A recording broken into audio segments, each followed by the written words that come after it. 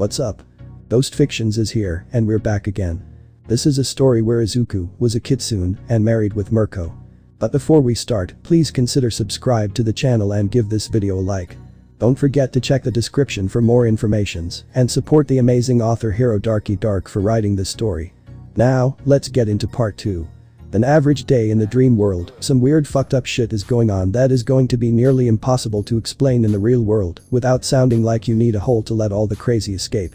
The day it's a half-naked Izuku, who looked like he had just been through the ringer from how scuffed up his hair was and was hanging on to the leg of the infamous hentai yokai that was rampaging the field for his dear life. Perfectly normal. With a moaning shriek, the yokai once again charged toward another tree. A screaming Izuku screamed as he embraced himself for impact. Right before the collision, time froze for the green fox. Yep, that's me. You're probably wondering how I got here. Well, it's a long story. It was only a couple of hours ago that this mess started. Great, you're awake. Lai announced to the boy as soon as he woke up in the world. The first thing Izuku noticed was their surroundings. No longer were they at the standard house they usually talked in, now they were in front of the multiple layered red and gold palace Izuku saw when he was falling from the moon. He always wanted to find out what was the purpose of such a place and was going to ask Lai about it, but since he never saw it again, no matter how high up in the sky he was, he never felt it was right to ask. He looks up in awe of the giant red torii gates, getting closer to observe the golden inscription design on it. His attention was only brought back to his guide when Nana tapped his shoulder and pointed toward the impatient masked fellow, who sighed before he continued to talk. Alright kiddo, here's the deal, the odd mutation you had since you were a child is because someone in your family lineage had relations with a kitsune, which is a mythical fox by the way. No, I don't know when this happened, but yes, it obviously came from your dad's side of the family. If you're going to have a crisis about if you're human or not, I suggest you skip it because it's pretty obvious that you're human, you're all mortals. Being a mythical being just means you're more connected to the more spiritual things in the world. It's like being rich in your world, it can give you a whole bunch of unfair advantages, and you can get away with a lot more than you should compared to the average life. Granted, a lot of these advantages aren't too amazing, and some are straight up pointless, kinda like quirks. It's the diamonds among the crowd that causes the overhype of it. Lai scratched his mask as he continued. Let's see, oh. This is basically some cognitive partially astral place that, to my knowledge, all kitsune have some version of. Here you can explore and sort out all your inner turmoil, as well as work on unlocking your latent potential. Of course, I'm your guide for that, I'm nothing special, I was just made as a companion to guide you through all of it. I think I explained that as well. The masked man then gestured toward Nana before saying. Of course, you know this is Nana, the representative for One for All in your system. Since they're here they'll be assisting sometimes in your training. That wraps up most of it, best keep this as much as a secret as possible, or else anyone you tell could possibly to most probably end up dying a brutal death. Any questions? I'm a what now? Izuku asked, his head was spinning from the sheer amount of information he was hit with right after waking up. Okay, so it wasn't that long of a story. By clockwork, time moved forward and the yokai crashed into the tree, launching Izuku into the air before rolling along the ground. He just lay there recovering from the impact as the yokai simply got up and ran around as if nothing had happened. Look on the bright side, you didn't die. Izuku heard the voice of Lai say, he only had to look to the side of his head to see Lai's mask rattling. This was going to need a bit more explanation. The place they were in when he woke up was the first floor of his soul palace, which Lai explained is where most of his latent abilities lie, and he needs to conquer each stage in order to gain different abilities. Right after Lai explained this, he said that someone else was going to hand him his trial for the first floor. That was when he took off his mask and placed it on the side of his head because he'll need his assistant for this trial. For a moment Izuku thought he would finally see what was behind that mask, only to look up and see a square-jawed bulky male staring down at him with his small eyes. Izuku almost screamed, backing and getting a full view of the guy. This could not be Lai's true body, the body type is all wrong, facial structure, and even the height was off. Lai has a more slender bulk build, this man had a wide build. Not to mention that Lai is usually dressed in traditional Japanese kimonos. The kimono Lai was wearing dropped to the ground, leaving the man in his dark leather clothes that he leaves open to show he wasn't wearing a shirt, stylish goggles, and a bandolier. It was right then that Izuku remembered that Lai said someone else was going to give him his trial, he guessed this was him. The guy himself wasn't too bad, he says to call him Hellboy and he speaks in a super funky tone. He said his trial is the trail of the Enkage. Izuku has to capture the 5 yakais that they set free from Zyaku Forest the forest from chapter 10 that is said to keep all of Izuku's guilt and regret from different events. The hentai yokai was decided to be one of them. By Lai's account, Izuku's feeling in the real world caused another kind of yokai to spawn. Nana personally went deep into the Zyyaku forest to find the yokai that was released during the first hentai yokai attack, and the last two were minor yokai let out for the trial. Turns out he only needs to capture one of them to unlock the power from the trial, but to move on to the next one, he needs to capture all of them. That was where Lai's assistance came in. When he puts on Lai's mask, he can use some of Lai's abilities. In this trial, he's only allowed to use the Deresu trick he used to dress both him and Nana. Unfortunately, since, as Lai put it, he sucks, he can't take that technique nearly as far as Lai can. Though I must say, you were sloppy and had very poor judgment. Run it again. He wished Nana didn't teach him modern language. Well, he appreciated that it made Lai not talk in such an ancient and confusing way. Now he has to suffer understanding every insult or harsh criticism Lai had. As Izuku dusted himself off, he caught out of the corner of his eye, a being with green hair was staring in his direction. By the time Izuku turned toward him, the creature ran off. It was probably one of the others yokai. Izuku thought. And I already hate that thing. Wow, where did that come from, kiddo? Lai asked, surprised at the sudden aggression towards something that hasn't done anything to him yet. I don't know. Izuku answered, it was strange, but just seeing the creature aggravated him for some inexplicable reason. Well, don't dwell over nothing for too long, you got something to do here. There's no trick to this task, you just gotta keep at it until you get better at it. Try going after one of the weaker yokais first. Lai advised. Why yeah? Izuku says half-heartedly, despite knowing it wasn't healthy, he couldn't stop thinking about that green-haired creature that lived in his mind rent-free. Oh hey I mean Mr. Yagi. Ah. Young Midoriya, how are you doing? I've been doing well for myself here, thanks to Rumi. I've recently made a whole new batch of friends in the area. That's wonderful to hear, I was worried you might have not taken the move well. Homesickness is a common occurrence when a change of familiarity happens to adolescents. Don't worry, out of everything I'm dealing with, thankfully that isn't one of them. What wasn't expected was seeing you here. What brings you around these parts? I was just running a few errands for Nezu. Really? Was it for anything important? Rumi always mentions how her father doesn't like delegating his tasks to others unless it's overly minor. Even then, he'll usually give it to her to do than anyone else. Ah well, sometimes there are things that adults can only ask other adults to do. I remember Aunt Bakugo will say similar things during times where she looked distressed, but wouldn't ask me or Kaken to do anything for her, even if we offered. It was a bit unsettling seeing her like that yet being unable to help because she only wanted to talk to my mother about it. Don't let it drag on you for too long. You kids are capable of a lot more than what you're given credit for, things I can't even imagine what you guys can set up, but at the same time, there's only so much you can do. I wouldn't call it a limit, but you can only do what you know, and there's some knowledge that can only be obtained through time. Or in certain situations, it's best for it to be learned through time than alternative methods. Not learning everything at once can. Oddly wordy and philosophical over a faint memory, but thanks for the words of wisdom. I guess. Anyways, did Nezu mention something about me? Yeah, of course we discussed you, you are one of the few things we're both associated with together. Did he mention anything about my training? I've been dying to know what he has in store for me. No, he didn't mention what he had in store for you. It was mostly a casual talk for the brief meeting we had, outside of what he asked me to do I can barely remember much from it. Ah man, he's killing me with the anticipation. You can't remember if Nezu mentioned anything important involving me, or at least something that hinted at something interesting. And no. Sorry, I'm racking my brain as hard as I can, but nothing sticks out. Darn. Sorry once again Midoriya, I have to rush off to get some things done. Some of the places Nezu wants to visit closes at weird times. I'll speak to you another time. Ah okay, see you around mister, and he's gone.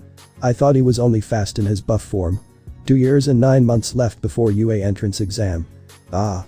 Those were the shrieks of Izuku after bumping into a rather lardy figure. He was repulsed off his feet and dropped his Machikagu box, Japanese delivery box. Apologies my little foxy friend. The person Izuku had crashed into said after seeing how hard the fox bounced off him. No, I should be sorry. Izuku quickly replied, swiftly recovering his delivery tool. It's my fault, I was daydreaming and wasn't paying attention. Oh Officer Oinks. Upon a closer look and recognizing the green fox, the pig face officer greeted him with a warm welcoming smile as he exclaimed. Ah, if it isn't Rumi's little friend. How have you been doing lately? I've been doing fine. Izuku replied, picking himself off the ground. Wait a minute, I recognize that uniform from somewhere. Officer Oink states, taking notice to the peculiar white attire Izuku was currently wearing. Did you get a job at that one restaurant? What was it called again? They have a legendary ramen menu. Ichiraku's. That's it. Love that place, the owner and his children are such wonderful people. I know, they were quite accepting of me when I came in with a recommendation from a friend that knew them. I'm impressed, they don't hire often as they like to keep their staff close like family to improve their overall team efficiency. Well, that and it lowers the chances of someone coming in only to steal their recipes. Don't think I'm too important there, I only do the local deliveries. Though he did offer to show me a few things once in a while. Meh, either way, it's not bad to get some work experience at your age. Could learn a few skills you're going to need when you're older, like patience and steps when dealing with a less favorable person. You must have a good friend if they manage to get you a job that can give you that, but is also a place that treats their employees well. Yeah, he's quite a friend. Ahem, anyway I'm actually in the middle of a delivery right now. Oh, I'm sorry. This old hog must be taking up your time. Is your box okay? If it's broken or damaged please let me know, I'll gladly compensate you for it. My heart would ache if you end up losing the few bucks you make because you bumped into me. My gut may be all girth and fat, but it's a weapon not to be messed with. The officer joked, playfully tapping his stomach before refitting his pants. He stepped aside, giving Izuku room to continue down the sidewalk. Don't worry, it's fine. Izuku assured him before getting on his way to his destination. They said I own this now, so I don't have to pay for damages unless they have to replace it because I'm unable to make proper deliveries with it. Waving farewell to the boy, Oink says. Alright, take care young one. If you see Rumi again, tell her I said how's my little Rumi doing. With extra emphasis on the Y, that's how she'll know it's from me. I will, goodbye. I just realized something I'm thankful for. Nezu randomly announced as he and his daughter were lazing around their living room. What? Rumi asked him, not looking away from her phone. The fact that you never got into makeup as a child. Out of everything that came with raising a human child, that was probably my biggest fear at the beginning. Really? Oh, all the things a daughter can get into growing up, that was the biggest one. I could have gotten into porn growing up for all you know. Oh, those fears seeped in as the years passed on. But the first thing I thought about when I took you in was how would I handle you wanting makeup as you grew older. I may have the intelligence of a genius human being, but I'm still an animal. I wouldn't have known if it would be too soon, or if I do get you some, it'll be impossible for me to tell if you use enough to look modest or to look like you're going to be standing at a street corner. Woo. Your rodent ass should be praising God that I skipped over that phase. We don't have religion in the animal kingdom. Well except for bird Jesus, but you wouldn't get it even if I did a full presentation on it. And I never would want to know, what was the second biggest fear? You dating? What? You're afraid of me dating someone? No, I'm afraid of what I'll do to the boy you'll bring home. And what if I bring back a girl? Rumi tauntingly questioned, a smug smile was spread across her face while she continued to text a certain friend of hers. Only a cocky chuckle came from Nezu's mouth in response. Oh? Rumi went, lowering her phone to give her father a raised eyebrow. What does that mean? Thankfully, I know I don't need to deal with that. You know who'll deal with any girls you might bring home.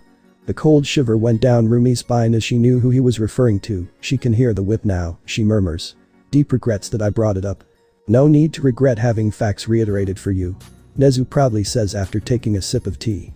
If you ever get a boyfriend, there's an extremely high chance that I'm going to break his kneecaps upon introduction. Were the incomprehensible sounds leaking out of Izuku's mouth as he stood by the entrance of the living room. Casually, Nezu turned toward the boy and greeted him. Oh hello Izuku, I see you're back. What's the matter? And nothing. Izuku squeaked, quickly snapping himself out of his daze. Welcome back champ. Stated Rumi, sitting up properly in her chair as if something had captivated her attention.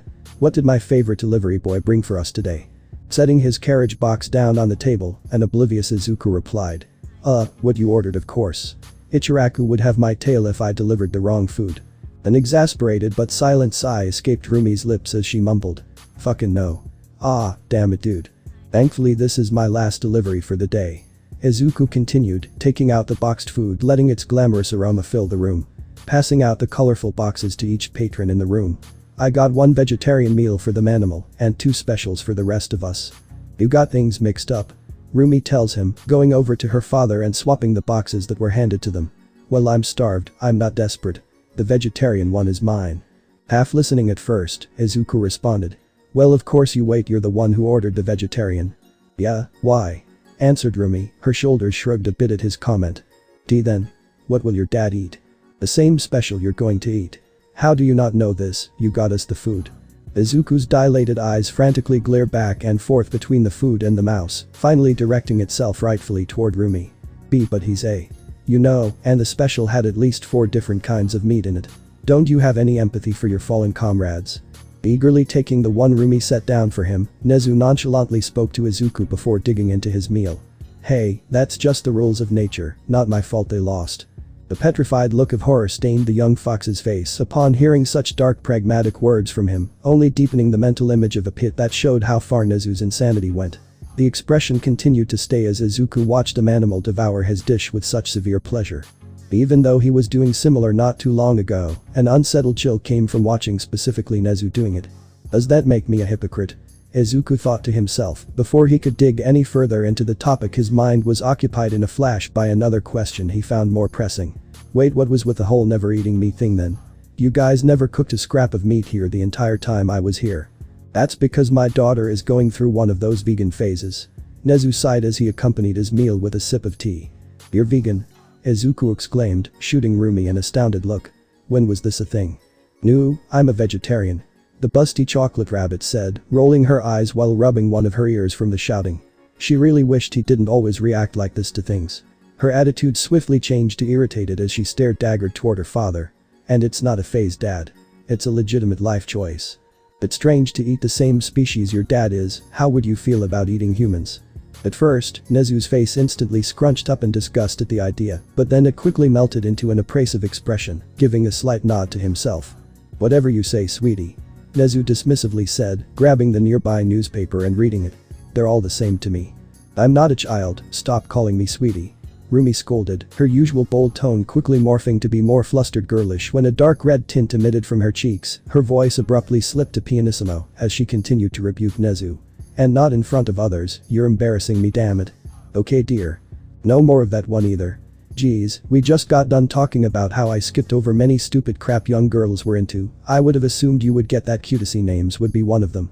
I remember a time where I stopped, someone was so upset that she cried the entire day until. Hey. No need to bring up completely irrelevant things that happened at unrelated times to this conversation.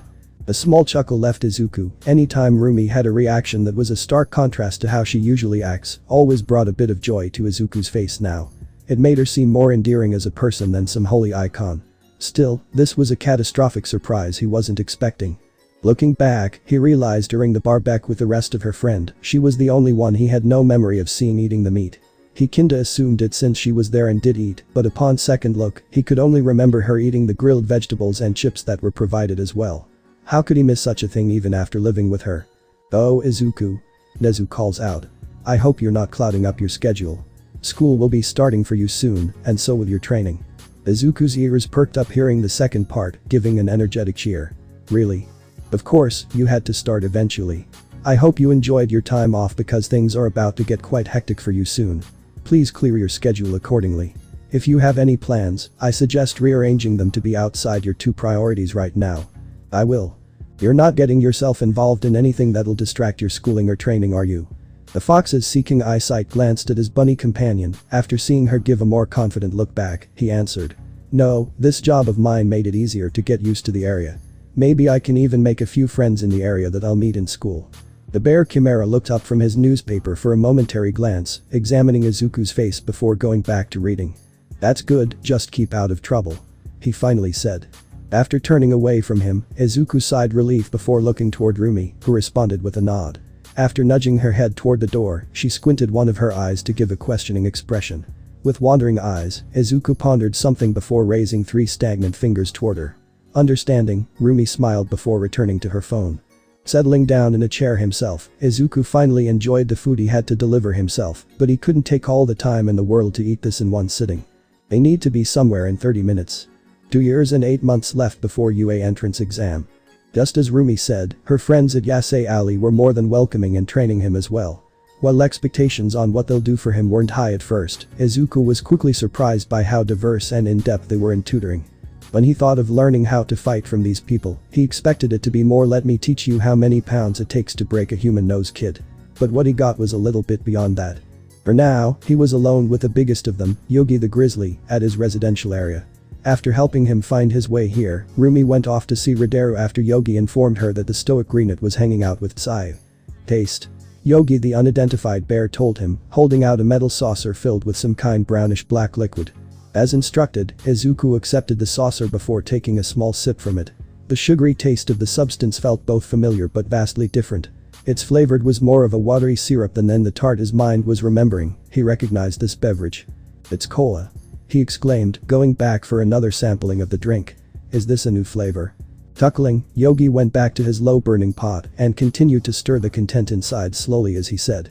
No, it's decarbonated cola. Is that some kind of new flavor, because the difference is amazing? Nope, it's pretty simple to do. The easiest way is opening a bottle and leaving it out for about a day or a few hours. Without the carbonation, the cola loses a lot of its tartness, making it easier to consume for people who can't handle all the bubbling, and more importantly an effective sports drink. Really? Soda being turned into a sports drink, that's amazing. How did you guys discover this? Rororo, it's not exactly some government secret. There's a tale that a man brought a cola bottle and let it out in the open the day before he ran a marathon and drank it before the race. He ended up winning the marathon thanks to the extra stamina he got. It's a pretty well-known method used by athletes and even some heroes. If you ever catch a hero before he goes on patrol, you might be able to catch it. Now that you mentioned it, I can think of one occurrence where I saw a hero with some cola. Izuku's memory went back to the day he first met All Might. The bottle he kept the slime villain in was a cola bottle after all. With everything else happening, he didn't question why the number one hero just had a bottle of soda to contain the villain in. Considering All Might's current condition, having something that'll hopefully boost his stamina in his buff form should be treated as a holy elixir. Please pass me the bottles. Yogi asked Izuku, taking the pot off the fire and putting it to the side so they can start filling up the bottles. It's just that when there are regular sports drinks around, the fact that there's a timely process that needs to be done first after buying the product which won't always fit people's convenience, and the fact that people like their soda carbonated, that this isn't a thing that not everyone knows about.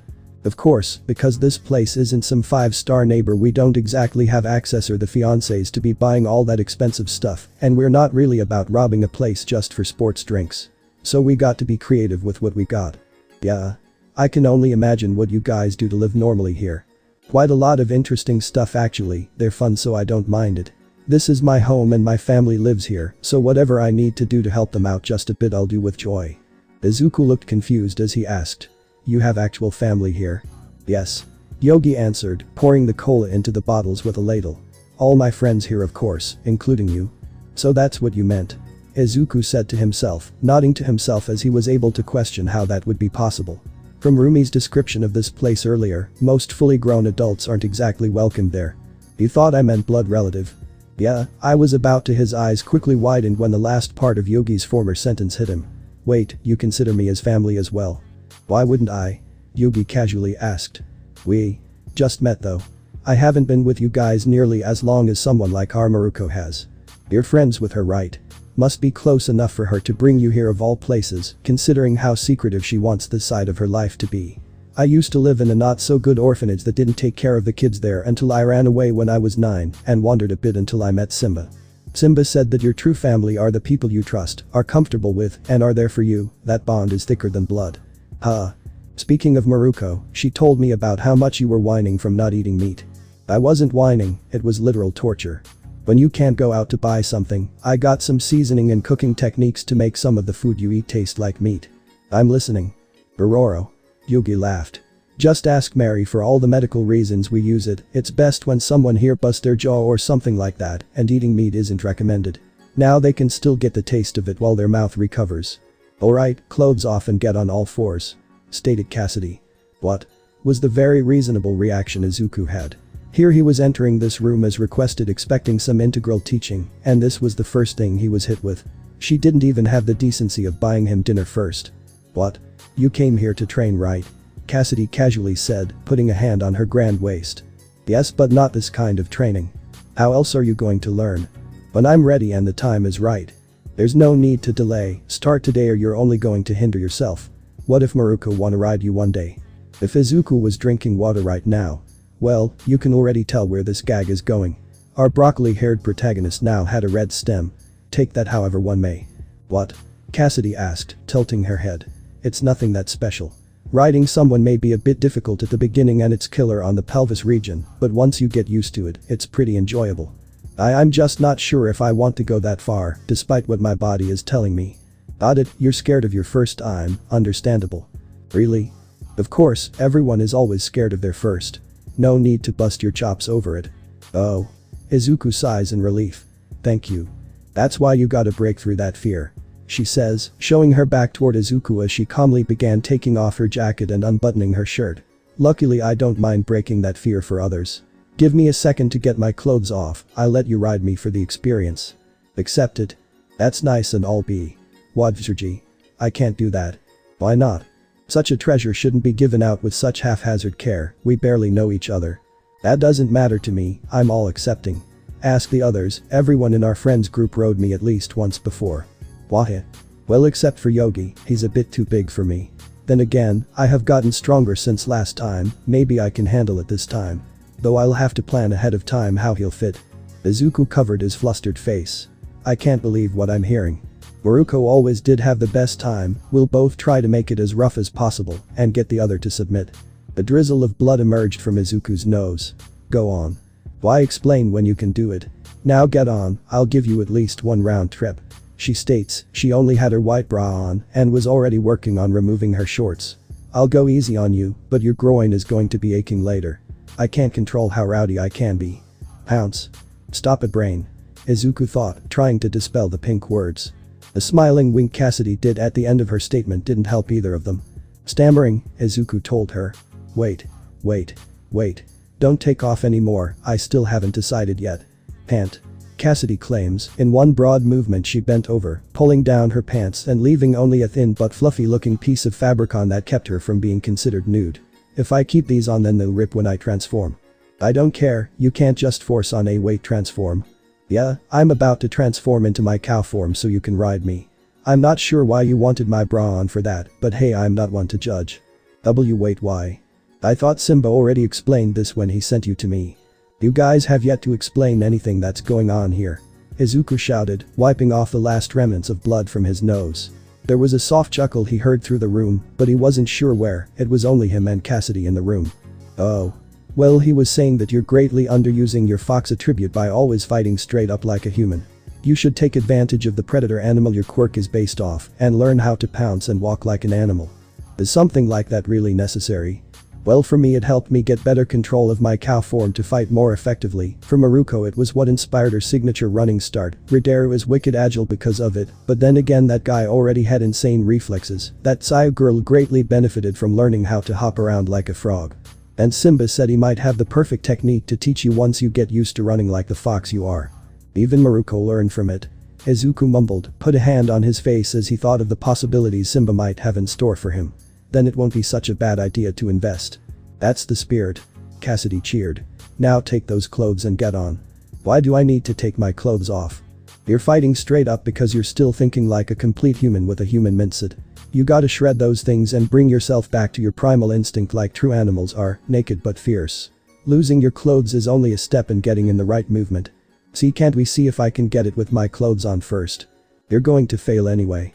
Why watch you fail a bunch of times first, then come to me for a hint when I can just give you that hint from the beginning and not waste the time.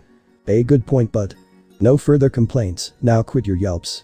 Cassidy demanded as she rushed over to him. Wait, what are you? Hey. Don't grab there. A few minutes later. Accompanied by Ridero, Rumi began entering the building wanting to check up on Izuku's progress. So what restaurant are we going to after you pick up the boy? Ridero tauntingly asked Rumi. Shut up, Ryu. Rumi responded, rolling her eyes. I'm just seeing how he's doing. You already came in with him, and it barely has been over an hour since you two arrived. How am I not surprised you kept track? Because this kind of awareness is my specialty. Ironic. Yet you can miss so many hints. Don't you have someone to mom over? I'm not momming over him, that's gross, and I'm not planning to have kids in a long time. By that I mean never. If that is so, then you better stop acting like it before someone starts getting the wrong impression. Might be better to clear the air now than later before things get complicated for you two. There's nothing to clear. Rumi snapped, giving him an annoyed pout. She hates how he tries to advise her, especially when he's right about something. His inglorious attitude about things makes her want to purposely do the opposite of what he says at times. Ridera shrugged. Whatever, don't blame me for what happens. Then again, knowing my luck with you, it's most likely going to come back to bite me instead of you. I honestly don't know what you're rambling about now, what's going to bite you? The greenette sighed, scratching the eye that's covered by his hair before saying. I wish some of the muscles that went to your body went to your brain as well. It's a wonder how a maniac like you haven't gotten me killed yet. Boy, it's your choice to continue being with this maniac. I don't force your furry-eared ass to hang around me. Unfortunately for me that's true. Ridera mumbled, giving a self-pitying shrug and shaking his head.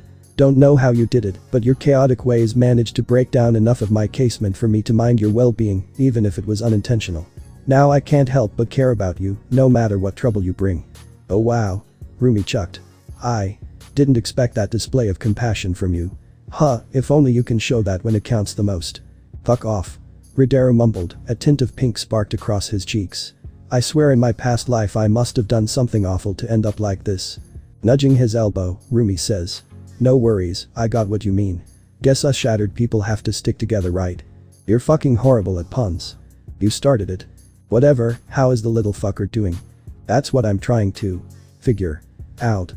Rumi rubbed her eyes to make sure she wasn't seeing things. Cassidy, as usual, was randomly naked. Nothing new there. The abnormality was seeing Izuku in his boxers on her back as she ran around the room on all fours. Or in shorter terms, Izuku was riding Cassidy. For a moment, if her emotions could be charted with a clock, the hands could have worked as helicopter blades from how fast it was spinning around. An accurate description of her cycle of emotional confusion. And then, she felt nothing. As if the utter madness she saw was so ridiculous that it overloaded her raging emotions and cancelled itself flat like a badly designed RPG. She wasn't the only one who suffered a severe case of whiplash. Izuku's eyes were widened out when he turned and saw Rumi staring at them. Course, Cassidy saw nothing was wrong and greeted the two. Hey, what's up guys, was just showing the kid how to ride someone, it's his first time, but he's not bad at it. That comment immediately made Ridera scoff, holding back his laughter by covering his mouth. What are you two doing here? Cassidy continued to ask. Silent at first, Rumi opened her mouth as if she was going to speak. 1 minute later. I'll give you a ride of a lifetime. You ain't shit. Watching from the sidelines, Izuku, who was supposed to be getting trained right now, was now witnessing a fierce wrestling match between a naked busty blonde and a slightly less busty, but equal allure, still clothed chocolate bunny. Though for how long they'll stay on is the real question.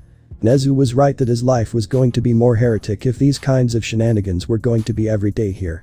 Hey, let go of my hair. Oh, what's wrong, you can't handle it. It's just a little hair pulling princess. Oh, I'll show you. RAWRGH. Ah. You fucking bite me. What's wrong, you can't handle it. Just my teeth digging into your fucking leg. Not that Izuku was complaining about it, he was just making peace with it now, since it's going to be his upcoming reality. The other person in the room who seemed to be enjoying the scrap was the one-eye showing guy Rumi walked in with. As his face remained in his neutral expression, despite breaking in his earlier holding back my laughter smirk, his head leaned in and tilted as it intensively followed the girls rolling around in front of him. Out of everyone he met in this place over the last couple of weeks he's been coming here, Ridera always stuck out in his mind.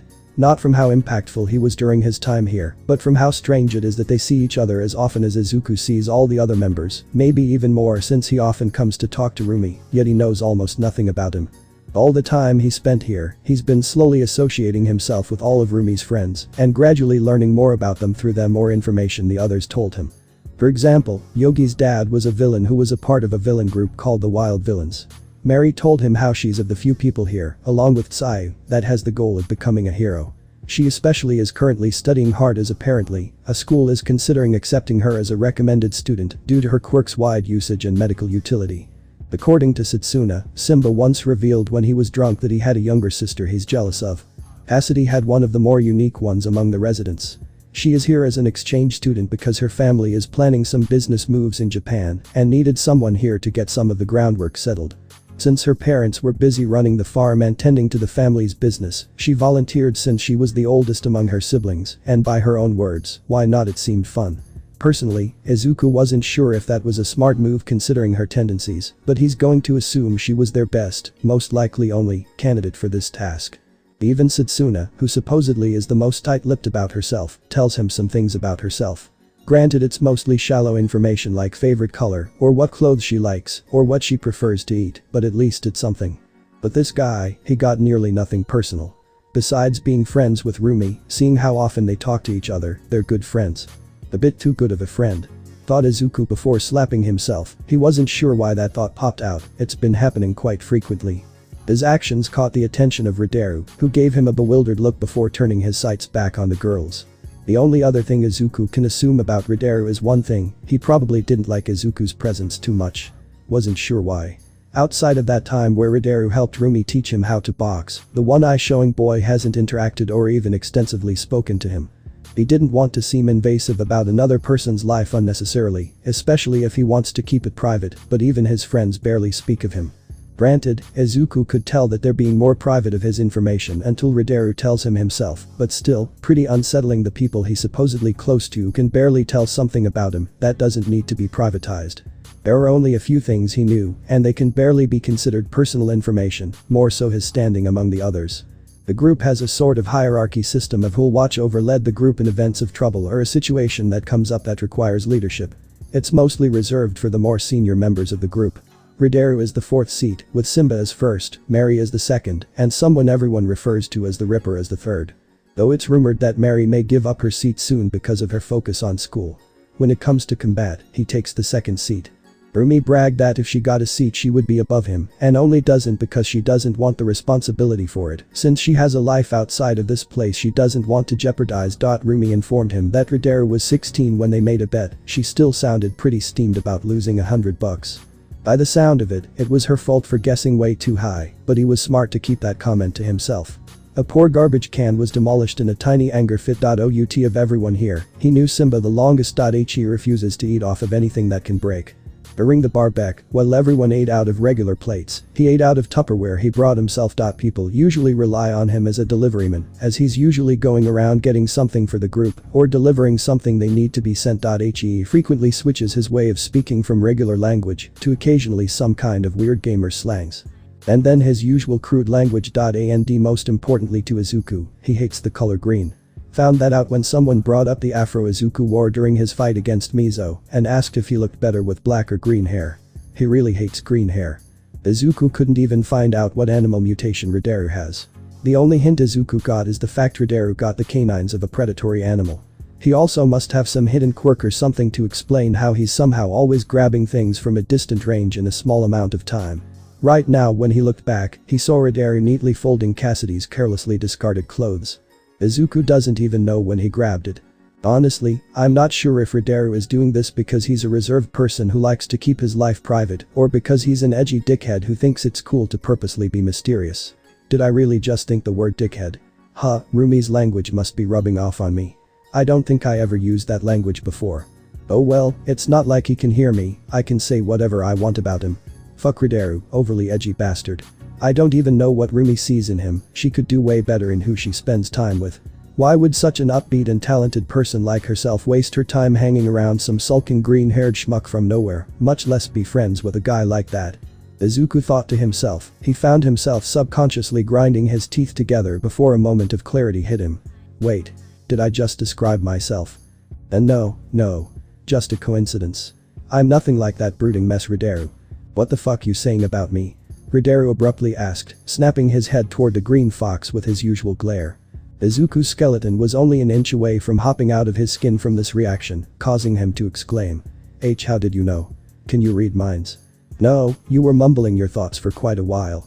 For a second I thought I heard my name beforehand as well, but it was unclear and decided to give the benefit of a doubt. Until you said it again. So I'll repeat, why the fuck was my name coming out your mouth? There was a mini panic going on internally for Izuku, he didn't mean most of what he thought, he was just indulging in this new emotion that's been constantly bubbling up. There was only going to be one way out of this without an unneeded confrontation, thankfully Kitsune had helped him practice his lying skills. I was just trying to figure out what animal mutation you have. Rideru stared down Izuku with his glassy eyes before turning away, giving himself a small smirk as he replied. Wouldn't you like to know, fox boy? Silently Izuku sighed. Thank God, as I suspected he didn't fully hear what I said. Hey. Rumi shouted at them before tossing Cassidy over her head into a pile of boxes near the corner. If you got any clues to which animal he is, let me know. I bet $200 that I can remember it by Christmas. Remember? He told you before. Yes I did. Rideru cut in. And as usual this dumbass forgot it. I didn't forget. Rumi exclaimed. I just temporarily can't remember what it was. I'll get it, you'll see. Okay, I believe you. You're doubting me, aren't you? You barely got your foot in the door. Lies. I'm hot on your trail. Prove it. That's easy. Rumi says. In a flash, she approached Rideru and grabbed a lock of his hair. Before she could do anything else, Rideru reactively grabbed her wrist saying, "The hell you're grabbing me for? I want to show him something." Rumi told him, reaching for his hair with her other hand only to be stopped the same way. Stop stopping me. No. Don't touch me. Will you show him yourself? No. Then I'm going to show him. Hold still. Fuck off, I'll show whatever to whoever. Don't be a baby. It's not being a baby, it's not wanting people to do annoying things to you. Rideru replied, giving her a piece of her own medicine by wrapping his hands in her long snowy hair and yanked it so hard that her head jerked downward. How do you like it? Yoch. Rumi shrieked, wincing from the pain. What's with everyone today and pulling my hair? You literally started it. I only wanted to lift your hair, not yank it like you're pulling off a wig. I mean, you have been furrowing those brows of yours a lot recently, that might not be a far-off future. Oh you dick. Bite me, princess. Don't tempt me. Cassie got the bite marks to show. In their struggle, Rideru fell back, causing Rumi to fall on top of him, yet they continued their dispute as if nothing had happened. One of Izuku's eyes twitched again, something about seeing her straddling Rideru, even though they were just roughhousing, didn't sit well with him. Unbeknownst to any of the two on the ground, they were being watched by Izuku with ominous glare, a cold demeanor shadowing over him. Like an old friend, those floating bold words appeared in his sights again, but this time they were green. Why? Why? Why him? Gatekeeper. Road bump. Obstructor. Luckily, the feeling of his claws bearing themselves snapped him out of his mood. That was weird. Izuku thought, something like that wasn't necessary. While he may not be a fan of Rideru's presence at the moment, it's not like he did something horrible to him yet, or tortured him for years. Not to mention that he's begrudgingly the reason why Izuku had the job he has right now. He wasn't even sure why his body thought a situation like this needed a violent physical response of any kind. While his body acts on its own at times, he's not going to let it do what it wants. Hiding his claws and waiting for them to slowly retract. Upon second look, he did see something interesting. As the two friends were struggling, pulling hair and shoving their hands into the other's face, Rumi had lifted a piece of hair Rideru used to cover his right eye up. Izuku had taken a few guesses as to why Rideru always hid it, with the most likely reason being some sort of injury.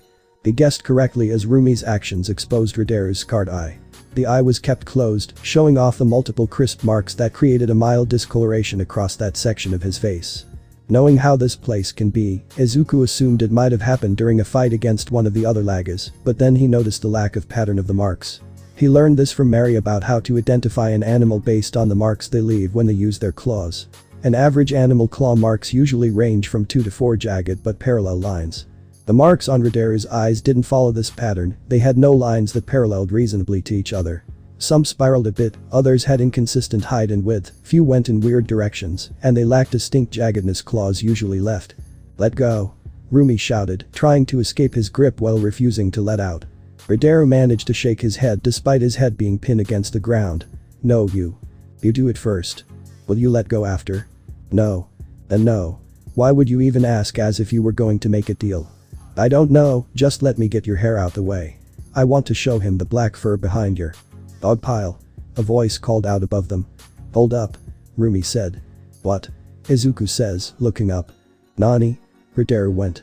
Izuku experienced many new things this day he didn't expect to happen. Witnessing a nude cowgirl leg drop his crush and potential love rival were one of these things. From then on, life continued to move on. Most of the same happened. School started, but Izuku continued to go to Yasei Alley to train with everyone. Thankfully Mary, Sayu, and even Setsuna, though it's usually at a strange price, were surprisingly great tutors. Helping both him and Rumi in academics with study groups, leaving them with more free time than if they tried alone. Rideru would usually join them as well, but he doesn't contribute besides talking to the girls, only leaving when he has to do something. Occasionally his crude language would get so explicit that Sayu will throw her books at him to make him shut up. Nezu's training started as well. In an act of mercy, he said he'll start small for a while, so the first thing he made him do was run. 5k. Through the rougher terrains the city had, which made running difficult. Did he mention that there's a jumbo tire tied to his back which Nezu leisurely rests on? Who had methods to get Izuku to continue running in case he ever started slowing down too much or got demotivated. By using one of his devices to cause big branches to collapse extremely close to Izuku's head and using nature's resources to endlessly torment the fox to keep running. The pit only gets deeper. At one point, Izuku got to the point where he had to ask, "Why are we even doing this?" "You'll see, it'll be totally worth it. Guaranteed results, never failed me before." "You sure? You doubt my methods?" "I'm just wondering if you do these kinds of things with Rumi, because if so that'll explain a lot." "Me? Do things to this extent to my daughter? Hell no, that's child abuse and sick." "Then why do you do it to me?" "Because I got a signed contract from both you and your mom that says I can." "You?" No more objections. The sound of a whip cracked by his ear. "Is that a whip?" a panicked Izuku asked, trying to look behind while not tripping over. "What, are you complaining about this too?" "Yes. Now you're just being unnecessary." "Oh, I see, you humans are allowed to whip us animals for thousands of years for sport, but when we do it, then we have to care about ethics." "What the fuck does that have to do with anything?" "Everything." Crack. "So that training is going well." "His mom is doing fine as well. He goes back to visit mostly during holidays. It's refreshing to see how his other family is doing. He and Kitsuki still don't talk, making for very awkward nights since they still sleep in the same room. Thankfully in the daytime isn't as awkward since Kitsuki barely spends the day at home. Though more haunting news came when he found out that his mom now slept in the same room as Mitsuki. They explained that it was a swap because Misaru had back problems or something, but the entire time Izuku entered a contemplating state greater than the thinker himself over if Rumi's prediction was right after all. Of course, Rumi laughed as soon as Izuku told her. The one thing that seemed to have not changed is the stalemate between him and Ridero. It seems as though nothing changed about them, from an understanding of the other to comfortability being around each other, simply talking to one another, and who was gonna have a happy Easter. Izuku's lungs felt heavy as he panted, his body was covered in scrap and dirt, but a sense of accomplishment was washing those things away. In the realm of the dream world, he was standing next to one of the yokai he was tasked to catch. It wasn't the hentai oni that one was too tough to catch, or even the annoying green-haired creature that pisses him off by existing, but one of the lower-ranked yokai. This was the one that held the regret of when Izuku accidentally tripped over the school janitor's mopping bucket and tipped it over. Izuku felt so bad that the sweet old man had to re-clean the floor because of him. That was probably why the yokai took the form of a monster that was in chains. It was easier to catch, since its movement was already hindered. Clap, clap, clap. Approaching him was an applauding Nana followed behind by the bald funky man. "Not bad kid, not bad," the Hellboy stated. He stretched out his hand. "You still need to capture the other 4 later, but as agreed, you catch one, and I'll lend you my ability. I'm not one who'll waste your time, you seem pretty tuckered already. Let's get this over with." "DTH thanks," Izuku says, reaching out to accept it. As their hands met, Hellboy stated a vow. "I am thou." Actually you can skip that first part." The mask of lie rattled. "I was just pranking you." That earned an annoyed look from the bulky man as he grumbled, his grip became crushing to Izuku's hand. "You mother." "Let it go," sighed Nana. "You bother with it every time, then you'll have a headache that'll make you wish you were dead again. Just move on when you can, you'll get used to it." After taking a deep breath, Hellboy continued. "Accept my power. Battle with an endless reach. Inherit my will. I bestow onto you the power to catch anything you want, so nothing will ever be outside of your reach again." A bright rainbow light shined where their hands held, sparkling like a firecracker. "It is done," Hellboy announced, taking off Lie's mask from the side of Izuku's head. Still exhausted, Izuku asked. "What did I inherit?" "You'll find out," Hellboy told him. "Just think about something you want to capture." "Did you mean literally or metaphorically?" shrieked Izuku. Mid-sentence, Hellboy used their connected hands to launch him over the grown man's shoulder. As the three watched Izuku's body fly through the sky toward the lake, Hellboy comments. "You're right, this is kinda fun." "I told ya," Lie replied, the mask rattling a bit. Stepping over dominantly, Nana asked a peculiar question. "So what can you do now, Lie, since you're just a mask and all?" "Why does that matter?" Lie asked. Taking the mask from Hellboy, Nana held it close before saying. "I'm asking how could you resist if I decided to do something devious like paint all over you, or toss you to the bottom of the lake you like to throw our little boy into often, or carve into you with a knife, or maybe even stuff you somewhere interesting." The glee in her smile from how long she waited for this moment, it could shine brighter than the sun. "On the last one, depending on where, then I'm helpless. All the other ones, I would advise not trying them." "Why?"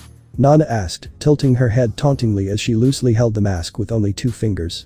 She swung it side to side as if it was a toy, seeing what he'll do as it's most likely a buff. While my form isn't the most promising at the moment, I assure you, I can still act. I must be able to if I am to serve my master. Sure, whatever you say. Nana shrugged, spinning the mask around on her finger. Alright, what we need to do to get you back to normal. I'm serious, I can. Hey, stop spinning me, you're making me dizzy. 2 years and 7 months left before UA entrance exam. Alright, what did you want to show me so badly that you needed to drag me out here so early? Rumi asked, rubbing her sheepish eyes. She stayed up a bit way too long last night watching matches at the X Games with her friends and, thankfully, making the money she lost back thanks to some smart choices that a certain one-eye showing friend advised her on. Though it's debated if it was out of kindness or because he wanted Rumi to have more money so she can lose it to him. Now she needed a few more minutes to fully wake up. Thankfully Izuku came to her room after she got her clothes on. I'll show you, just wait right there. Izuku says. After setting her on the sideline of his little display, Izuku ran over to get in position. A few feet in front of him was a single empty bottle on top of a garbage can. After taking a deep breath, Izuku pulled one of his arms back before whipping it forward. As his hand lashed out forward, a dark tendril that was made out of black energy emerged from his wrist and struck the bottle. That jolted Rumi wide awake. Her reaction was as if she witnessed magic. Wow, what was that? Rumi exclaimed, running over to him. It's my… Ow. Izuku winced. As he tried to reel in the tendril, he accidentally hit himself in the face with it. It's something that awakened in me recently actually. I've been spending the last few days trying to get it to work. You got a name for it? No, I've thought of a few like Venom Stretcher. Meh. Rumi says, looking away with an unimpressed look. Izuku inhaled to hold in the pain from that response. How did you get it or awaken it? Rumi asked. Well, the beta name wasn't anything interesting, she was interested in the cause. It just popped up one morning after a dream. So basically a boner? Erg. I guess you can look at it that way. Don't embellish me like that when I'm being stupid. I'm a bit confused but okay. Anyways, what else can you do with it? Not a lot. I've been struggling to get it out, much less do anything with it. It's like a whip, and I'm not familiar with that kind of weapon, or any weapon at all, so it might take a while to get good at it. Rumi chuckled to himself. Guess you lucked out that of all things a whip was what you got. People here having a secondary ability outside of their mutation quirk ain't anything new here, but at least a good amount of the time they go well with what they got. I guess, but it's not like this was something I chose, I'm just stuck with it. Now I gotta learn how to control it. What do you do to bring it out?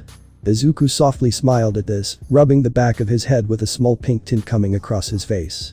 Thankfully, with all the time he spent thinking to himself, among them, he came up with a mini plan of saying something special to her at just the right time. Now was his moment, he said. Well, in my dream, I got a hint that I just need to think of something to capture. So I thought of how much I wanted to capture your H. Rumi stopped him mid-sentence by putting a hand on Izuku's mouth, saying, Oh, hold that thought. I just thought of something. What? A wide-eyed Izuku muffled. I know the perfect guy who can help you out. Rumi says, this time instead of just dragging him along, she lightly tugs his sleeve wanting to lead him where she wants to go. Come, he shouldn't be too far from here. He's great at teaching people things he knows or has an interest in, your progress should increase several folds. But the disappointment of the plan, he spent 3 hours yesterday thinking of the right things to say and practicing saying them so his voice wouldn't crack, slowly going away. He asked. Really? Who? Oh, you gotta be shitting me. Were the words Izuku thought of when they arrived where Rumi wanted to take him. Sitting across from him was the last person in the world right now he wanted Rumi to take him to. Ridero.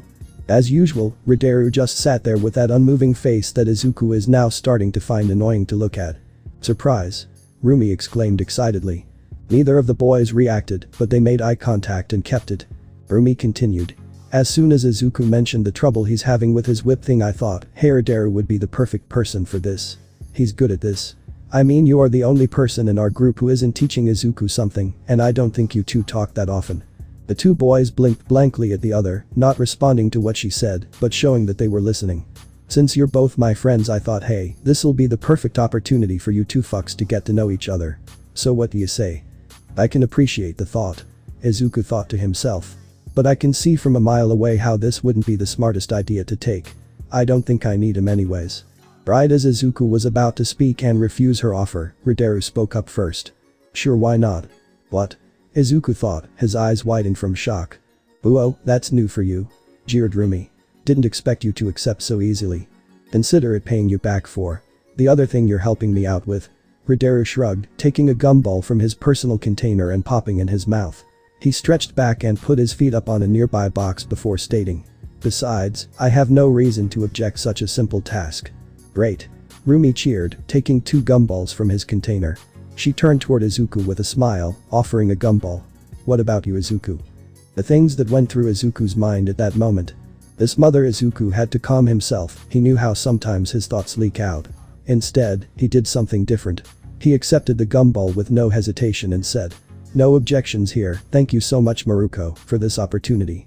This guy seems to have an attitude with Izuku, and the first time Izuku was ever going to directly flirt on a girl got ruined because of his existence. Izuku doesn't know what Rideru's issue is, rather it's to fuck with him or whatever, but he's going to get to the bottom of it. And this is the perfect opportunity. Suddenly a light bulb went up in Rumi's head, she asked Izuku. Oh right, you wanted to say something to me earlier. What was it? Oh don't worry it was nothing. Izuku answered, he couldn't say that line now anyways. At least, not until he takes care of something first. Nothing at all. Hatred is a bottomless black lake. Everyone dips their toes in it at some points, and it's fine to take a swim in it once in a while when the time is right, just be sure to always leave before your skin gets too prickled. The ultimate trap, one set up where everyone has to pass by it eventually, tempting everyone to dive in. But once you do, it allures you to keep going deeper and deeper, as if there's some prize at the bottom to achieve, yet all that'll await you if you keep going is nothing but darkness till you finally drown. Unable to see that you only put yourself into your own grave until it's too late. It was one of the few lessons Izuku learned from his father, and he tried his best to keep. Izuku was never a hateful man. Can he be depressing? Yes. Maybe view things a bit too negatively at times. Sure. Have a lot of unhealthy habits that could and will do more harm to him than good. Of course. But he never slipped into that liquid jar trap that was hatred. That's why most times when he's dealing with people that aren't exactly to his flavored taste of company, he prefers to keep them in a distaste category as opposed to pure hate. That being said, Izuku is extremely distasting Rideru's entire existence. 2 years and 6 months left before UA entrance exam. It was clear-cut that training with Rideru was not going to be a pleasant experience, but he never expected it'll be this aggravating. That was a lie, this was completely expected, but experiencing it was another story. It's the equivalent of advocating for communism, it doesn't seem so bad at first in your mind, but then actually experiencing it makes you wish that Russia would have stayed as a backward monarchy, and Karl Marx should have died in childhood, so that the world would never be haunted by some of his ideas. A slight exaggeration. It's honestly impressive, seeing how many times you can hit yourself in the face. Commented aboard Rideru. He was sitting on a foldable chair, resting with a vastly improper posture as he watched Izuku, still keeping that blank look in his eye. Rideru looked different from usual, his hair was let down from its usually partially braided fashion though, he still kept his hair in a way to cover his scarred eye, and his body was slightly bandaged up. When Izuku came in early today because Rideru said he had something to do later, the stoic Greenet shut down any attempt to ask what happened by informing him ahead of time that he wasn't going to tell. The bags under his eyes showed that he was more tired than usual, which explained his more than usual unkempt appearance. Izuku probably came in right after he got out of bed. He was laying down on the cot when the green fox first entered the storage unit Izuku was told to go to, it's only logical that he sleeps here. Izuku thought a building as spacious as a factory storage unit might be a bit much for a single person to sleep in, until he remembered what Rumi said, that doing certain things here can get you special privileges. Rumi was about to get an entire shaft to herself in X Arena, and being in Yasei is basically a social event for her, someone who lives here like Rideru would be able to get more. Izuku only grunted in response to Rideru's comment, trying to ignore the stinging red mark on his face from repeatedly hitting himself. In his hand was a Duranium whip, given to him by Rideru. After explaining the issue he was having with his new ability, Rideru handed him a whip at their next session, and commanded that he use it until he gets better at manifesting the black tendrils he summoned. He stated it's because he's only willing to teach Izuku for at most 3 hours a day if he's feeling nice and doesn't want to deal with any of Izuku's scrub issues, keeping his black tendrils in check that'll waste time. In his words, he'll find it annoying. Their sessions will be solely focused on showing him ways to utilize. Rideru pointed out how whip-like his black tendril were and said how an actual whip would bring the closest feeling to wielding his tendrils. Izuku applying that feeling to controlling his tendril was on him to do on his own time, at least Rideru was generous enough to give some advice on what to do, except it was phrased in the second worst way possible. Just practice the whipping formation I showed and pretend like you're committing heinous flagellation of 100 lashes against 30 prisoners of war. At least he didn't make a slave owner reference. Run it back, this time actually think it through and wait for the right timing. demanded Rideru. He reached into the nearby recycle container to grab 3 2-liter bottles. Izuku gripped his whip tight, shifting the arm he's holding it in back as he prepares for what's coming at him. As they've been doing for nearly the last 2 hours, Rideru tossed up the 3 plastic bottles at Izuku, letting gravity do most of the work as the projectiles dropped toward the green fox. Steadying his breath, Izuku spread his vision to all 3 of the bottles, trying to think of a way to knock them all back. With the way Rideru designed and threw the bottles, all 3 were coming at him from different heights, angles, and speeds. His palms were sweaty the more hesitant he was about his swing. He had a single shot at this and didn't want to fail. As the window begins to close, Izuku swings his arm forward, sending the whip forward toward the bottles. The black leather knocked one of the bottles out of the air and slightly nicked another one, but failed to even scruff the third one. As the clattering of plastic bottles rang out, Rideru shook his head, saying, "Guess I didn't make myself clear, either that or you need more hearing aids than you already have. First off, fix your form, you're going to disjoint your arm if you keep swinging like that.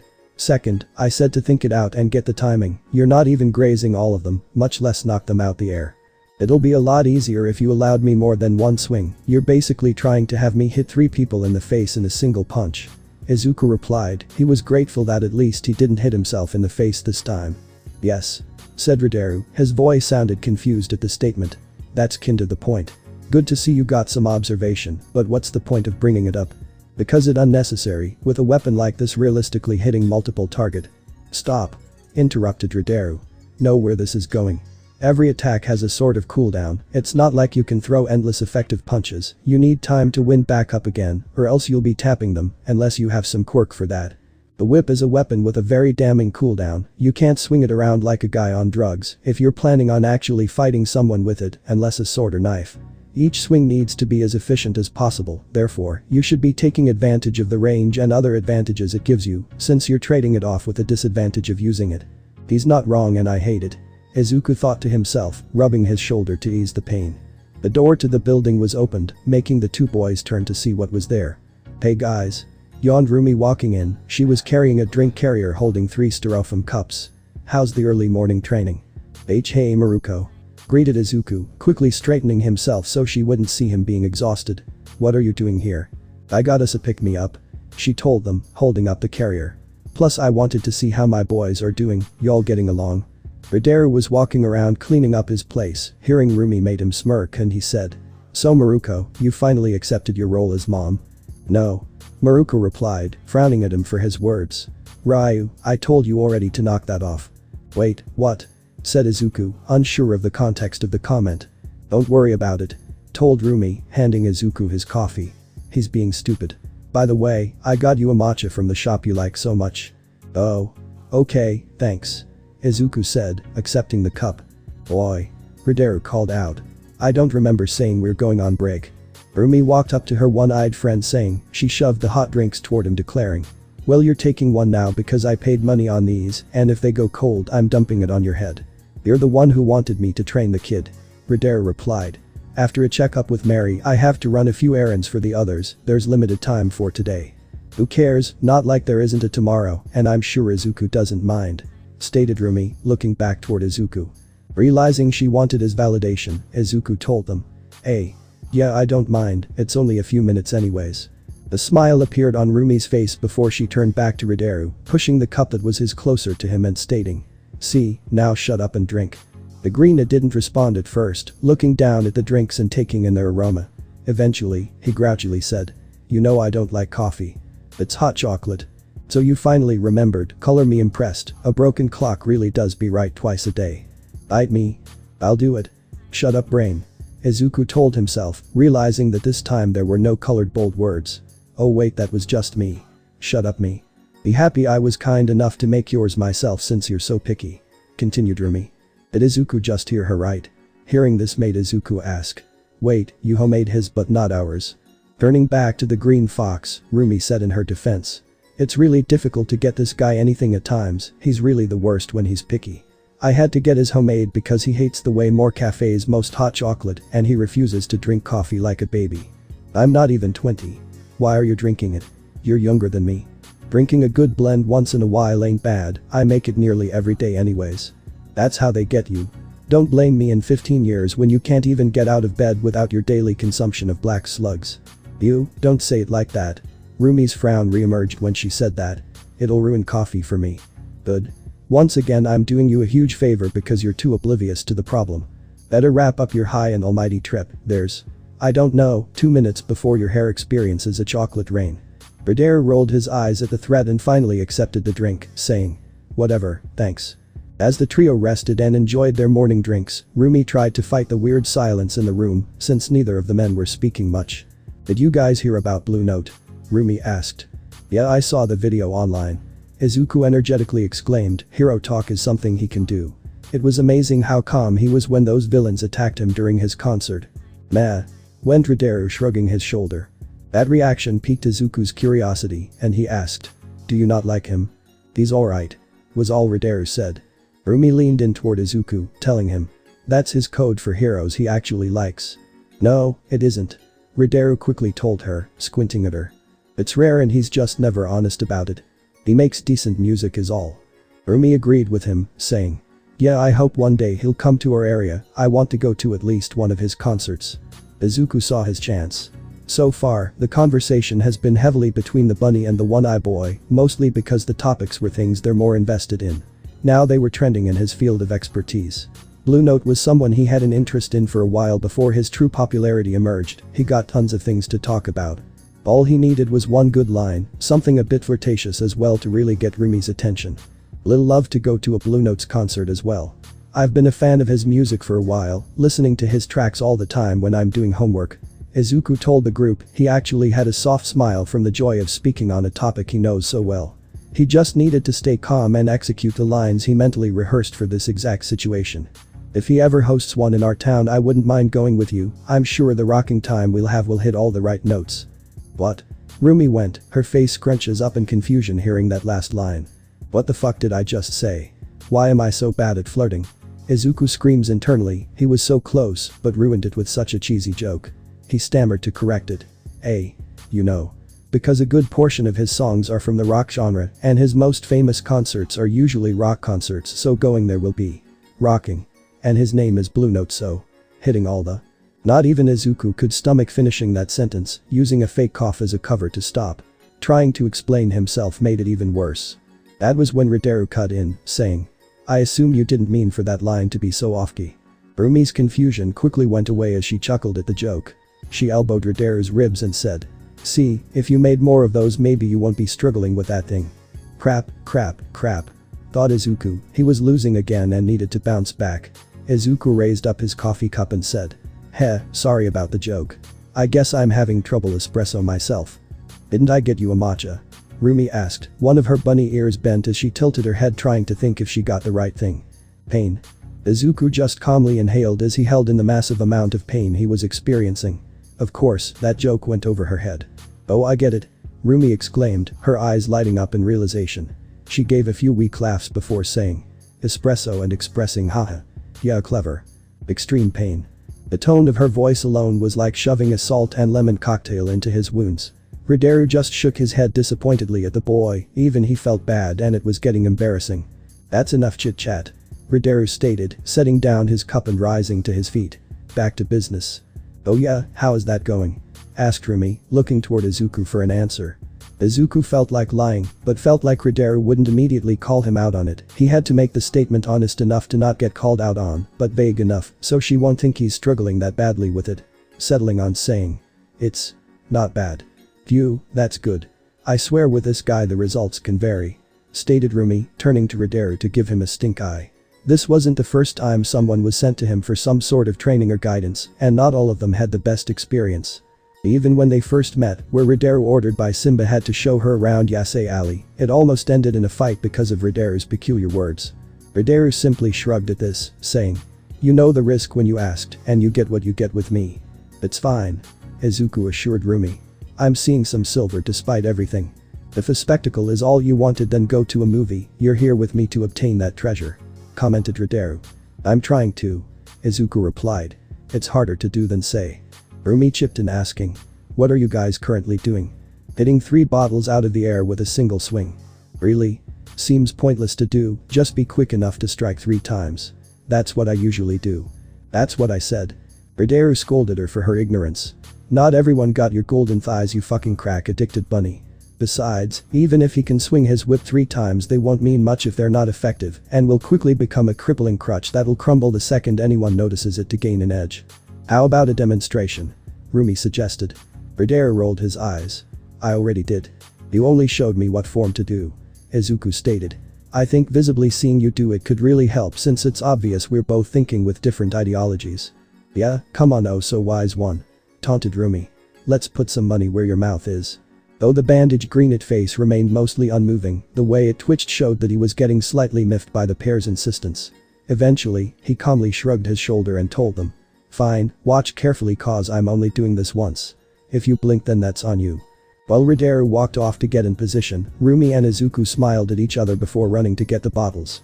Izuku wasn't sure if he was going to get much from watching, but this slight moment of Rumi and him technically being against him was giving him a bit of joy. Wait, who's going to throw the third one? Izuku asked Rumi, wanting to be sure to perfectly simulate the situation he had to deal with. That was when Ridero cut in before Rumi could answer. You both throw too, I honestly don't care. With no reason to complain, they each grabbed 2 bottles and turned toward Ridero, waiting to toss them at their pleasure. As Ridero looked back at them, he did a quick shake of his wrist. Izuku was lucky the room was utterly silent and he was paying high attention to him, or else he could have easily missed the faint sound of rattling metal echoing out. Dropping out of both his sleeves were long iron chains, with moderate-sized hooks attached at the end striking the ground. Ridero rested his arms at his sides, leaving the hook chain to lay coiled on the ground like a snake, waiting for a time to strike. He called out to the pair. You can start anytime. In her usual manner, Rumi turned to Izuku with a smile on her face and said. Let's make him sweat a bit, it's going to be awesome. Izuku nodded and together they each threw their bottles. Rumi threw curve shots while Izuku gave a lax lob, but then for the second throw, a pinch of microaggression occurred within the boy. The exercise was supposed to be the bottle dropping down at Ridero with moderate speed as the focus was on proficiency, but as Rumi said, Izuku wanted to make this guy sweat a bit from his usually calm exterior. In a split-second decision, after delaying for a moment he hurled his second bottle directly at the stoic greenet. Something he instantly regretted when he felt he threw it too hard and saw it was heading toward Ridero's head.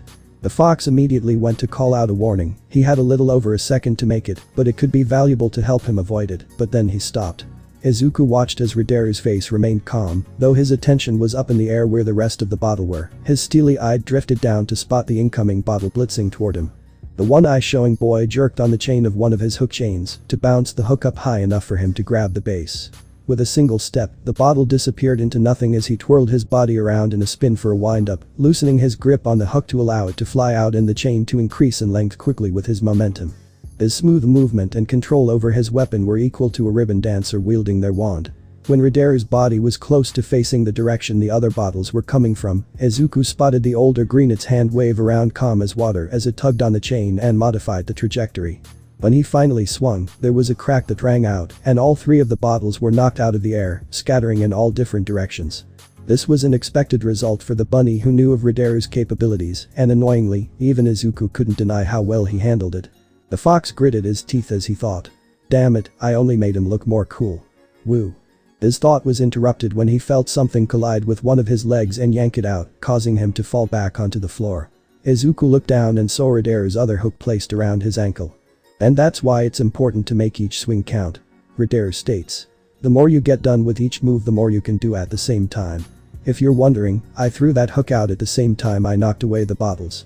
I'll say that's a lot better than spending all my time swinging 2 chains around just to deal with 4 projectiles. All you need is some creativity, thinking ahead, and timing. With a flick of his wrist, he brought the hook off of Izuku's ankle and slowly reeled it back to him. Once it was rewrapped around his arm and hidden under his sleeve, he went to the other hook chain.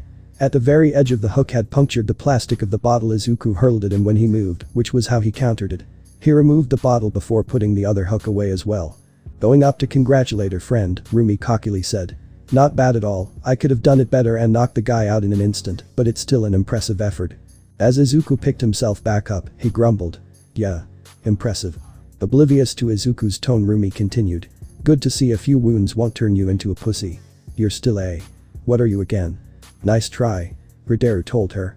Seriously, stop taking bets, you have no chance of winning. Didn't hurt to try. Grumbled Rumi, she will remember what animal he is. Eventually. The door to the building could be heard opening, causing Ridero to groan. This was the third person entering his place this morning, which is too many than his usual daily limit. He growled out loud.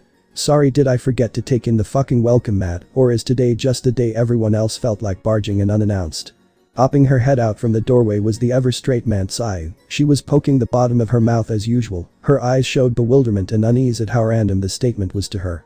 It wasn't until she looked in and saw who was in the room did it start to make sense, and she looked a bit more relaxed. Oh.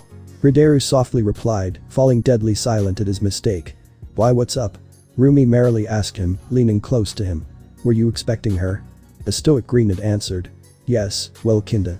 After my visit to Mary, she was among the people I had to help out today.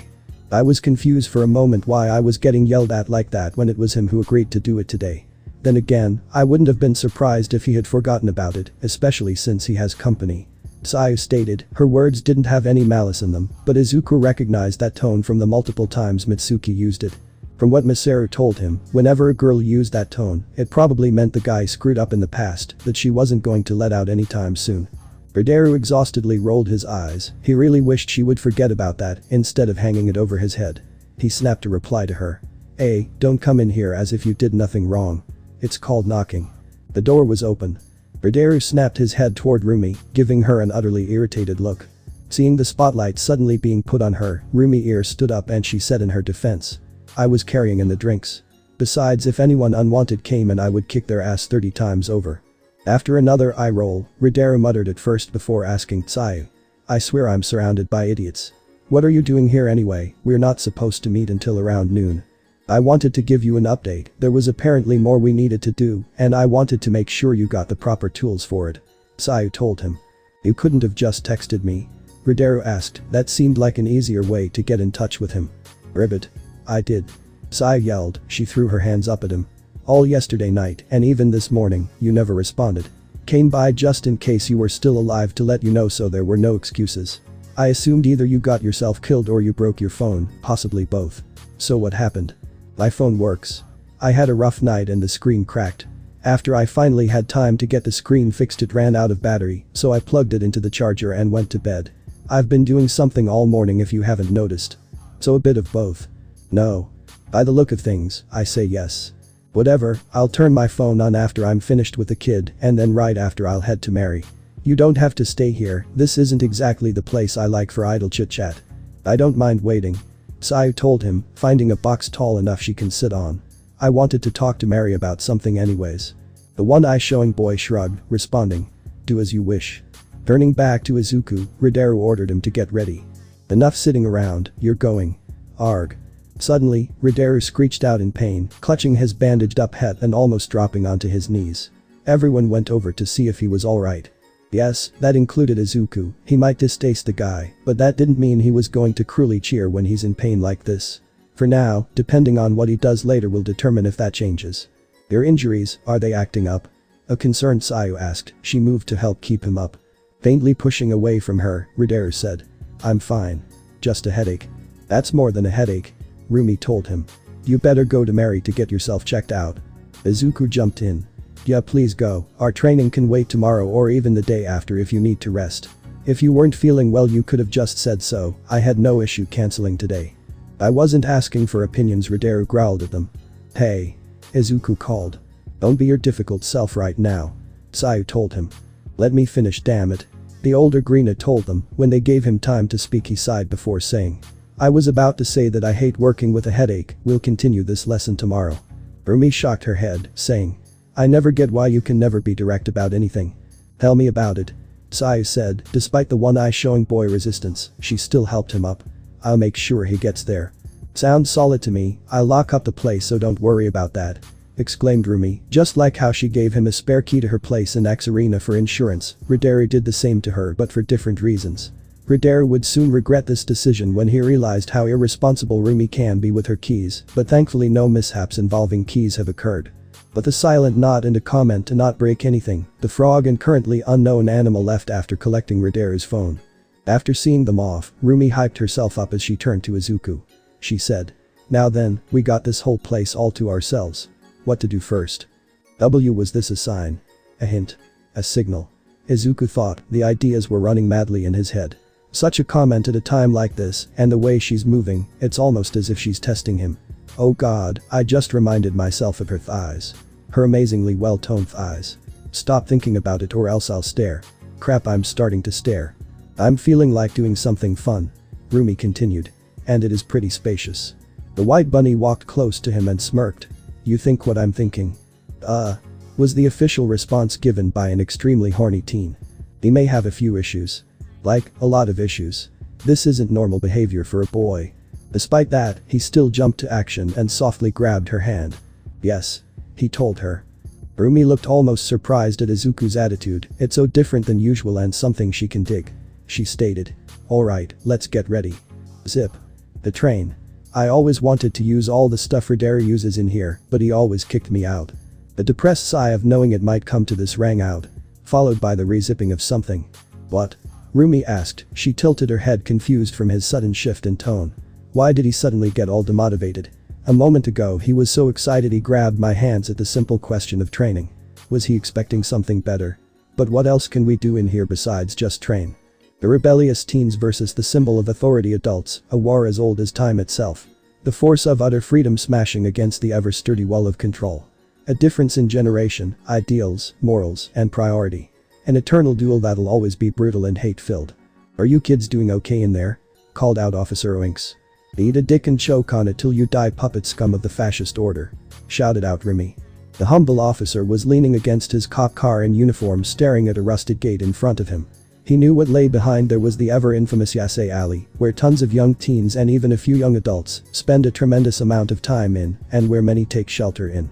There were many entrances to Yasei Alley, some without gates, yet he always chooses this one on a mostly inactive street to come to whenever he stops by. On top of the gate and the building next to it were of course a couple of rowdy teens.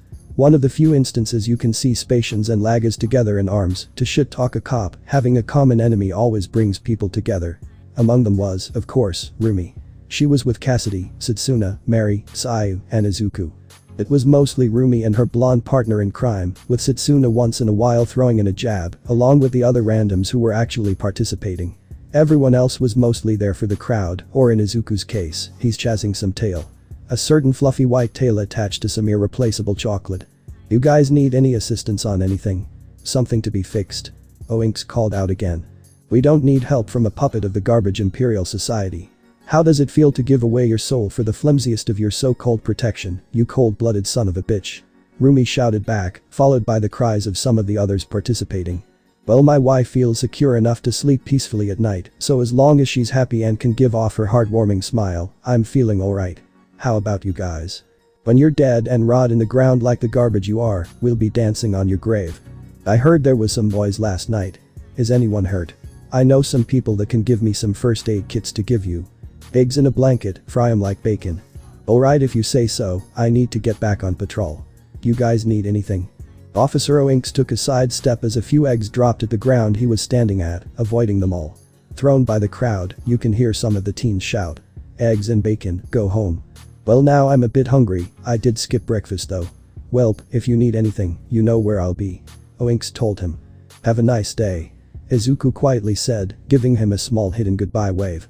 He was smart to not be obvious about it, especially after Rumi said the last person who said something that positive to a cop during one of these heated group events. He turned around to see a hail of animalistic fist raining down on him.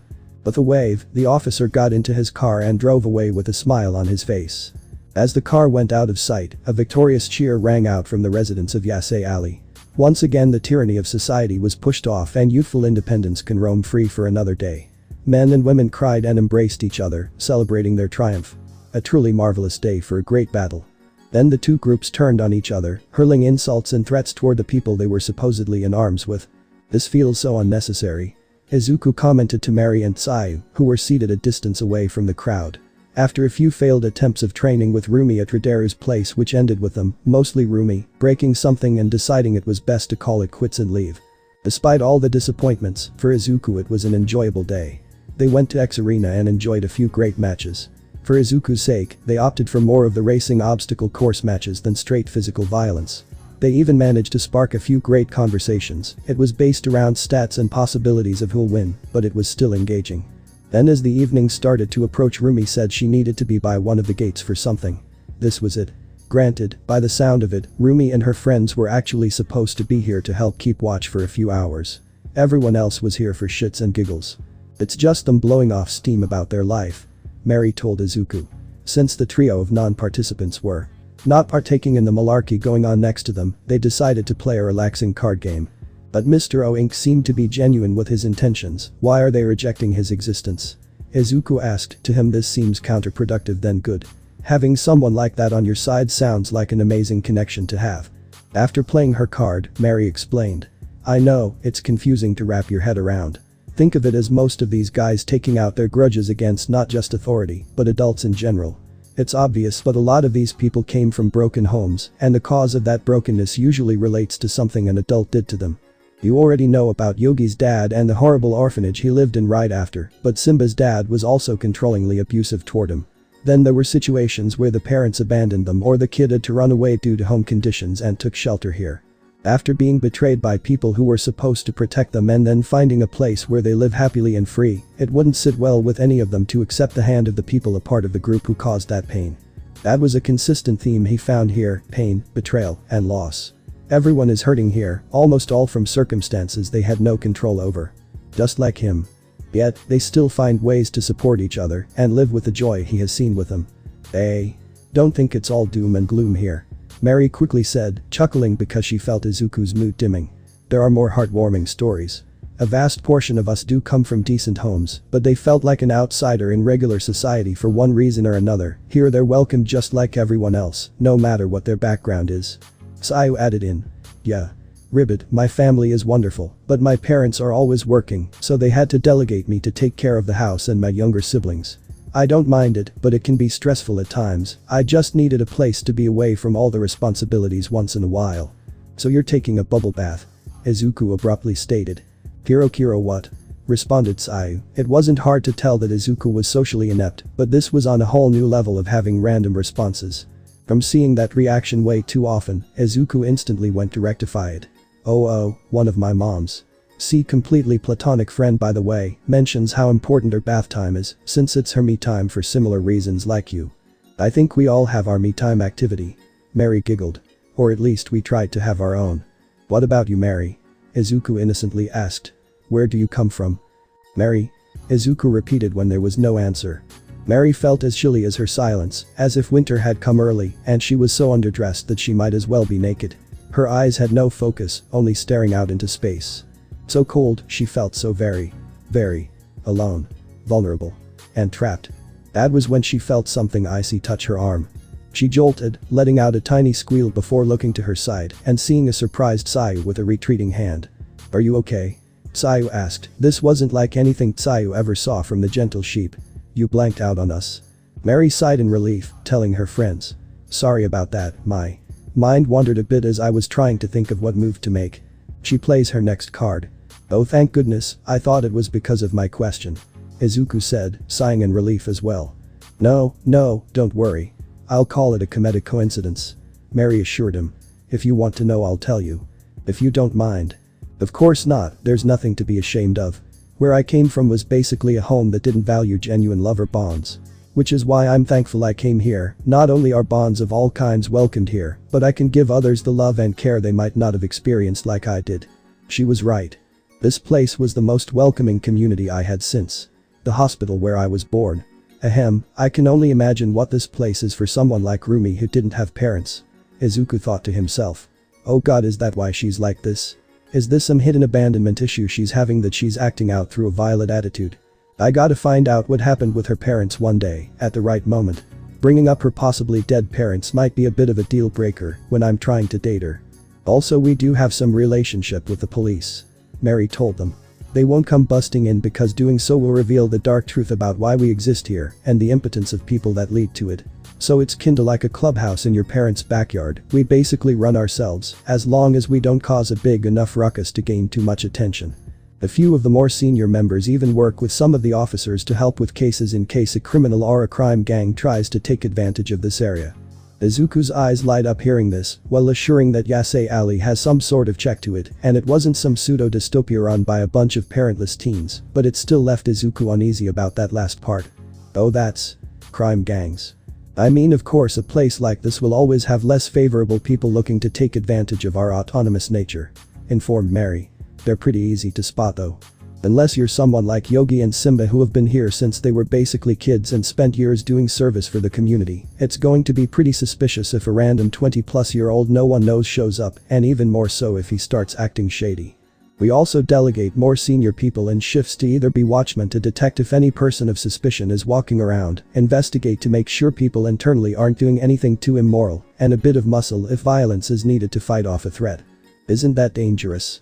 Izuku asked. "It's surprising how structuralized this place actually is, but some of this sounds a bit dangerous." "It can be, which is why we leave it up to the most senior and capable residents to handle the more dangerous things. We have volunteers with competence to help cover the least dangerous shifts that'll be understaffed, like keeping an ear out of any funny business or watching over a gate like Rumi is doing. On the few occasions that there is a need for a fight, it's usually a small group of thugs, because anything bigger will alert police. While some battles will be harsh, a handful of adults are always turned away when dozens and dozens of beasts come out to play.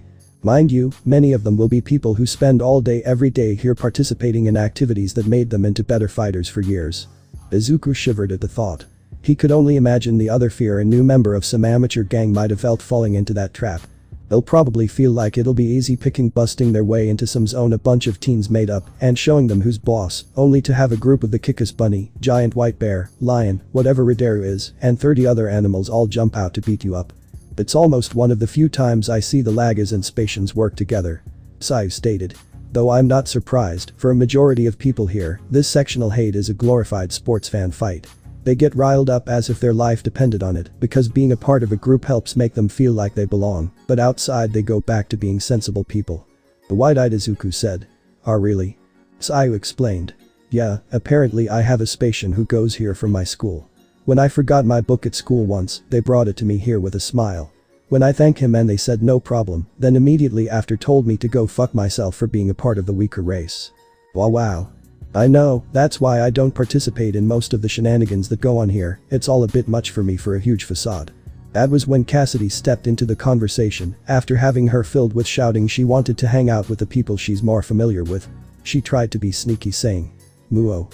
I think the word you were looking for is Bukassi," Mary corrected. "Darn, oh well.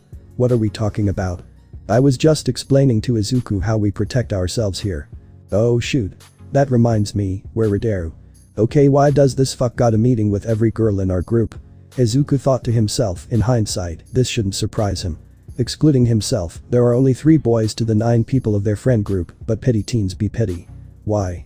We were supposed to guard one of the entrances together last night, but then something popped up and I needed to go home. Since they were short-staffed, he told me not to bother looking for someone to replace for me and that he'll do it all by himself," Cassidy explained. She aggressively spat before continuing. "Not only did I miss a good fight, but he got hurt because of it, since he was alone. I've been looking for him all day, but he's harder to catch up to than a weasel." Mary smiled as she told the blonde. "He came to me this morning and is doing fine. I checked him out, his wounds aren't severe, and I gave him a Tylenol for his headache. He should be delivering something for Simba now." "Great, I still gotta thank him," Cassidy said. "Please don't," Sayu told her. "You know he doesn't like it when you do." "I'm still gonna," sassed Cassidy before running off in a direction. She probably should have asked for directions first, for she'll learn that the hard way. Then suddenly a large cry from the group rang out. The trio looked behind them to see the crowd gathered around in a circle. Apparently a one-on-one fight broke out between a representative of both groups.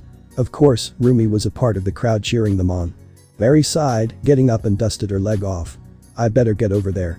Knowing those guys, someone is going to need some medical aid." With Mary leaving to see HAPERONE/be a mom, the fight circle, it left only Sayu and Izuku alone. "I have no idea what to talk about with her," Izuku screamed in her mind. This was probably the first occasion he was actually to be with Sayu alone. Every other time they were usually in a group conversation, but never directly at each other. "I guess I could start with what we usually talk about when we're in our study group." Izuku stopped dead. Suddenly his vision began to darken as everything else around him felt like they faded away. His tail tensed and his ears perked up, shaking from a natural reaction. There was something there that triggered his senses in a way he never experienced before. They were faint, but he could never forget how those bolded black words floated in front of him. "Death." Izuku's fangs and claws popped, baring themselves for a fight, even though Izuku didn't want them to. It was just like when he was first dealing with his fox. Well, Kitsune appendages when he first got one for all. Instantly Izuku snapped his head around, looking for anything that could be the reason for it, but everything was normal. And almost as soon as it came, the feeling went away. "First marry now you, what's with people suddenly staring out into space?" commented Sai. Stammering from the experience that occurred, Izuku replied. Sorry, I thought. Never mind, don't worry about it. Ribbit. If you say so. You're pretty good at this game. Izuku said, unable to take the silence. Sai seemed unfazed but replied. Oh thank you, you're surprisingly good at this well. A week ago you barely understood the rules. You'll have to thank Kitsune for that one, she's teaching me how to be more tricky. She said being too direct will be bad for me, especially since the ability I awaken is basically a whip. Which is also why I'm training with Ridero. Smart move, that guy literally breaks logic with how good he is with a chain hook. People sometimes mistake it as his quirk. I've seen and experienced it firsthand. He's great. You think he's an asshole, don't you? What? No. It's not like that. You don't need to lie, it's written all over your face and voice. Oh. Plus it's not that hard to assume. I mean, anyone who spends 5 minutes around him would have that as their first impression. Yeah, I don't want to hate him, but he's just so excessively infuriating to be around. Yeah, that.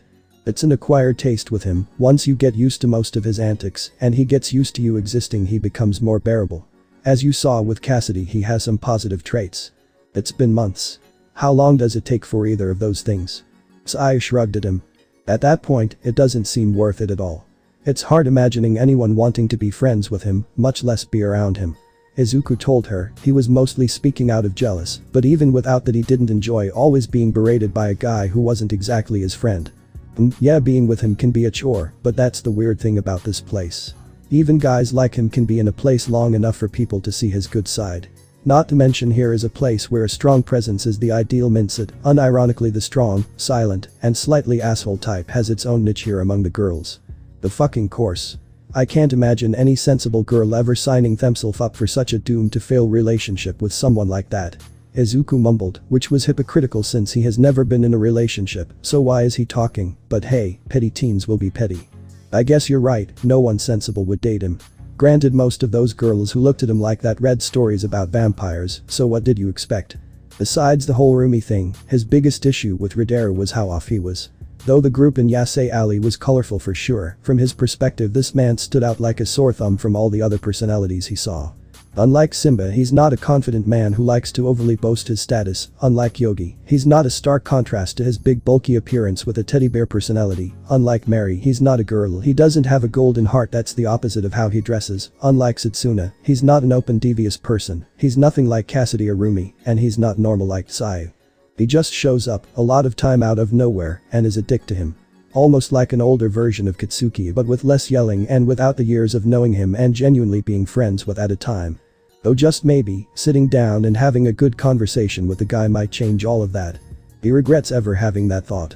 Because the universe loves to torture him, it turned that innocent thought and turned it into something only make him suffer. Never in his life did he expect to have such a horrible day from being seated at a dining table with Kitsune as he's facing Rumi and Ridero sitting next to each other across from him. How did he get here? Oh right.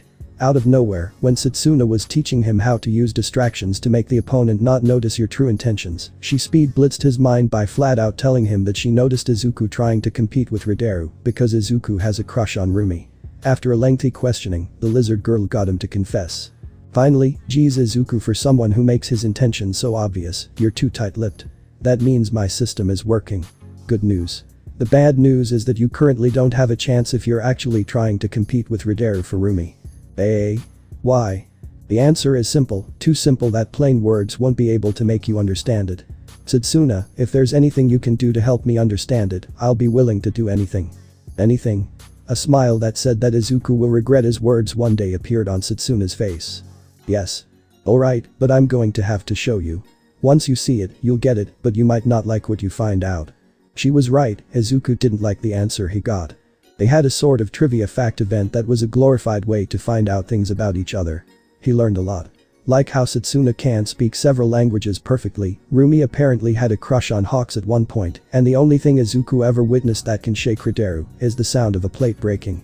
But all that was droplets to the true reason of why he was there. The reason Kitsune mentioned was obvious now. There's no denying or escaping it. He didn't have a chance in competing with Ridero because of one thing. Ridero gets Rumi. Throughout the entire event, Ridero seemed to know almost everything about Rumi. From her favorite activities to the way she likes to tie her shoes, he either knew the exact answer or could guess the kind of things she'll like. He finds ways to make her laugh or engage with her, even if he had little interest in the topic himself. It could be the year gap between them or the fact that he met Rumi way before him, but it was undeniable that he knows Rumi a lot better than he ever did living with her. It felt like a stake in the heart, and he didn't need to be a vampire for it to hurt. Was it even worth it anymore? Did he ever have a chance? So this was the green-haired yokai I saw before. Izuku commented, coming face to face with the creature that spent so long avoiding direct confrontation, but always loomed around him. The yokai didn't have much of a form, it had a normal body that was completely devoid of pigment and a mirror as a face. So what's this thing's gimmick? Izuku asked, staring right at the glass of the mirror. He watched as the creature transformed first into nearly a perfect copy of Izuku. The yokai stepped up to Izuku, and the green fox watched as this clone morphed its body into something else. It didn't turn into a different animal, it just mutated its own body to look better than his. Already surpassing him in height and muscle, the monster's green hair grew out long enough for part of it to cover the creature's right eye. Overkill happened when the creature's hand turned into metal hooks. That's what it does. Lies Mask commented. Talk about subtle. Izuku sighed. Kitsune warned him of this during the trivia event. At first it sounded like a stupid icebreaker, meant to start a conversation with information no one cares about. Now it took on a whole new meaning as those words echoed in his head. Green was the color of envy. Well, on the bright side, at least you're not going to pop your shoulder when you miss. Ridero said to an aggravated Izuku. He was focused on his phone texting someone. He didn't need to look to know what happened, he can tell what had happened by the noise being made. Frustration, anger, and curses are signs things weren't going well. Here they were, back where they started, doing the same exercise. The only bright side was that Izuku was sometimes hitting 2 bottles out of the air instead of just 1. Izuku grumbled to himself, he was even thinking when she said, "Rumi gave me some advice on how to." The fox stopped himself when he realized his mistake. Rumi made it clear to not use her actual name in Yasei Alley with her father and dream of becoming a hero. She wanted a real identity to be as separated from Yasei as possible. Which is why she chose the name Miruko as a cover. Ridero blinked blankly before replying. Oh good, you know her real name. I was curious about your relationship with her and if you knew or not. I got my answer. He knew. Of course he knows her real name. He's probably the only one in the group who knows her actual name. Izuku thought. He pretended to be surprised as he asked. You know Miruko isn't her name? I was the one who suggested the name. Ridero told him. Oh come on. When Rumi first came here, she tried running with the name Yasako. Which I instantly recognized from a few murmurs I heard about some bunny girl under that name from another city who got taken away from police after participating in an underground fight club that got raided by police.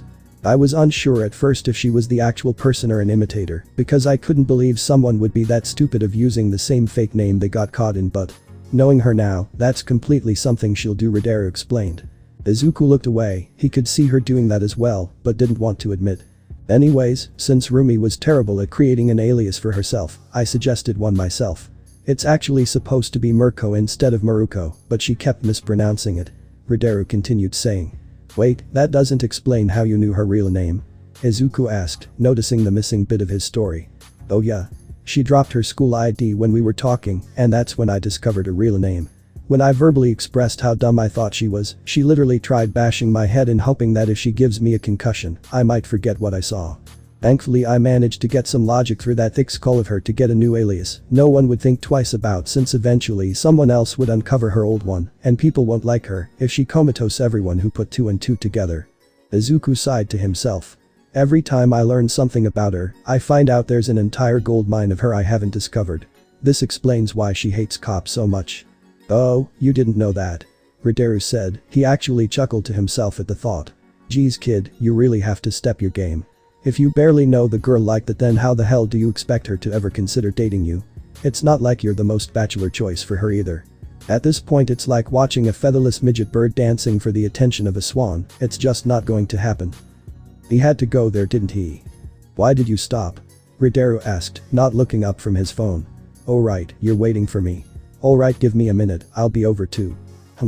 The older greenet felt someone grab his shoulder. He stopped, lower his phone. He looked to see what it was. It was a hand. And attached to that hand was an arm that led up to an enraged Izuku who collided his fist against the one eye showing boy's face. As the force sent Rideru flying back, Izuku let out a yell. "Will you shut up?" When Rideru landed on the ground, he covered his stinging face with his hand, cursing out loud. "Ah, dick." Looking up, he witnessed as Izuku brought out his black tendril and struck at him. The older greenet reacted quickly, rolling out of the way of the attack, shouting at Izuku. "The fuck? I am sick of your shit." Izuku shouted at him, winding up for another assault.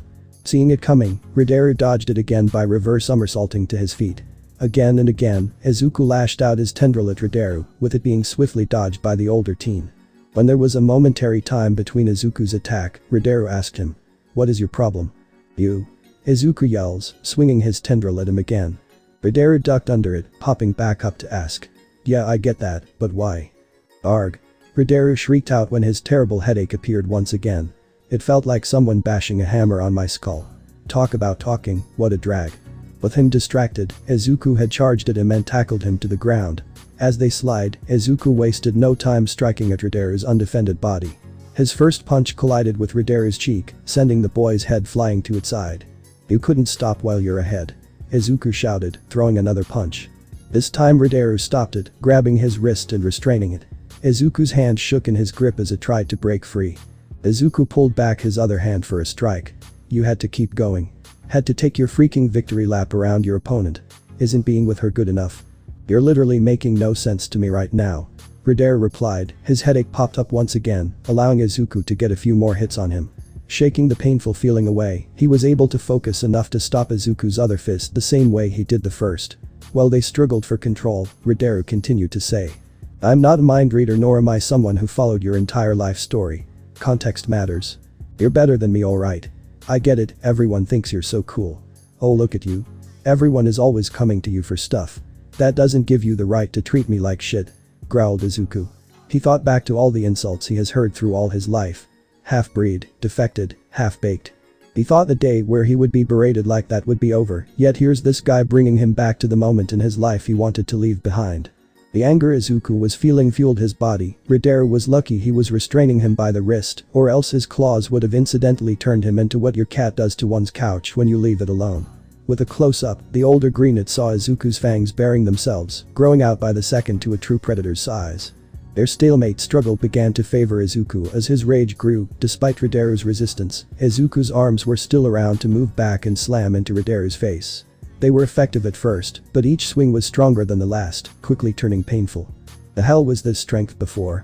Thought Rideru. He was trying his best in the condition he was in to hold him back, but it was proving more difficult than he thought. Did he really leave this much determination to fight me instead of training? He gotta get his priorities straight. Releasing the grip on one of Izuku's hands, Rideru allowed Izuku's arm to swing at an unexpectedly high rate of speed and force. The greenet shifted his head out of the way of the green fox's punch, allowing it to crash into the cement. The blow echoed through the room. Rideru could feel the ground vibrating. It was a powerful one that hurt Izuku's knuckles from missing. As Izuku winced from the pain, Rideru brought out his chain hook, throwing it up behind the fox so it'll hook onto his shoulder. With a yank, it pulled off Izuku enough for the one-eye showing boy to jab at his midsection, getting in 3 live blows. Stunned, Izuku clutched his sides, left breathless at this shocking feeling circulating through his body. After buying himself enough time, Rideru managed to kick Izuku off of him, but while trying to get back up, another sharp pain rang in his head, causing him to fall back. Separated, the boys lay on the ground from their own pain. Izuku from the effects of a liver blow and Rideru from lack of aspirin. With their moment of rest, Rideru was the first to rise up.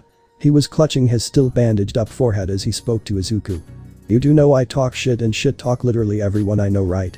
Like I get if my words are a bit too vulgar to you, but hey, can you tone it down a bit? It's really upsetting me. Would have worked a lot better than randomly attacking me. I would have said no anyway because fuck your feelings, but I would be slightly mindful with my words. Will you shut up?" Izuku yelled again. He got a run start before pouncing at the person who'd aggravated him for months. This is more than just that. Displaying the same smooth agile movement during his demonstration, Rideru waited till Izuku was about 3 feet away from him before he moved forward. He went low enough to where he would be below Izuku's direct attack. With precise timing, the older greenet waited till Izuku was right above him. He calmly dug a hook into the collar of Izuku's cloth. With his other hand, Rideru pushed against Izuku's stomach, distorting his trajectory. With Izuku flying off course, Rideru led the chain a bit before gripping it. Yanking it to the side, the hook connected to Izuku's clothes, took advantage of his free fall, and sent him on a crash course through a window. With the shattering of glass, the green fox fumbled across the ground until he came to a stop against the side of another building. He was in a small alleyway at the side of the building. There was about a 9 feet width to the alley, filled with trash cans and other random trash. Steadying himself, Izuku used the wall to get himself back up, being mindful to not cut himself with the shattered glass below him. On the other side of the fight, Rideru casually walked out a door that led to the side, popping a much-needed Tylenol in his mouth and drinking from a water bottle. The older green had made a mental note to ask Mary if he can upgrade to an actual aspirin, hoping that'll take care of the headache instead of just numbing it. He took out the key and locked his door, no matter what, this guy hated it when his door was unlocked. Right as he put away his key and looked down the alley, he saw a trash can heading his way.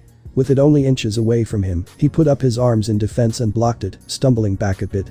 Rideru gave Izuku a spiteful look as he shouted. "Hey, I'm locking the door, let me." "Oh right, we're fighting. Can't you ever give me some respect as a human being?" Izuku yelled, picking a rusty crack pipe and chucking it at Rideru. "Sidestepping it," Rideru replied. "I just established that I treat everyone this way." Izuku looked to his side and saw a bin filled with glass bottles. Swiftly going into it and began grabbing the bottles, he thought to himself. He won't be able to deflect these. "Come on kid, that's someone's recyclables," commented Rideru, who quickly moved to dodge the bottles when they were flung at him. He was about to move forward to stop Izuku, but something stopped him. When he heard the glass bottles hit the ground, he paused. His eyes widened as if he had seen a ghost, losing focus of where he was. The one-eye showing boy only snapped out of it in time to block the next bottle heading toward him. It smashed against his arm and the shards scattered everywhere. Again, Rideru's eye became unfocused, and his body shivered. He couldn't pursue as he wanted, only barely being able to get out of the way of the bottles as he tried to get a hold of himself. As Izuku continued to unleash his wrath by violently tossing bottles at a man, he told him. "You already won, you could have won months ago. I don't get why you decide to drag it out like you get off from the pain." "Won? Won what? You know what? I seriously don't. 1 minute I'm texting Tsayu while talking about Rumi, the next thing I know are you mad about me saying you currently didn't have a chance with Rumi?" "Yes. I didn't think you knew I liked her, but it's obvious from how you taunt me about it. Why can't you just be with her without making me feel like shit because I can't match up to you? Are you fucking kidding me?" "No. God fucking damn it." Rideru thought to himself, his mood greatly shifted. He had enough time to get his focus despite the sounding of bottles breaking disturbing him. Izuku's assault stopped when he saw what Rideru was doing. The older greenet was no longer standing on his 2 feet, instead he was on all fours. Like the predator animal he was, it was the first time Izuku saw Rideru bare his fangs, taking the stance of a true hunter of the jungle. The fight had messed with Rideru's bandages around his head, loosening it a bit, which allowed his hair to fall out of shape from how he usually liked to keep it. For a single moment, Izuku's caught when the other greenet's hair slightly waves away from his face, revealing the scarred eye he usually kept hidden open. In a flash, Rideru dashed from the position he was in. Izuku only caught the tail end of his body to know where to look, spotting Rideru hanging onto the side of a building like he was Spider-Man. Izuku barely could turn his head in that direction before Rideru leaped to the other wall, already closing more than half the distance between the two of them, and just as quickly Rideru was back on the ground, charging at him from only a few feet away. With Rideru already closing the distance so swiftly and looking like he was preparing to throw a punch, Izuku was pressed to counter and threw out a hook kick to strike his chest. Before the kick could connect, Rideru vanished once again. Swiftly Izuku's look around to see where he went but couldn't find him. He felt cold metal wrap around the ankle of the leg he was balancing on. Recognizing this feeling, he was too slow to react as his leg was swept out from under him. He could only turn around to see Rideru pulling on a chain. As Izuku's back hit the ground, as he tried to get back up, Rideru stomped on his chest to keep him down. "Alright, now you listen," Rideru calmly said.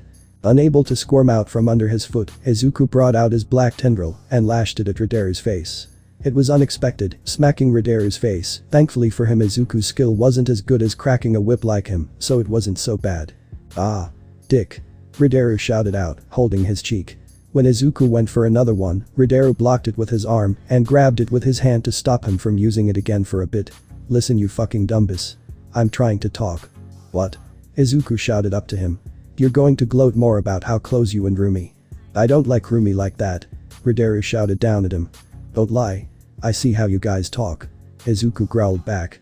I'm serious, we're just extremely close friends. You two are always together when we're here. That's kinda what friends do. Like you two do.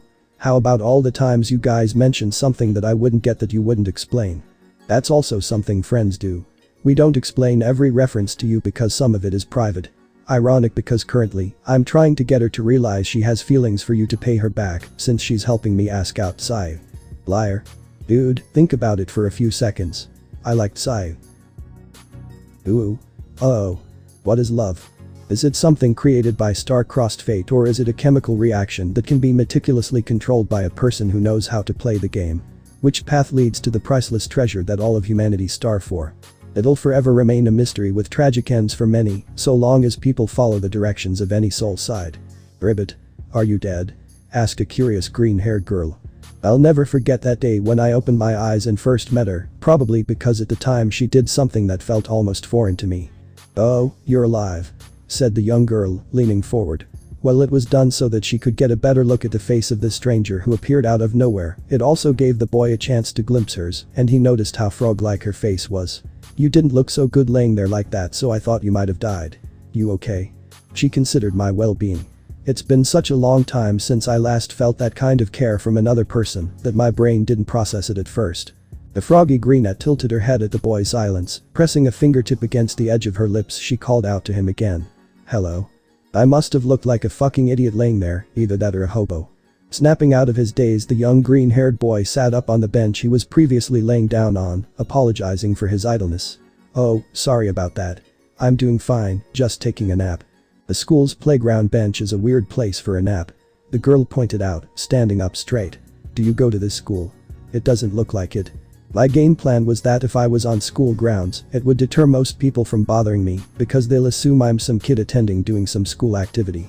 It worked pretty well, though I had to be sure I switched up the school. I usually pick the bench by the edge next to a few trees and bushes since they decently covered it up, hoping it'll be enough to not make me immediately stick out. The boy didn't answer at first, taking a moment to look behind the girl to see what was happening behind her. Many kids were happily playing in the playground, chatting, and enjoying their time of physical freedom. It must be recess. He looked back to the girl who woke him up and said, No, I'm not a student here. Don't fret and get your teacher, I'll be on my way. No need, you can stay. Just make room so I can sit down. The froggy girl told him as she settled herself down next to him before he could get up. Are you sure you should be sitting next to me? It might alarm your teacher if they notice that one of their students is sitting next to a kid they don't recognize. That won't happen, these teachers are quite negligent to us. They don't watch us that well, most of the time they're either secretly taking a smoke break or are flirting with each other. They won't even call us out for using our quirks, as long as we don't seriously hurt each other or damage anything. As long as, the frog girl explained, despite her vacant stare, there was some sort of warmth feeling when she smiled and stated. Besides, this is my favorite bench, the shade here keeps me cool whenever the sun gets too hot. I can understand why you would pick to sleep here, since it's such a great spot. I don't mind sharing it with you. I'll admit, I was a bit stunned by her decision.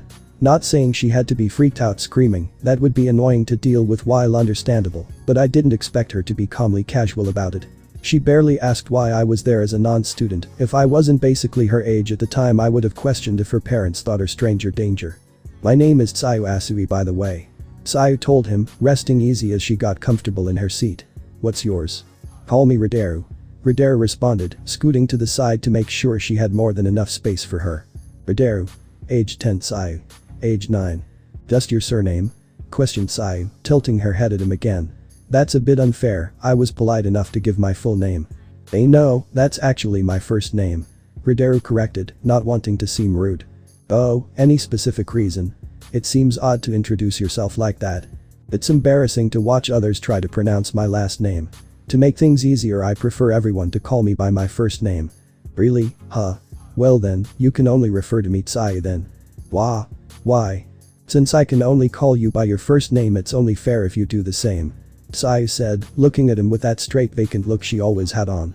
The young boy flinched at how serious she looked, how unmoving those oval-shaped eyes were, almost unnerving when she talked like that.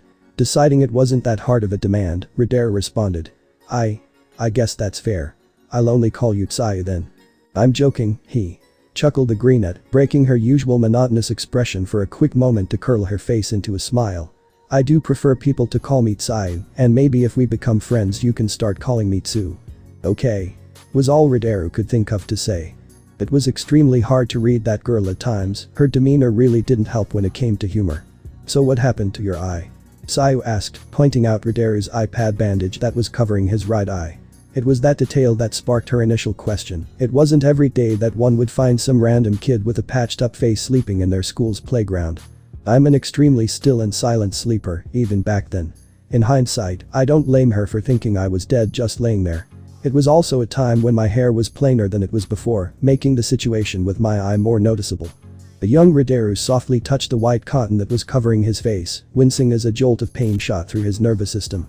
It hasn't recovered yet. An accident at home? Rideru calmly answered, one can always speak more peacefully when there's truth in their responses. Long story short, my quirk accidentally activated at the worst time possible. Oh. Ribbit, sorry to hear that, said Tsayu, leaning closer to the boy as she examined his eye while asking a few questions. Is it alright? My eye? What exactly do you mean by alright? Can you still see out of it? Why yeah. How are you sure? I mean it's covered right now unless you're about to see through objects.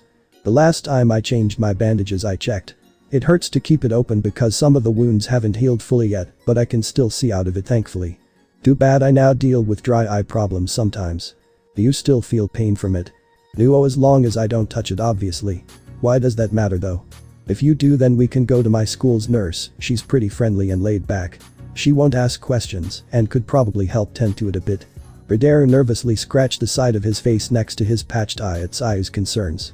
Well, people around where he lived have taken interest in what happened to his eye before. Most of their curiosity ended quickly after finding out the cause, as if it was a courtesy to ask then any genuine worry. It was getting a bit uncomfortable for him to experience anything else than that. Not wanting her to feel bad about being a caring human being, Rideru continued to reply to Tsayu questions to assure her that he was fine. Don't worry about it, it's just a few scratches. It happened quite a few days ago, and I doubt it's going to leave a scar. I was completely wrong, it left a lot of scars. That's good. Tsayu told him, she seemed to have taken a visible deep breath. I have a little brother who recently did something stupid and got himself hurt. He tried to hide it and almost made it worse by neglecting to get it treated to look tough. I didn't want you to do the same. It's dumb to worsen your condition over something like pride. Hearing that last part made a black hole memory boil inside the young boy's body. Unconsciously Rideru gave a discontent mumble. I hate it when people hang on to something that deteriorates everything around them instead of ending it. Adults do that the most, that's why they're the worst. Ribbit. Tell me about it. My dad would refuse to get directions on family vacations, no matter how long we're lost for. Tsayu grunted, still having nightmares when her family spent 12 hours on a car trip that was only supposed to be 7 hours. The comedic drop of sweat went down Rideru's face as he said. Yeah, that kind of stuff. So do you live around here? Asked Tsayu, remaining frequent with her questions. How many questions is she going to ask? Rideru thought, shifting back in his seat to the point where he's pressing against the metal bars of the bench. It's like dealing with that crazy girl on my street who bothers me every day. Dumb as it sounds now, back then I felt somewhat weirdly attacked despite there being no malice in her questions. It was like I was being dissected on my personality by simple questions alone. She wasn't doing anything special like an interrogation, just normal questions you'll get from any normal conversation. That says more about the state I was in than anything else. Despite how discomforting it was, the young Rideru still answered every one of Tsayu's questions and entertained many of the topics she brought up. Do you want to see a trick? Tsayu eventually asked. Why? Asked Rideru, still feeling uneasy from the questions about him to now wanting to show him a stunt. Because you are visibly unsettled and are being super awkward. I get you're most likely someone who doesn't talk to others often, but you need to relax when someone does talk to you, or else people will think you're some weird hermit who came out from under a rock to communicate for the first time. Ow. If there was one thing that stuck out about her the most that day, it was how blunt she can be about things. Maybe a trick will calm you down. Tsayu continued, reaching into her pocket. At this point Rideru was going along with whatever she said for his own curiosity to what she'll do, answering. Fine, show me. Pulling out a yo-yo, Tsayu showed him the design of it. How shiny the blue aluminum metal was under the sunlight did catch Rideru's attention. It reminded him of what he thought a real-life mech suit would look like. There were also the initials BN written as a specialized music font on each side. It was a symbol from some hero that has been around for a few years that have fallen under the radar to most, though it was starting to get recognized among the youth. In the near future, it would go even beyond that. During one of our overly long family trips, my mom had us stop by a shop to get me and my brother something to keep us occupied. Sayu explained, setting up the string along with her fingers for the trick she was going to perform. Ridero looked a bit confused, asking, "Of all things you picked a yo-yo?" "Along with a few snacks." Sayu explained, 2 small pink dots started emerging on her face. "But how would you properly use a yo-yo in a car, is that even possible?" "Well, I didn't get that answer till we started driving, better what my brother got, I forgot what he picked out, but it broke before we got home. Well, my own wasn't the most practical for a car ride, afterward I was able to learn something that's a bit cool. Like this." Finally getting everything set up, Sayu showed off what she'd learned over the years when she was bored and had nothing to do for the day. Which was often. She displayed tricks such as the rocket baby, the elevator, the 4-leaf clover, and the Eiffel Tower. I've never been to any entertainment shows before, making the amateurish performance look like a 5-star show. The only disappointment I had was that it ended early because it was time for her class to head back in. Just my luck, it happened when I started warming up to her. "I guess our time is up," the froggy girl stated when she saw her classmates start to gather toward the school. She got up from the bench, turning to the stranger she met. "I have to go back inside." On a usual day I would have left the conversation at that and taken my leave. But there was a question drilling into my mind that I couldn't get out. "Wait." Ridero called out even though Sayu hadn't moved an inch. "I need to know, why didn't you just play with the other kids here? I'm sure you had other things to do than talk to me." The froggy greenette pressed a finger against the edge of her lips as she answered. "Well, all my friends are in different classes this year, so I usually spend recess sitting here reading, practically with my yo-yo, and being bored." "Oh, okay. Sorry if that sounded weird, it just bugged me how quick you were to talk to me," Ridero said, diverting his eyes away as he scratched next to his patched eye. Somehow getting a clear answer had me filled with more anxiety. "Don't worry about it," Sayu told him. "You being here today gave me someone to talk to during this period, and I truly appreciate it. If anything, I should say." Hearing those words made Ridero look back at her, being met with a froggy smile brighter than any she showed before during their conversation. The boy had seen many smiles before in his life and oddly had decent accuracy as a child to spot when someone is displaying a false expression by seeing how stressed their facial muscles are. Many times had he seen a fake smile or someone trying to force an emotion onto their face to hide what they're thinking, especially when speaking to him. From his experience, adults were a lot better at hiding it and kids sucked at it, but since they're dumbasses most other kids won't notice it. Thanks to the few decent people in his life, he does know what a genuine smile looked like. This was one of those cases. And Ridero received this kind gift from Sayu, accompanied by a phrase from her he has only heard one other time in his life, except this time, it sounded more generated to him with genuine feelings. "Thank you for keeping me company." Ridero smiled back to her. "No problem, anytime." "In that case, can you come by tomorrow?" Sayu asked. "Eh? Like I said, none of my friends are in this period. I'm guessing this the first time you're doing something like this, and it'll definitely not be the last. Well, I don't know why you choose to be here at this time, at least you can keep me company while you're doing it." "Eh?" That was the second biggest surprise she gave to me. I wasn't even sure how to take it. I thought she was crazy. On the other hand, knowing how low security the school was, it did feel nice having a consistent place to sleep at and someone to talk to when I woke up. "Okay," was Ridero's response. Sayu gave another soft smile, waving him goodbye as she began walking off. She gave a happy croak. "Great. See you tomorrow." Ribbit. As the girl the young boy met disappeared into the school, he sat there on the bench staring in awe, wondering if what happened was real. I've told this story to very few people before, and they've often teased me that I fell for her the day we met. Despite common belief, at that time I wasn't attracted to her at all. Not saying she was ugly, but I was among the group who wasn't instantly allured by her frog face. Yet, I was also 10, and my life wasn't exactly one where I had the free mind to think about that dumb childhood romance phase with people my age. It was only older girls for me for 2 obvious reasons. Back then I didn't understand why I kept going back to that school. My mind was screaming at me at how dangerous it was repeatedly going back, yet I still did it. Now I know it was just having someone to talk to that helped me forget about the rest of my life. The feeling was so addicting that I didn't mind risking getting in trouble to get it. From then on, Ridero returned to that school every school day for weeks, waiting on that same bench just to chat with a single person, which helped make his day a little brighter. Each day the two learned something new about the other, from interest to more personal detail. "So your quirk is you having the abilities of a frog?" asked Ridero. It seemed kinda obvious from her appearance alone, but there are people he knows who have animalistic features, but their quirk is something more than that. Including the washing out stomach thing. It wasn't the first time Tsuyu has received this question, most kids ask it because they're weird like that. She always dreaded what came next. Why yeah. The froggy greenette answered, stammering with a more timid tone in her voice. Gross. Commented Rideru, using his mouth to cover his chuckle. Immediately a small blush came across Tsuyu's face as her eyes slightly widened out. Hey. It's not like I do it that often. Tsuyu yelled, her arms shake in front of her from the fluster that came over her. It's just something I can do if I want to. That often? Rideru repeated with a smirk. So you have done it before. Georgia well. Maybe once in a while to see if I could still do it. You're gross. Ribbit. Stop it. I'm just being honest.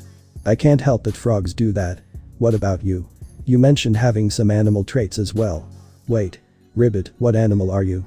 You never specified which you were. Oh, that's simple. Rideru told her, turning his head to the side to move aside, his hair showing off the black fur that covered and trailed off the back of his ear. I'm a lynx. Oh. Ribbit. Darn, I don't know that much about that animal. Ha. Just you wait, I'll find something embarrassing about lynx. Nothing you'll find will top being able to hack up an internal organ like a toy and wash it with a sponge. Hey Kiro. An ear speechless Tsuyu exclaimed, her embarrassment stunning her so severely that she didn't speak proper words. Her blush turns from a slight tint to a heavy shade. The rest of their time during that day's recess period was filled with Rideru's many jabs and teases about the near-endless weirdly interesting things a frog can do. Tsuyu was not happy about it, she almost smacked him in the face with her tongue for one of his comments. Even back then I was a bit of a dick, then again, who wasn't kinda an asshole as a child at times? Not like any of us knew any better, even more so if you had shitty parents. By the time recess ended for her, she looked quite grumpy from all the taunts. Not that most would notice due to how monotonous her expression can be, but Rideru did spot the tiny shifts of her face.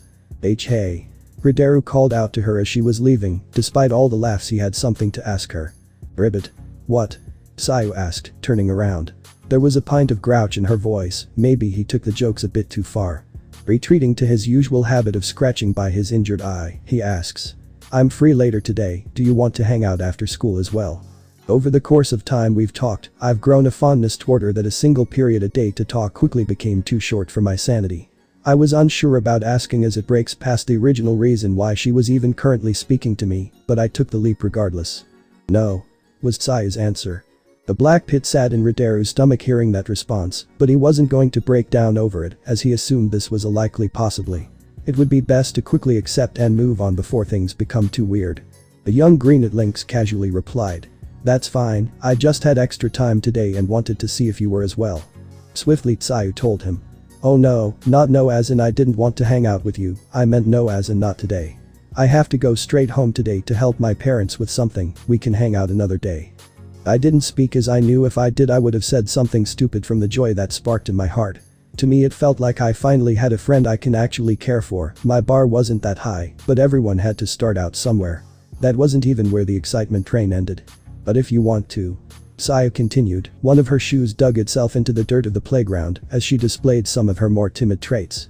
You can walk me home, today at least since I know you're free. I really didn't want to say anything stupid, so I went with a response that have been trialed and tested to never fail me. Okay. Only if you promise not to do anything gross like eating your own skin. It was right then that Rideru started finding Tsuyu's frog face appealing when she gave him the most adorable pout in an attempt to show off her irritation with him. Her puffy cheekbones, lengthy mouth, and big oval eyes made it hard to take her seriously, not to mention that Rideru didn't spot many signs that she was actually angrily mad, more flustered chagrin. He had to bite down on his lips to prevent himself from bursting out laughing as he watched her walk away without a word, her foot subtly stomping against the ground as she left. Starting that day, Rideru would always walk Tsuyu home. At first, it would only be down to her block that he'll walk her down, then it quickly evolved into escorting her to her street, followed by walking with her to the front of the apartment building her family lived in, then to the floor level, and finally right to her front door. We still argue today over who was the one that kept encouraging the other to go further and further into this walking home agreement. I swear it was her that kept guilt-tripping me into staying with her more of the way by pointing out how half-ass it was to only walk her back partway, but she says I was the one that was making excuses as to why I wanted to escort her closer to her room, even though she would have been fine by herself. The nerve. Anyways, it wasn't anything too special until I accidentally ran into her family at the door. That was awkward as hell, which is why I left as soon as I could. The family wasn't the worst, except for the younger brother. Fuck that kid. Weeks have passed since the two children's first meeting, with them growing comfortable with each other. Such as the time when Ridero was finally able to take off his bandage for good. He decided to save the occasion to share it with Tsuyu. Ow, ow, yelped Ridero as he was trying to take the patch off his eye. The sticky substance on the band-aid was becoming gradually more painful to peel off. What are you doing? Tsuyu asked, watching how slowly he was peeling it. We're going to be here all day if you keep going at that speed. This is a lot more painful than it looks. Ridero shouted back. He winced again as another millimeter of progress was made. Jumping around a bit to shake off the pain he was feeling. Not wanting to be there all day, Tsuyu lent a hand to assist him, saying, "Here, I know something we can do to reduce the amount of pain." "What?" "Ribbit. This," Tsuyu calmly said, grabbing the patch when Ridero's grip on it had relaxed and ripped it off in a single stroke. "Mother," shouted Ridero, clutching his eye with his hands and having what could only be described as a muscle spasm as his body jolted in every direction. His uncovered eye popped out, his head bobs up and down, and the vulgar curses he was about to yell was silenced by puffs of angst and blows of pain relief. Tsuyu didn't know it at that time, but this young green lynx had an extensive vocabulary of swears and insults that could flood out like a waterfall to drown her purpose of being alive, farmed and invested in by his environment. Her soul was only saved by friendship and self-control. MMM. MMMMM. MMMMM. Ah, fuck. The apathetic frog watches on with a small smirk, giving a redundant question. You okay? Ribbit. Ridero snapped his head toward her, shouting. What do you think? Seems to me that you're in pain. Geez, I wonder why. I was doing you a favor. Well, thanks for the pain, Packer Usagi. Ridero paused for a moment as he realized she might not know that word. You cruel bag of slime, croaking lies. Tearing off a band-aid slowly is the perfect choice for a long excruciating experience. You have to get it over with, that way you only have a short burst of pain. Most of it will overlap anyway, so you won't even feel all of it. Could have still warned me. Ridero grumbled under his breath, rubbing his eye. Shifting closer to the green lynx, Tsuyu sent her decently sized hands to softly grip Ridero's own. Trying to get him to lower his palm so she could see, she said. If I did, you would have made it worse by struggling. Now let's see. You'll get yours, frog, mumbled Ridero, giving a small pout as he removed his hands away from his face, letting his froggy friend see. There was no response from Tsuyu as she stared at him, her vacant stare only becoming more blank as her mouth dropped open. Seeing her expression, Ridero was unnerved and questioned her reaction. Well, did it scar? Stiltedly, the greenette frog covered her mouth with her hands as her body began to shake. A cold shiver went down Ridero's spine when he heard her softly murmur the words. I'm sorry. The possibilities ran rampant in his mind. Was the damage worse than he thought? If so, then he might have lost the use of that eye completely. Is it that bad? A panicked Ridero exclaimed, covering his eye again so she didn't have to look at it. Tsuyu shook her head. Oh. Went Ridero, lowering his hand from his face. As soon as he did, Tsuyu's bizarre reaction erupted again as her body hunched over. She was shaking uncontrollably and it was becoming worrisome. What? What? The lynx yelled, the suspense she was putting him through was unbearable. Gagging relentlessly, Tsuyu stammered. Why, your eye. I knew it, I was too hopeful. My eye is gone. Ridero exclaimed. In his shock, he didn't notice that his other eye was currently open. Not that he would notice since his vision barely changed. Brow. Tsuyu burst out, croaking a parade of laughs as she pointed right above the greenette's right eye. Your eyebrow? It wasn't until Ridero looked in a mirror did he realize what happened. When his eye was last patched up, the sticky substance on the band-aid was accidentally placed over a bit of his eyebrow, so when Tsuyu ripped it off, a big chunk of his eyebrow went with it. Kiki, Kiro, wheezed Tsuyu, earning a scornful look from a red-faced Ridero. The frog girl had to hold herself up as she was about to fall over. I'm sorry. I know I shouldn't laugh, Kiro. You just look. Hey. Ribbit. As she was speaking, Ridero had begun walking away with a flustered scowl on his face. The froggy greenette ran after him, still chuckling, calling out. Hey, come back, Kiro. No. Ridero yelled back. You lost my talking privilege for the day. Oh, come on. I'm serious. Fine, I'll stop. PFFFFFT, Kayakarakaro. I'm leaving. Haha, wait, I'm sorry. You're extremely messed up since you were the one who did it. That's why I'm apologizing, Kiro. Partly out of pride and partly out of embarrassment did he walk away. Giving her the pseudo form of a silent treatment. In years to come, Tsuyu would master this technique and rapidly use it against him. Side note, after a few days when I had finally started talking to her normally, I ran into her brother again. Hey. Said Samador Asui, Tsuyu's younger brother. With a bluntness that must run in the family, he told him. that eyebrow and those scars make you look funny. Not even the haha funny, but the ha look at this idiot walking around like that kind of funny. Like a clown who screwed up his makeup but still went out trying to pretend like the people are laughing at his bit and not at his existence. Cheeky little shit. Mumbled Ridero, trying his best not to let the depression that flooded his body make him drop to the ground. Yeah, I hate her brother. You should cover it. Suggested Samador, pointing to his own haircut which covered one of his eyes. When I got pink eye I changed my hair to this while the treatment was taking place because my eye still looked funny. Thought I looked cooler with it, Sayu seemed to think so. The black furred ears of Ridero twitched. Did she? I know what you're thinking. No, that wasn't the reason why I wear the hair the way I do. For a while I've been thinking about hiding my scarred eye, it was becoming a burden looking at it every day in the mirror, constantly reminding me that it's there. Just having it out in the open felt wrong. It just so happens that her brother suggested it at the time I was contemplating what to do about it, and that he phrased it the way he did. But it was more of a wanting to impress a friend kind of thing than romantic, that didn't come till later. Are you changing your hair? Sayu asked, after noticing how Ridero had been steadily growing and growing the front of his hair to hover over his scar. Ridero. Age 11 Sayu. Age 10. Ridero tried to remain calm about it, casually saying. This, I guess, felt like trying something new. How does it feel? Well, the wind blows against it less, it always felt weird on the skin whenever it did. Oh. Ribbit, well that's a good thing to come out of it. Why? You don't think it's good for me? Went Sayu, pressing a finger on her lips. She used her other hand to move the hair aside to get a clear view. It's not bad, you do look more aesthetically interesting with it. I just didn't mind either way. He didn't show it then, but he appreciated the gesture. Trying to play it off, he jokingly went to knock Sayu's hand away, saying. Heh, I'm not surprised you'll be so accepting. Considering what you do.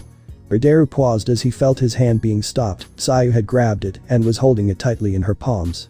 Actually, it's because you're my friend. Sayu told him. The green lynx wasn't sure what was happening to his body, but feeling her touch on his hand felt off that day. His body felt tingly, and if he had little self-control over his body, his legs would quiver from the sensation. Right. Ridero told her, still trying to chuckle it off. You don't need to tell me obvious cheesy stuff. Actually I do. Sayu replied, she took his other hand in her own as well. Hey. I have a bit of an embarrassing confession. Okay. You remember the day we first met and I told you why I decided to come sit with you instead of playing with the other kids? Ridero nodded, it was hard for him to forget the day he first met her, since they've been spending so much time together. It's been nearly a year since that day, yet to him it may as well be yesterday. The leg of the frog girl fidgeted, grinding the tip of her shoe into the dirt below them. After taking a deep breath she finally spoke. That was a lie. My family moved here a year and a half ago because of my dad's job, and I had to leave many friends behind. I've actually been struggling to make new friends since I moved here, it was pretty lonely. I guess it was my lucky day when you ended up on that bench, someone to talk to. I'm not sure if you feel the same way, but I know what I feel and I have to say. The frog held both of their hands in front of them as she stepped forward. The bright sunshine had rained over her face as she let out another long smile, one that provided more warmth than the sun itself, followed by words more comfortable than a pillow. Thank you for healing my loneliness, let's continue to be friends. I feel compassion. Flavor equal to honey. What a blissful drink. Those were the best way to explain what Ridero felt at that moment. A streak of pink blush came across his face, it wasn't from embarrassment this time. Oh. That was when I started falling for her. Ridero explained, having finally finished his long romance history to Izuku. After cleaning up the mess Izuku made, they had moved away from the building they were training at to another building that Ridero apparently owns, or earned by the lynx's own words. From his explanation, the other place is his more public spot he uses for training and telling others where they can go to find him, while this one is for private affairs. It was a lot more comfortable and furnished than the other building, with actual chairs and couches you'll find in a normal home. Or at least, that's when I noticed I was falling for her. The lynx continued, going to the cooler in the room and opening it to get out some soda. It was hard to tell what I was feeling beforehand since it happened a few years ago. I don't think crushes like those just pop out of nowhere anyways. When he turned back to Izuku, all he saw was the green fox with sparkles for eyes and his mouth hanging open, as if a fangirl saw All Might shirtless. Looking down at him like how most people look down on K-pop fans, Ridero asked. What? That was such a touching childhood romance story. Izuku stated, placing his hands on his face. I feel like I could cry. You two have been by each other for over half a decade. Not really. Ridero told him, tossing him one of the sodas. You see. You're moving. Rideru exclaimed, a bit louder than he intended. Sai sadly nodded her head. My dad left the job he was in because it was apparently turning extremely abusive to him and managed to find another that promised to give him better conditions. We're leaving in a few weeks. Rideru. Age 12 Sai. Age 11. Rideru was speechless to lose a friend like her so quickly after she opened up to him. It was like a cruel joke by God to bring him up only to take it away. I'm sorry. Sai told him. She took a step forward before immediately retreating it. Shame filled her face as she turned away. I spent all this time asking you to stay friends with me, yet I'm the one who left first. There were many things Rideru could have done at that moment. He could have cried, yelled, been enraged, cursed everything, and everything in between. What he went with was acceptance. He gave a slight shrug, saying, well, it was great while you were here. I wish the best for your family and hope you'll make friends wherever you end up. Encouraged by his words, Sayu immediately collapsed into his chest. She was hugging him tightly as tears flooded down her cheeks, nuzzling her head against him as she cried out. But, I don't want to lose you. Not another friend. Ridieru's heart was shredded into pieces, yet he remained calm. The Lynx thought it would be unnecessary for him to be emotional about this subject. He knew Sayu was handling it way harder than he is, since she's the one stuck with the difficult situation. There was no need to make it worse for her over him right now. The status quo has been maintained again, such is life. He softly embraced her and petted her head. While his eye was hollow, he assured her. Hey, don't cry. You're overselling this entire thing, people come and go, you can't bawl your eyes out over every person that walks out the door, or else you'll be crying all day. But you're not just someone. Sai sniffed. That's probably a good thing, I'm a bit of a dick. I would skip school to take naps, stay out late at night, gotten into a few fights over dumb stuff, constantly insult others, and a whole heap of stupid things. Rideru told. You can honestly do better than me in terms of friends. Sai looked up at him. And what if I can't or maybe don't want to have more friends? Ribbit. Be a lot cooler if you did. Replied Rideru. Honestly, that'll be the one thing that'll make me happy about this if you did. I know you can, you ain't the worst. Just don't do anything gross and you'll do fine. Sai's tearful face began to ease as her mouth curled into a pout. You jerk. You always got to say the meanest things, don't you? I did establish that I was a dick a few moments ago. Rideru chuckled. He made that feeling last as he knew it was going to be a dark winter, because he'll feel it again. So can you do this for me? Can you grant this jerk's request and make friends beyond me when I'm not around? I won't do what a jerk wants me to do. Sayu croaked, sounding a bit harsh before her voice eased up to say. But I will do what I can for a friend. Good. Rideru smiled, scratching by his scarred eye. Who knows, if we meet again sometime in the future I won't mind being with you again. I'll hold you to that. Sayu told him. So don't break it when we meet again. She then moved as she said a few weeks later. We didn't see each other again till, I don't know, let's say a few months ago. By sheer luck we both ended up hopping through a few cities. I ended up here not that long after she departed when I was 12. Her dad finally got a good job to settle down in and in turn found a house they could live in permanently that just happens to be in the travel range of this place. Rideru explained, opening his soda and drinking it. When he looked at Izuku this time, he looked on the verge of tears. What the hell is it now? He grouchily asked. Izuku exclaimed. It's just so sad. The drop of sweat dripped down the lynx's face. With his stoic eyes glaring, he told the boy. Fucking Christ, don't cry over dumb shit and other people's business, or else you'll be crying your entire life over nothing. I told you this story for a reason. Why? To show what you're doing wrong with Rumi. Izuku sat up straight, replying. Oh right. For the last couple of months, while I was trying to keep Rumi's mindset to seeing you as a potential lover and not a brother or son, I've been carefully watching you and seeing how you'll react to things. Rideru told him. Wait, so you didn't talk to me all that time on purpose? Oh no, part of that was just me being nervous. What? Was Izuku's question of utter confusion. Rideru shrugged, keeping his straight blank face. Unless you didn't notice from my backstory, I'm not exactly the most social person alive. It takes time for me to warm up to people, especially when they're not that social either. With you, it's even more awkward considering your connection with Rumi. Don't bitch because it took Mary 5 months before I even told her my name and Kitsune 3, she just called me the Green Mute. I don't want them to know that they make me uncomfortable, so I go with a plan of remaining blank-faced to everything, so at least they think I don't mind. I don't think that works. I thought you hated me. I never said it was a good plan, just one that works for me. It's hard to argue against that logic. Point is, I've been looking into you. Rideru stated, drawing on the dry erase board that he had in his private quarters for some reason. He drew a few shapes next to a couple of huge words. Identifying chances, taking assertive action, risk, resistance, adapting, forming dynamic, intel obtaining, understanding, and maturity. Ridero smacks the board, giving a very conflicting low-energy face stating, "This is what you lack." "I lack all of that," Izuku asked. He knew he had his issues. Like a lot of issues. Mount Everest has killed fewer people than the amount of issues Izuku has faced in his life. Honestly, he's surprised he turned out as a semi-functioning human being the way he did, looking back at what he dealt with and still dealing with. Never mind, I can see it. You fucking better. Ridero thought to himself before continuing his explanation. From what I've gathered and extracted about you, we're fundamentally different and it shows through our actions. Identifying chances, I knew when I got my blessing each and every time and recognized them as life's tiny little bones it tosses once in a long while that should not be relied on. You seem to still have a habit of sitting on your fucking hands for a miracle to happen to you. There's a difference between tactically waiting for an opportunity for something through planning and preparations and being dependent that the stars will align just right for some good to happen in your life to make the right decision. That was a fair assessment. Well, things like deciding to live with Nezu for training and a few other choices were him seeing a chance by himself. There were many more times where it seemed like he was waiting for the sun to turn black to choose something unless his back was against the wall.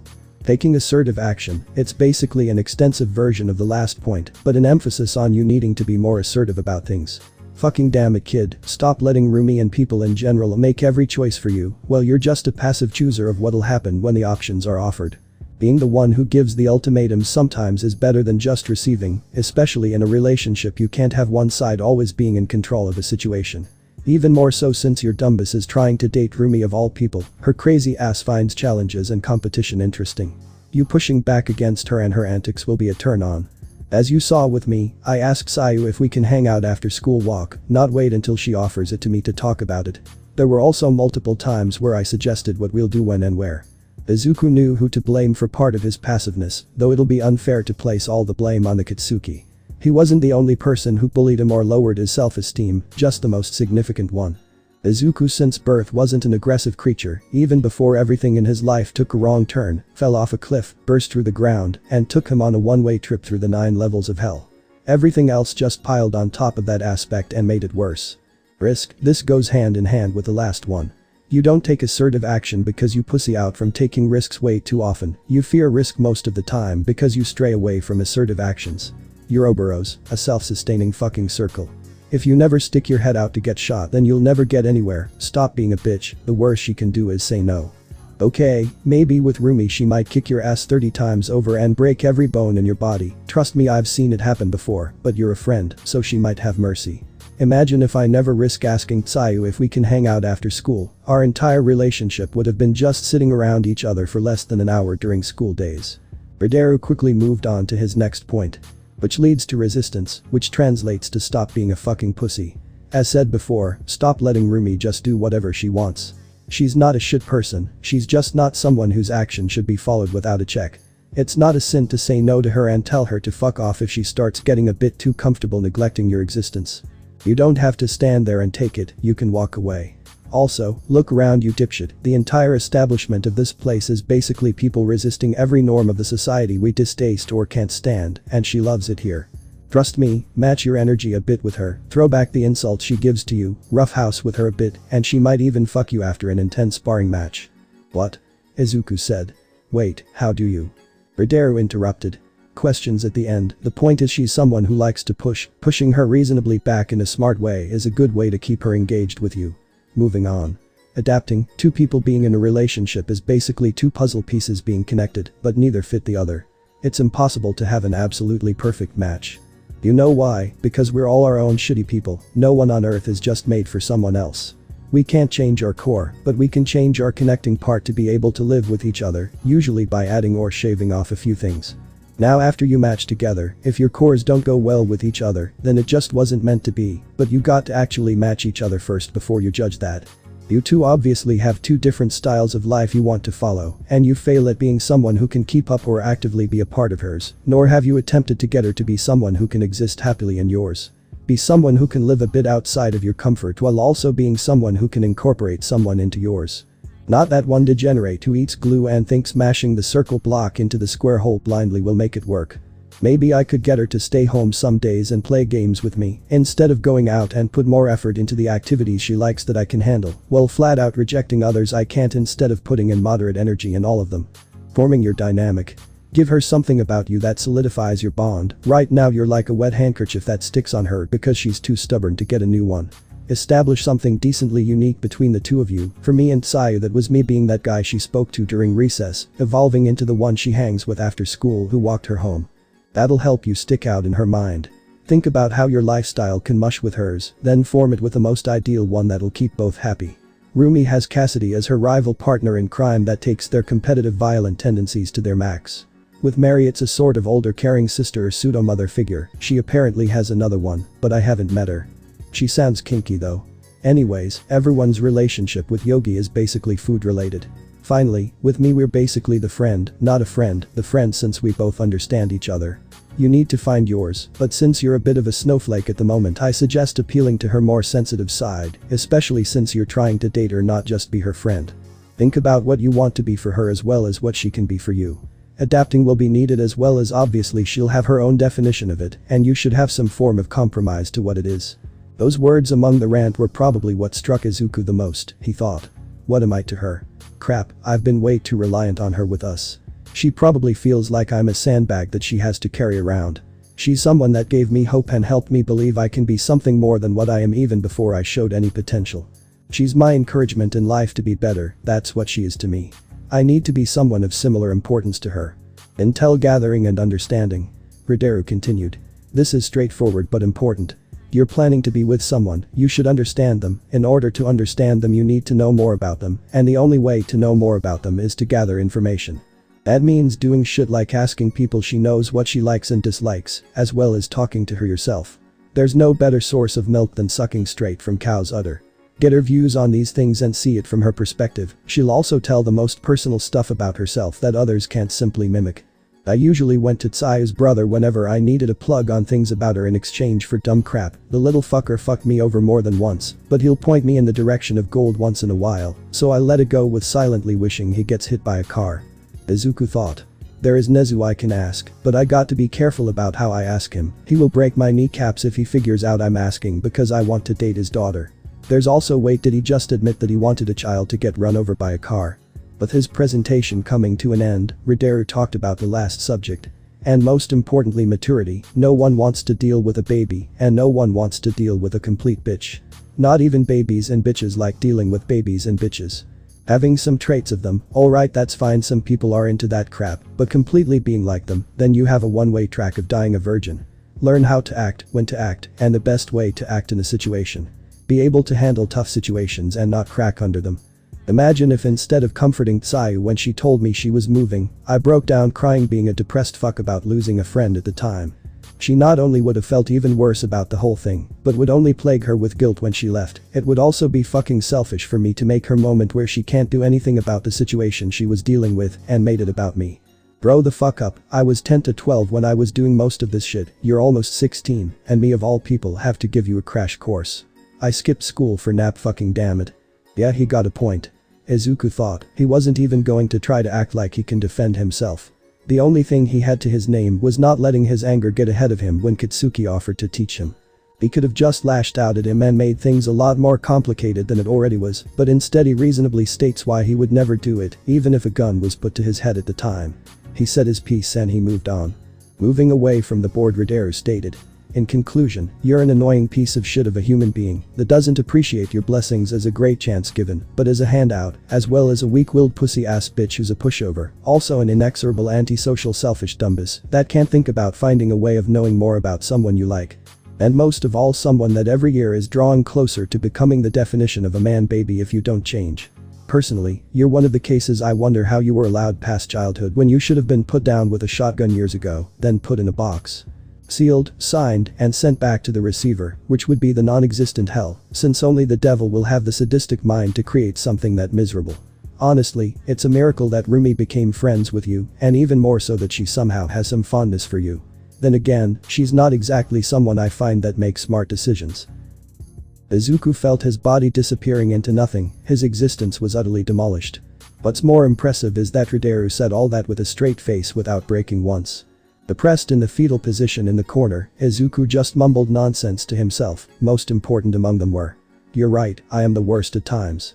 Ridero got his attention back by throwing his empty soda bottle at the wall by him, calling out. "Hey. Be depressed on your own time, not mine. In fact, stop being depressed like that in general, that's probably how you develop so many issues in the first place. You spend more time retreating to self-depreciation and self-pity mode than assessing what was the issue. Be a man for once, when life throws shit at your face, stop hunching over covering your head in fear, look forward, knock the crap away, and kill what threw it in the first place." "Alright." Izuku exclaimed, turning away from the corner feeling a bit energized. "Oh, and one more thing." Ridero grumbled, dusting off his hands. Izuku tilted his head. Almost instantly Izuku's sense flared up, it was the same as when he faced Katsuki on the street. Yellow bold words, with a haze of black. "Defend." It happened so quickly. Both of Izuku's hands were wrapped around the wrist of just one of Rideru's hand that was awfully close to Izuku's neck. The green link's middle finger and thumb lightly tapped against the pale skin of the fox. Rideru's blue eyes stood mere inches away from Izuku's face, they were sharp as a blade, as if he was ready for a hunt, with the same vacant look he always has, but now with more darkness shadow looming over his face. As Izuku's hands shivered with Rideru's wrist tightly in his grip, Rideru calmly spoke. "I don't like the way you treated my friend. Rumi gave you a chance she doesn't give out often to other people, and instead of taking full advantage of it with grace, you sat back with your greedy ass mouth open, waiting for another one, as if it was her job to feed you.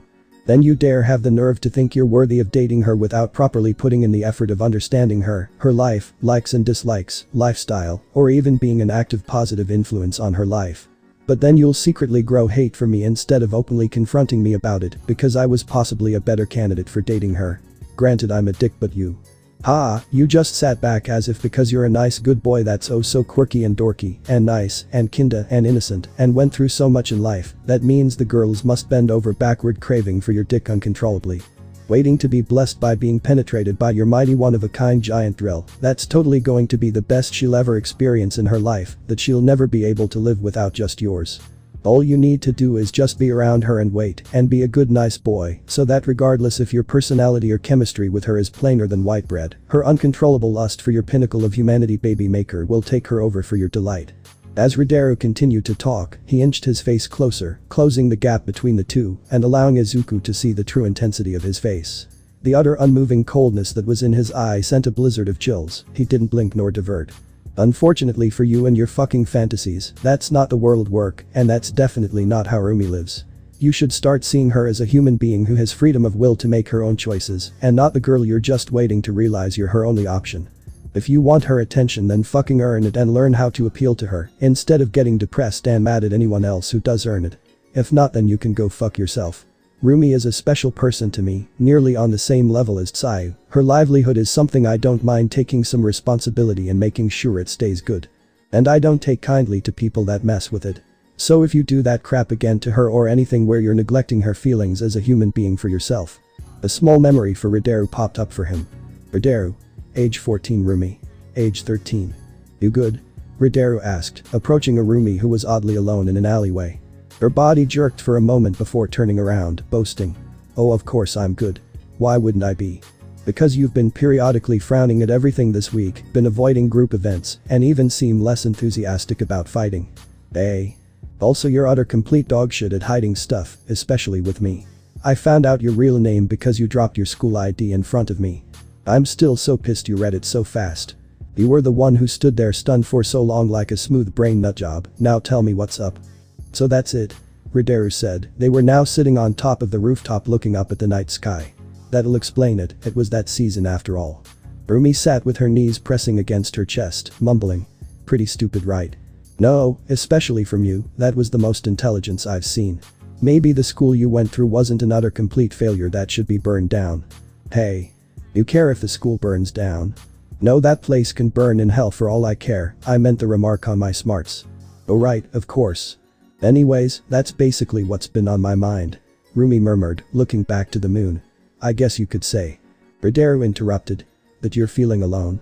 The bunny looked at him shocked. "How you know what I was about to say?" "It's not hard to see some of the things you say coming." The link sighed. "Plus, I recognize the look on your face, or better said the look in your eye. It told of a special kind of loneliness, one where even among a group of misfits who are supposed to be just like you still sometimes feel like a complete outsider. Rumi looked straight again, this time looking down at the ground. Don't tell the others about this, okay? I don't want them to think they're not great friends, they already do so much, and the time I do spend with them is amazing. It's just. Ugh. Dumb emotions, I hate them. Why can't people just be someone that drinks cola and kicks ass? Fuck everything else.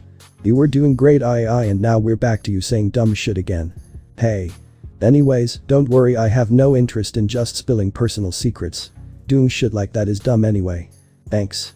And if you ever start dealing with those dumb emotions again, you can always just come back to me to talk about it. What, really? Why wait a minute. Why would you do that for me? Possible blackmail? I don't get what's with people and forgetting what I just fucking established a few moments ago. No, I have no plan to blackmail you. Oh. Went Rumi, her floppy ears lowering a bit at her own stupidity, not a rare moment between the two. Then what? Probably because I can relate to the feeling. You know, I'm a bit of an outsider myself. Ridero told her, he laid back on the rooftop. So maybe having another outsider to talk to could do you some good. Just think of me as your medicine to heal your loneliness. I'm not worth much, apparently I'm decent at it. As the memory ended, Ridero drew his middle finger down from Izuku's neck toward his chest and let a single claw nail pop out and poke him. He moved his head, letting his hair shift out of the way to show his scarred closed eye. As it opened, Izuku now had two blue eyes glaring coldly at him. With pupils so black that Izuku almost forgot the colors of his eyes, just staring at how bleak and hollow those pupils were when Ridero said the next few words. I'll kick your ass so hard that you'll never be the same again afterward. Izuku nodded his head, showing he understood. I got it. Izuku replied. In truth, I've realized it myself how unfair and not right our relationship is. I want to fix it. So I apologize for some of my actions earlier, let me do it properly this time and request this. Please help me be better. Okay. Ridero shrugged. Wait, really? Izuku said. Just like that? Yeah, I was planning on doing that anyway, that's why I brought you here. I was just establishing how much of a piece of shit I think you are and why, so you know what we're fixing. But why if you think I'm that bad of a person? First off, I didn't say you were that bad of a person, I just called out the many flawed traits you have that I don't like, thus I see you as an annoying pile of trash. Like I said, Rumi matters to me and so far she really likes you despite all your flaws. She just doesn't realize how much she does. If she likes you, well, I can't stop her, but I can help make sure she's happy with her choice. That means changing you from what I identify as a piece of shit to a somewhat decent human being. Oh. Kinda wish you'll stop calling me a piece of shit though. Izuku said. Ridero stared at Izuku for a moment before stating. Nah. The cold sweat dripped from the green fox's face as he said. Well, what will we do? Right then did the door open and in came Yogi and Simba. That's what they're here for. Ridero told him. Yo. Simba greeted. I heard our new member was having some lady trouble. You know, I'm quite a flirt around town myself, but sadly with my responsibilities I can't commit to them all. You know they're this close to calling me the king of the jungle, right? I rushed over as soon as I heard. Yogi said with a sandwich in hand. I can offer whatever I can. They're here to assist me in your stop being a bitch rehabilitation. Ridero states. Izuku ears curled up hearing him, repeating. Rehabilitation. Yes. Ridero said, pointing to the board. As I established, your existence is pitiful at best, and the pit of hell where annoyance is born at its worst. Another big thing about relationships is you yourself, not just how you connect with her. If you're a piece of shit, you might still date a girl by making the words, but don't expect it to be a happy relationship. So you're going to put dating Rumi on hold for a moment and work on making sure she's not crushing on a garbage bag. Basically, we're going to take you away from Rumi for a bit and help you become a better version of yourself first. Simba exclaimed. And with fewer insults. Yogi added. Sorry for Ridero's language, by the way, he has a cruel way with words and deconstructing others. Ridero rolled his eyes, turning to Izuku saying. Anyways, I hate overly long drawn-out conversations, so I'll get to the point. I got a plan. You follow it, it'll whip you into shape, you have a chance. What do you say? Yes. Izuku declared, why the hell would he need to think about it? Good, let's get to business. Ridero said with his unmoving face. Me and the boys are going to put you through anti-simp training. Am I a simp? The room erupted from a vast amount of mumbles and uncomfortable comments that were cultivated into one phrase. You're tethering dangerously close to it. Ridero brought his attention to the board. Now first things first, you have to. As Ridero was speaking, there was one thing that had Izuku thinking. Ridero is extremely different now from his past self. From how he described it, he was still a crude person, but it was at a controllable level, and he showed a lot of emotions about the things he did. Now, he still has some compassion seeing as he tried to wring my neck over Rumi, but he seems so off now. Izuku had to question. What happened? 2 years and 5 months left before UA entrance exam. Sometimes, when you feel like you're giving it all you got to change but receive little results, there's a chance you might not truly be trying as hard as you say you are. There are cases where you need to truly revamp yourself to move on. The fresh new day, after a shower Izuku had dressed in fresh clothes before leaving the house. On his way out he passed by Rumi who was dressed in casual wear, her white hood and shorts rested on her body quite wonderfully.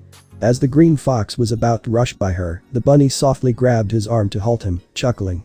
"Woo, hold it there Speedy," almost went by before I could say a word. "Oh hey, sorry about that Rumi. Did you need something?" Izuku had calmly asked, looking her straight in the eyes. "You're heading to the streets downtown, right?" Rumi asked, giving the cold word. The streets downtown is referring to Yasei alley used for teens to speak publicly about it, without it being referenced directly, so they won't get in trouble by their parents or authorities. Terms like downtown streets and downtown are great covers because of how vague they are. There are many shops and street names that could fall under the category, even with the context of the topic, it can be hard to decipher the many meanings it could have. I was about to pass by it to meet up with Cassie and go to the mall. "Come with, it'll be fun." Rumi heard that the mall had some new stores to be explored, including strength tester machines that she and Cassidy are dying to try out. That was when Izuku hit her with something different. "Not today, I got somewhere to be," Izuku told her. "Oh," responded Rumi, her long wide ears stood straight and her eyes enlarged at the response. "Training with Rideru." Izuku shook his head, answering. "No, I made plans with a few friends. I'm also running a little late." "Hey. Right, I shouldn't hold you up then," Rumi said in a small daze, slowly letting go of his arm as she stared blankly at him. "Where are you heading to again?" "It's somewhere around the city," Izuku quickly stated, swiftly retracting his arm as he began a soft jog away. "See ya." "Wait, it's where?" Rumi asked, tilting her head in confusion. That was pretty vague. By the time she was finished speaking Izuku had already made it by the door. "Sorry, I'm really running late right now and they're waiting for me. I'll explain it to you later." Then he was gone, with the hallway quickly falling silent. Speechless, the bunny stared at the spot Izuku was standing at next to her, then to the door, and then to her hand. Her eyes squinted and she furrowed her brow. Something feels off, Rumi thought to herself, before suddenly her body jolted at another revelation. Wait a minute, when did he ever have plans? Ba dumb. Ba dumb. Ba dumb. Clutching his chest, Izuku stumbled his way toward the streets, panting like a dog in summer. Holy crap, that was difficult, my heart felt like it was about to explode. Thought the green fox, there were few occasions where his heart beat this fast. It wasn't as if talking to Rumi usually caused this reaction, to this extent, but it was only escalated by the fact that he had to keep such a calm outward complexion. Restraining such bodily actions that were emotionally charged take a much greater strain on his body than he initially thought. How does Rideru do this all the time? He thought back to a conversation he had with a braided hair greenet before. This is quite hard. Never said it was easy. Part of self-control is not submitting to every impulse you have. If you always jump at the first option that pops up, you're shutting off all the other possibilities that could yield better results. You're going to need to keep a cool head, or at least fake a cooler head, that might help add some maturity to your complexion. How's pretending that I have a cool head will make me mature? It'll mostly help you look more mature, because it'll prevent yourself from doing something stupid that'll ruin a moment. Trust me, when it comes to relationships and girls, there's going to be multiple situations you're not going to believe you got yourself into, and acting like a complete virgin could and will ruin a lot of the moments when you could have made them be something memorable. But I am a virgin. And water is wet, no need to state the obvious. Everyone starts off on level 1 when it comes to any form of romance. That doesn't mean you need to act like it all the time. You could attempt to make moves as if you got a few levels under your belt, or at least mimic some useful actions they do to succeed. Like taking note of your parents started dating. Yeah, sure, if that works. Anyways, the point is, keeping your composure when talking to Rumi will be a good first step. But at times my heart beats so fast, so when I talk to her, especially when she gets super close and personal. I know, I've had similar reactions with Tsai. That's even more of a reason to learn how to stay composed. Imagine this as closing yourself off so you don't do anything stupid and fuck up an opportunity. I don't like that term. What term? Closing myself off, it makes it sound like I'm not being myself, then just acting more composed. Okay, call it whatever. Try having conversations with her without a major hiccup. We're going to be putting some distance between you two anyway, so this'll be perfect. Keep your conversations short and sweet, then leave as quickly as you before you do something embarrassing. We can work on gradual progress later. Luckily that's been working well so far with no mishaps. Today was the first time Rumi actively stopped him like that, and he managed to get through the entire conversation. Despite being so close and making contact with her, he managed to keep a calm outer exterior. It's small, but progress is still progress. As Izuku was jogging his way to the location Ridero had told him to meet him at, a cop car driven by a familiar porky figure stopped by him. "Aho there, young one." Officer Oinks kindly greeted, waving to him from the window. Stopping in his tracks to chat with one of the few consistent people in his life that's sane, Izuku said. "Good morning, Officer Oinks, how are you?" "Same as always, raising up early to do my civic duty with a coffee in one hand and a donut in the other. Probably shouldn't be driving with my hands full, but hey, reckless driving habits at my age is common practice, hahaha." Izuku spared a few chuckles as he thought. That reminds me of whenever Aunt Mitsuki is driving, there were definitely times where I thought my life would have ended in a car accident. Don't even get me started on if she had to drive Kitsune and me because she didn't want us to be late for school. Road safety laws prepared to be ignored. "Buckle up, boys," Mitsuki stated, revving up the engine of the car. That's not needed, we can be a little late." The young Izuku, who didn't have a death wish, suggested, not wanting to die for of all things school.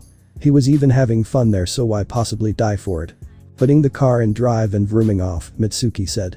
"Nah, we're paying that rip-off of a school for a full year of teaching, and we're not letting them get a single cent for free. You kids are getting your full education even if it kills us." "Kill us?" Izuku exclaimed in horror as he gripped onto whatever he can for dear life as he began feeling the high speed. "Why?" On the other end of the spectrum, the young explosive blonde was cheering. "Woo-oh, I love you, Mom. Honestly, there is a lot of signs I missed as a kid of the pending insanity I'm constantly surrounded by." Izuku thought to himself, seriously questioning if half the reason his life gets so screwed up is because he's constantly surrounded by maniacs. Catching his attention again, the porky officer asked him. "So where are you heading to on this pleasant day?" "Oh, I'm going over to meet some friends to hang out by the cliffside." "All the way over there? That's quite a long trip to go on foot." "That's why I'm jogging, it's too close to taking the train to be effective. If I keep up this pace then I should be able to get there within an hour, maybe a little over." "How about a ride and I can get you there in less than 15 minutes. "Really? You don't have to, I'm sure you got patrolling to do." No, it's fine. My path today go by there today anyway, I'll just drop you off as close as I can." "I don't think the guys from Yasei Alley would like that I drove with a cop there, they might also not like that I told one where we were going to meet. It shouldn't be a problem as long as they don't find out, though I should avoid the car ride, in fact convenience makes it that we run into them. My luck is a forever fluctuating factor I shouldn't rely on." Izuku thought, a moment away from respectfully rejecting the offer. "Besides, I got donuts," Officer Oinks cheerfully stated, holding up the box. "Do you got the chocolate sprinkles?" Izuku asked, his hand shaking as he pointed to the box. As a fellow donut connoisseur, he let the action do the talking for him, casually popping open the lid of the box and showing a wide variety of tasty pastries. Among them were a few chocolatey delights that were sprinkled with sprinkles. During the car ride, as Izuku was joyous nomming on his donut, Oinks continued to chat with the boy and ask how he was doing. "How is your hero training with Nezu going?" Almost immediately the sweet bliss fantasy Izuku was in was torn away from him to drag him back to the cold coarse reality he lives in. "We're doing what now?"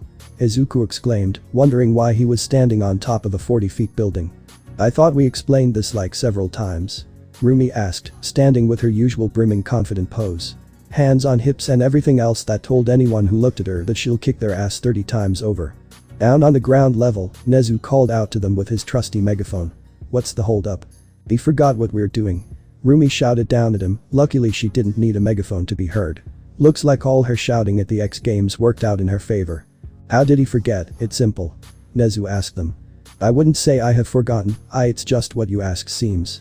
Izuku's words trailed off a bit as he looked at the pyramid-stacked folding tables below on the ground. Excessively nonsensical. "How so?"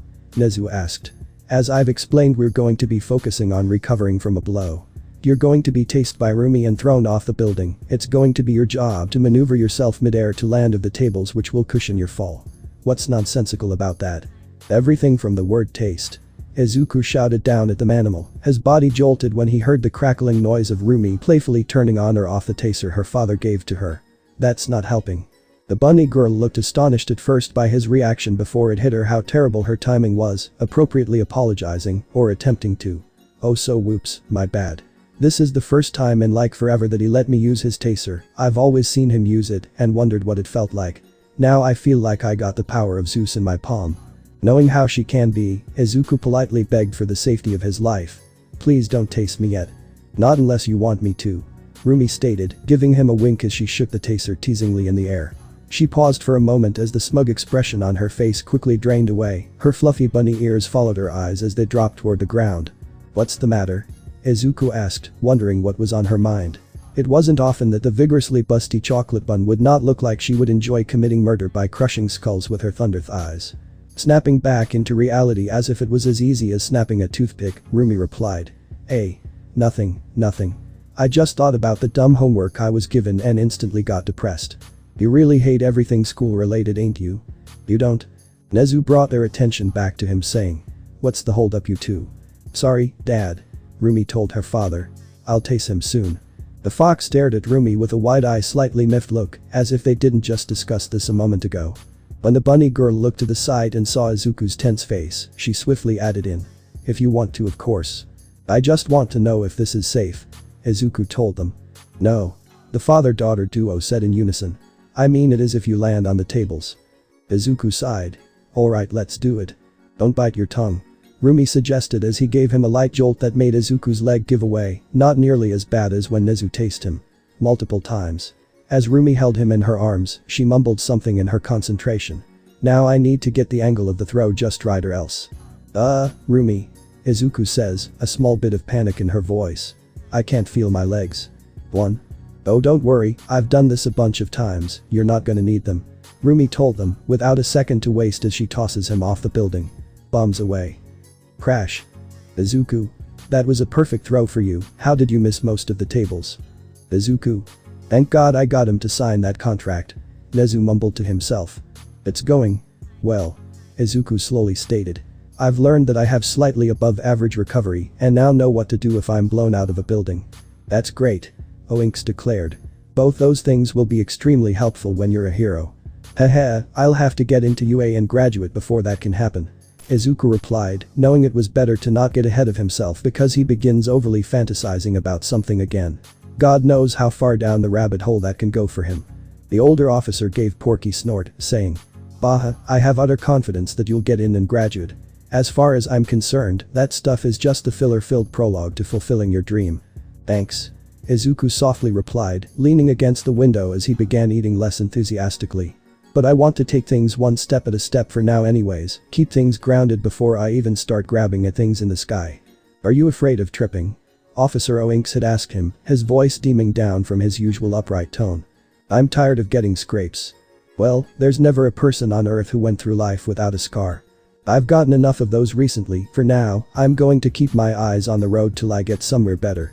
The officer took a sip from his coffee before saying. Well, there's nothing wrong with securing yourself on the ground to not get hurt, but if you spend so much time looking down, then all you're ever going to see and feel is the mud. Izuku looks out the window, not able to think of a proper response. He just sat there, not even gnawing on his donut anymore. Looking up at the rearview window, Oinks continued. You know Izuku, there's this large group of rowdy kids that hang out in a not so well-off place. They have these big metal gates that they use to keep everything a kid is holding in, and older adults like me out. As he was explaining, Izuku sat up in his seat, the fox quickly caught up to how he was referring to Yasei Alley. Every day, whether or not I'm on duty, I drive over to the same entrance and ask them how they're doing. Oinks stated. Of course, I got rejected. A lot. Like a lot. Like getting eggs tossed at you levels of a lot. Izuku asked, trying to be vague enough. Oh trust me, that's the light version of it. Kids can be horribly cruel. And horrible in general, haha. That's a heavy understatement. Commented Izuku humorously, but that tune slightly dropped as he mumbled. But I guess I'm not completely exempt from that either. Yeah, but then again, what would you expect from people with under 2 decades of experiencing life? Most of that time is spent in utter ignorance to everything around them and many things inside of them as well. I know I didn't understand why I loved thick milkshake so much until I discovered it's because that's how I like my women. Wait, what? Izuku asked, quickly snapping his head toward the officer. Nothing. The Porky man coughed, his driving swerved a bit as a small blush came across his face. Anyways, the point is that kids are naturally going to struggle understanding everything going on, which can result in mistakes being made. Being ignorant toward things, adults are no better at that as well. That's how I ended up losing my son. The fox stayed silent for a moment out of respect, saying, "That's sad to hear. Did he run away?" "No, a couple of years ago me and my wife hit a hard place in our marriage where we were arguing a lot.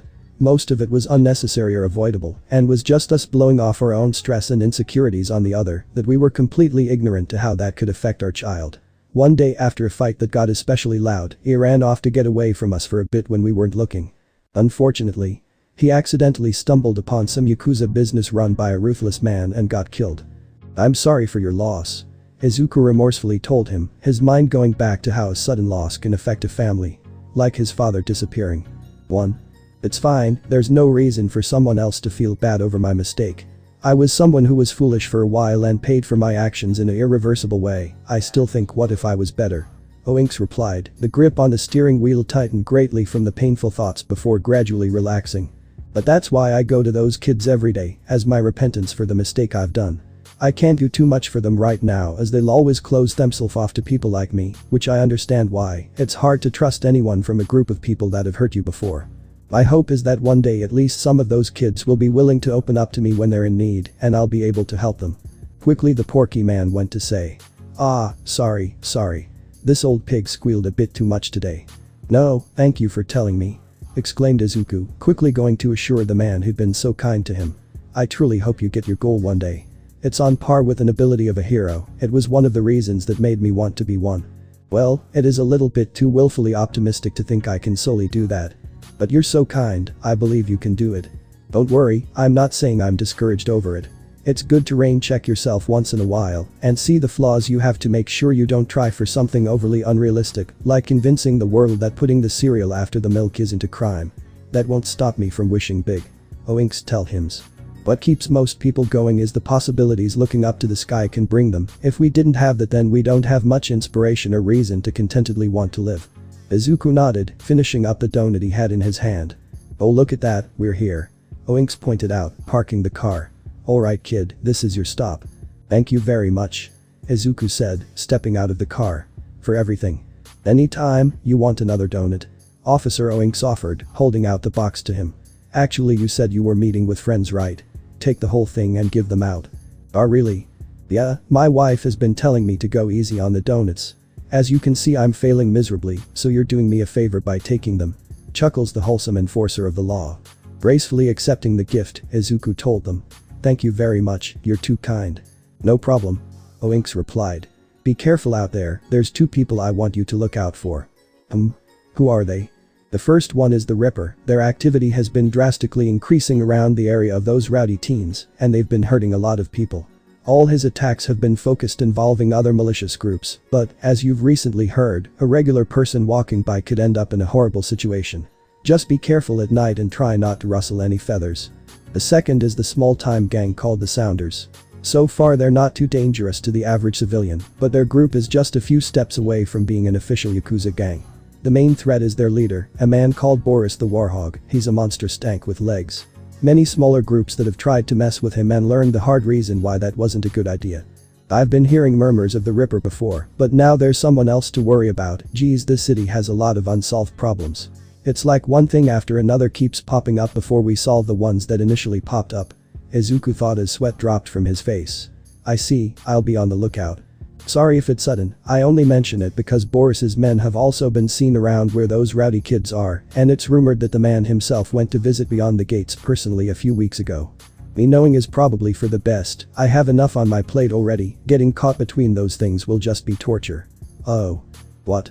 "Then nothing, I'm just praying for a good roll." "On what?" "Don't worry about it. Anyways, thanks for telling me this. I should be going to where my friends are, though. Of course, don't forget everything else we talked about and be sure to tell Rumi the same sentiments. And let her know I said her name with a Y instead of a I this time." Izuku gave him a thumbs up, saying, "Will do. You got my number right, in case you kids need something." Izuku nodded. The officer gave a smile and a wave before driving off. As Izuku watched as the car went further and further out of sight, he smiled to himself. Despite the slightly worrying ending where have to pray for Jesus to please bless his life, he felt pretty good. He couldn't describe exactly what he felt good in, he just felt good. It's mythical what a simple car ride and an open-hearted conversation with someone can do. Izuku couldn't wait to see what the rest of his day will have in store for him. I'm going to jump. Izuku shouted, standing at the edge of a cliff with his arms spread out like a bird. Do a flip. Ridero calmly called out to him. The green fox snapped his head back to the lynx, astonished by his words. Of all the times Ridero picks to say something somewhat encouraging to him, he picks this situation. At this point Izuku didn't expect any less. Or more. Whatever the appropriate version this term should be. What? Replied the older greenet, taking a bite out of the glazed donut. He was starting to look normal again, he no longer had bandages on, and his light green hair had returned to its normal form. With his messy hair partly braided into a ponytail that rested down his chest, and the right front of his hair being kept extra scruffy long to cover his scarred eye. I've been here waiting for 20 minutes, I'm anticipating a leap soon so we can move on with our day. Fuck all the environmental ranger hipsters, there's a reason why all these social media amatels only snap a few pictures for half an hour at most at locations like these before moving on. Nature gets boring to look after a very short amount of time. Completely not worth dealing with all the bugs and other crap to get there. Right. Leisurely responded Izuku, turning back to the cliff. Down below him was a steep drop to the cold damp ocean below. A white mist of gloom fogged the side of the bottom, making the fall seem endless. Why am I doing this again? I'm not explaining it. Ridero told him, taking out his phone as he figured this was going to take even longer. Why? Because I never gave an explanation in the first place. That's the issue. How is that an issue? There's literally nothing given you can have an issue with. The fact that I was given nothing is the issue. You can't just have someone come all the way up and tell them to jump without question. Why not? Because it's unreasonable. Okay. Why is it reasonable? Because you're asking me to get myself killed. I've never stated to get yourself killed, I told you to jump, only now am I suggesting you make it more entertaining by doing a flip. I feel you're not trying to empathize with me on how I'm contemplating what you said. I essentially told you, a kid who's obviously depressed about a lot of things, to just stop it. Stated the older greenet, not even looking up from his phone. I'm surprised you're still holding out for me to show some high level of empathy. Looking down, Izuku murmured. I kinda thought since you wanted to help me ask out Rumi then maybe you'll be a little warmer to me. Fuck you hated me and tried to fight me hust because you thought I was romantically after some crush you had. Who was my friend that I knew for longer and more personally than you. You were such a jerk to me as well. I'm a dick to literally everyone and I was nervous to talk, I think I've said this once before. That doesn't mean it's a good thing. I've never said it was a good thing I'm a dick, I've just outwardly stated my ugliness just like I state everyone else's own when I feel like it. I get you've definitely dealt with a lot of bad people, but isn't there anyone who you don't do that to? Like Sayu, I'm sure you don't think she's a bad person. I didn't say anyone I call out on things are bad people, they just have shitty qualities I don't like. As far as I'm concerned, everyone is a selfish shitty person, we just shift around the kind of selfish shitty person we are to hide it, then choose people whose bad qualities we can stand to be around. A bit of a cynical way to look at it. Izuku told him, another sweat dropped from his face.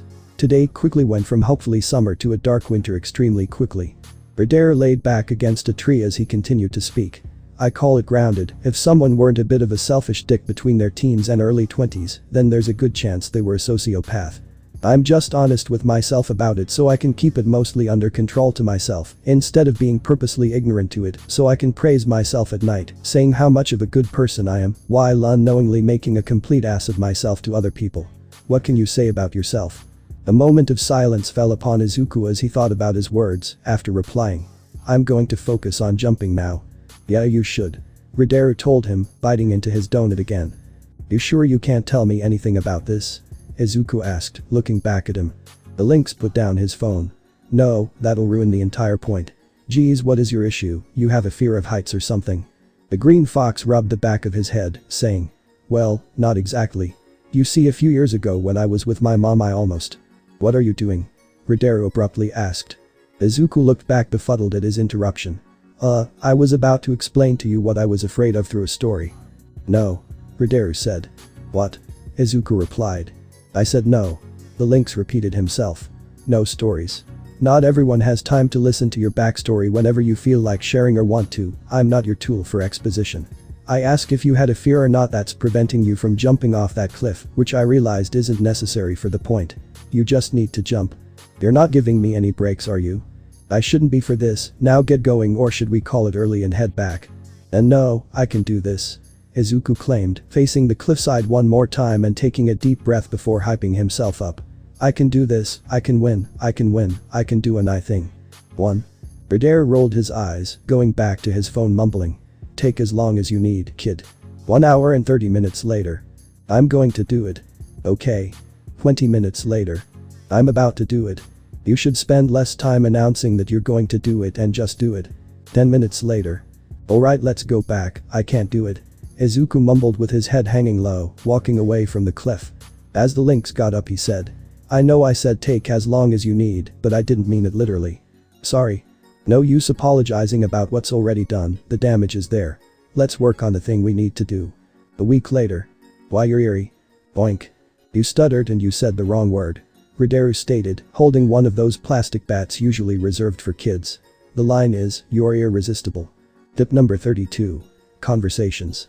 Being able to speak to a crush is obvious, but also being able to talk in a special way to show off the chemistry you two can have is just as important. Having good comebacks to possible responses and statements that are entertaining, flattering, humorous, or moderately distinctive to yourself toward them is a plus. Izuku rubbed his head where he was boinked, muttering. Right, irresistible. Don't get worried, if you overthink the line then you're bound to mess it up. Yogi the possibly albino bear said, giving some words of encouragement. The overly boastful Simba added. Let it flow out naturally like how you breathe and don't feel afraid to say something a bit obtuse once in a while, experiment. Sticking strictly to formula is a good way for someone to see you as nothing special. Besides, you've already said some of the worst lines ever to her and she somehow still have interest in you. Ridero muttered. At this point, throwing a few more messy oddballs at already filthy wall between a couple of good ones won't hurt anything, it's actually just a waste of opportunity if you don't take advantage of it. I get it. Izuku told him, slapping the sides of his face to prepare himself. As Ridero rested the bat on his shoulder he said.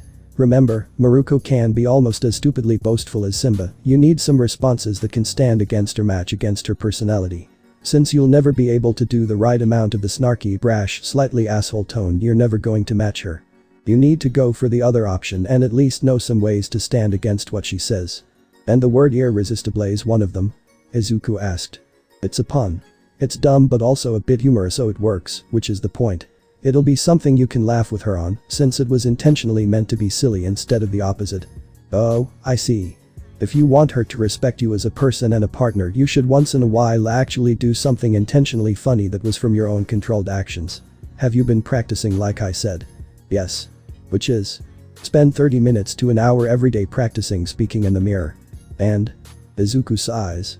And don't be creepy about it. Properly practically in the mirror or with a friend can help with many speech issues one might help. Good, that could possibly help decrease your stutters as well. Ridero says, snapping his fingers. Alright, let's run it from the top. Another week later. We're going on a simple jog. Izuku asked, doing a few leg stretches. He wasn't expecting this to be the thing that'll be done when he came to him this morning. Ridero on the other side were simply tying his shoes, unlike Izuku who was dressed in the clothes he wore when he went jogging with Rumi, the lynx dressed in his usual attire. His black and white striped long-sleeved t-shirt covered under a denim jacket. The lynx glared at the boy. Of course it's not a simple jog, you've probably done enough jogging. Put on some more clothes so it doesn't look obvious that you're doing a simple jog, we're doing two things today. The first thing is exploring around the city, knowing what's going on and what's being built or offered, so you have new interesting places you can offer to go with her too. A new but familiar experience is always enticing for people to want to try. What's the second thing? Izuku asked, thankfully he brought some regular clothes with him as well for afterwards, and quickly changed into them. Jogging in place when he finishes as he prepares to get started. I'll say it when we get there or else you'll be annoying about it the whole way. The older Greena tells him, finishing with his shoes and immediately setting off. We might not even do the second thing today if I don't see what's needed out there today while we're jogging, let's go. Izuku nodded as he followed him. It was an extremely silent jog, with only the sound of Ridero coughing being the only consistent sound being heard. There were a few attempts at a conversation, but they were usually met with the same fate, with Izuku trying to get a conversation opener ready and Ridero either not replying or shutting down the attempt in a few words. Eventually Izuku did manage to ask one question that Ridero answered, but it was a Pyrrhic victory. Can I ask a question? The lynx was quick to respond. Is it related to your anti-simp training? Well yes, but actually no. That's not an answer. Increasing his pace, Izuku got right by Ridero as he said.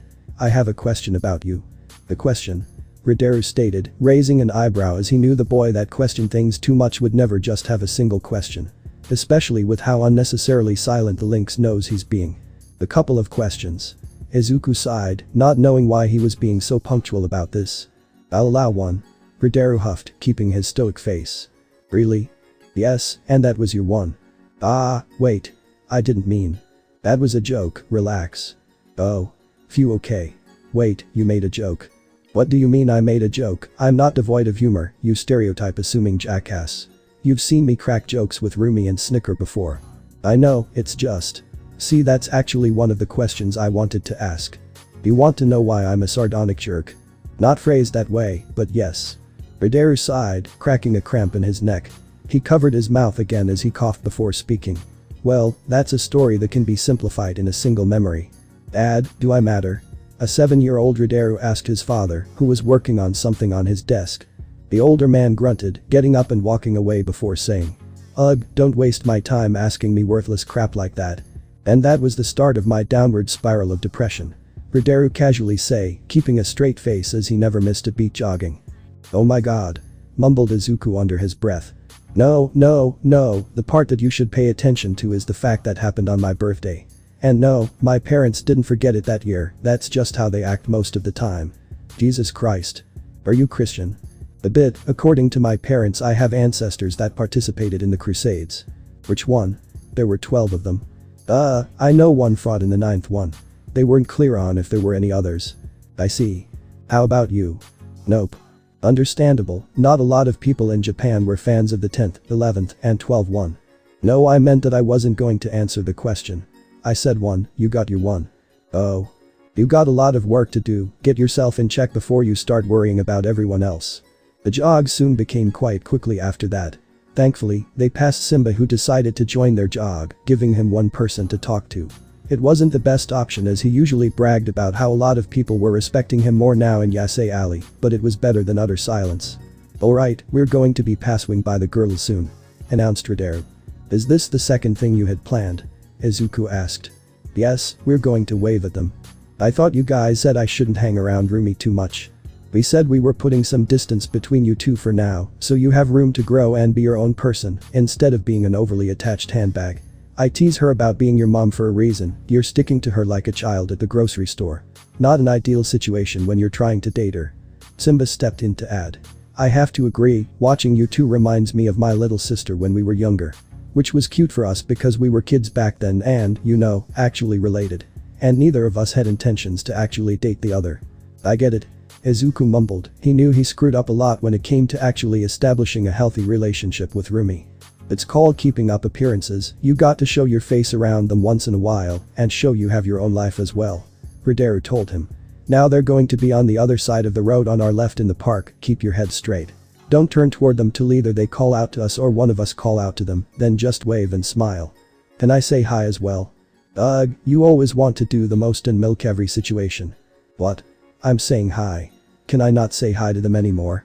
Of course you can, I'm just worried that the fact you asked means you might do something extra unnecessary. I won't. We'll see, we're going to speed past them so don't slow down at all. Looks like we're rushing to be specifically somewhere. Alright. In a few short moments, they were running by the park that was on the other side of the street. As foretold, the girls were already there talking. The forever strong Rumi, the usually indifferent Sai, the headstrong Cassidy, the sneaky Setsuna, and even the bashful Mary were all there. Some were happily playing on the equipment and the others were chatting among themselves. Don't look, Izuku thought, struggling to keep his head straight. He wanted to turn his head to the side and see what all the girls were doing, but he held strong. For now, he was going to trust the boys' plan. Right as the boys were halfway through pasting the park completely did Cassidy spot them, with her loud voice calling out to them. It was basically free advertisement to announce their presence to the rest of the girls. Hey, look. It's the guys. The cow lady stated, pointing in the boys' direction. Hearing this, Izuku was about to turn toward them and wave, but before he did, he heard a low growl coming from Ridero. Not yet, pretend like you didn't hear that one. With his body shaking from fighting against his bodily urge, Izuku held himself back from crossing the street without looking both way to be with them.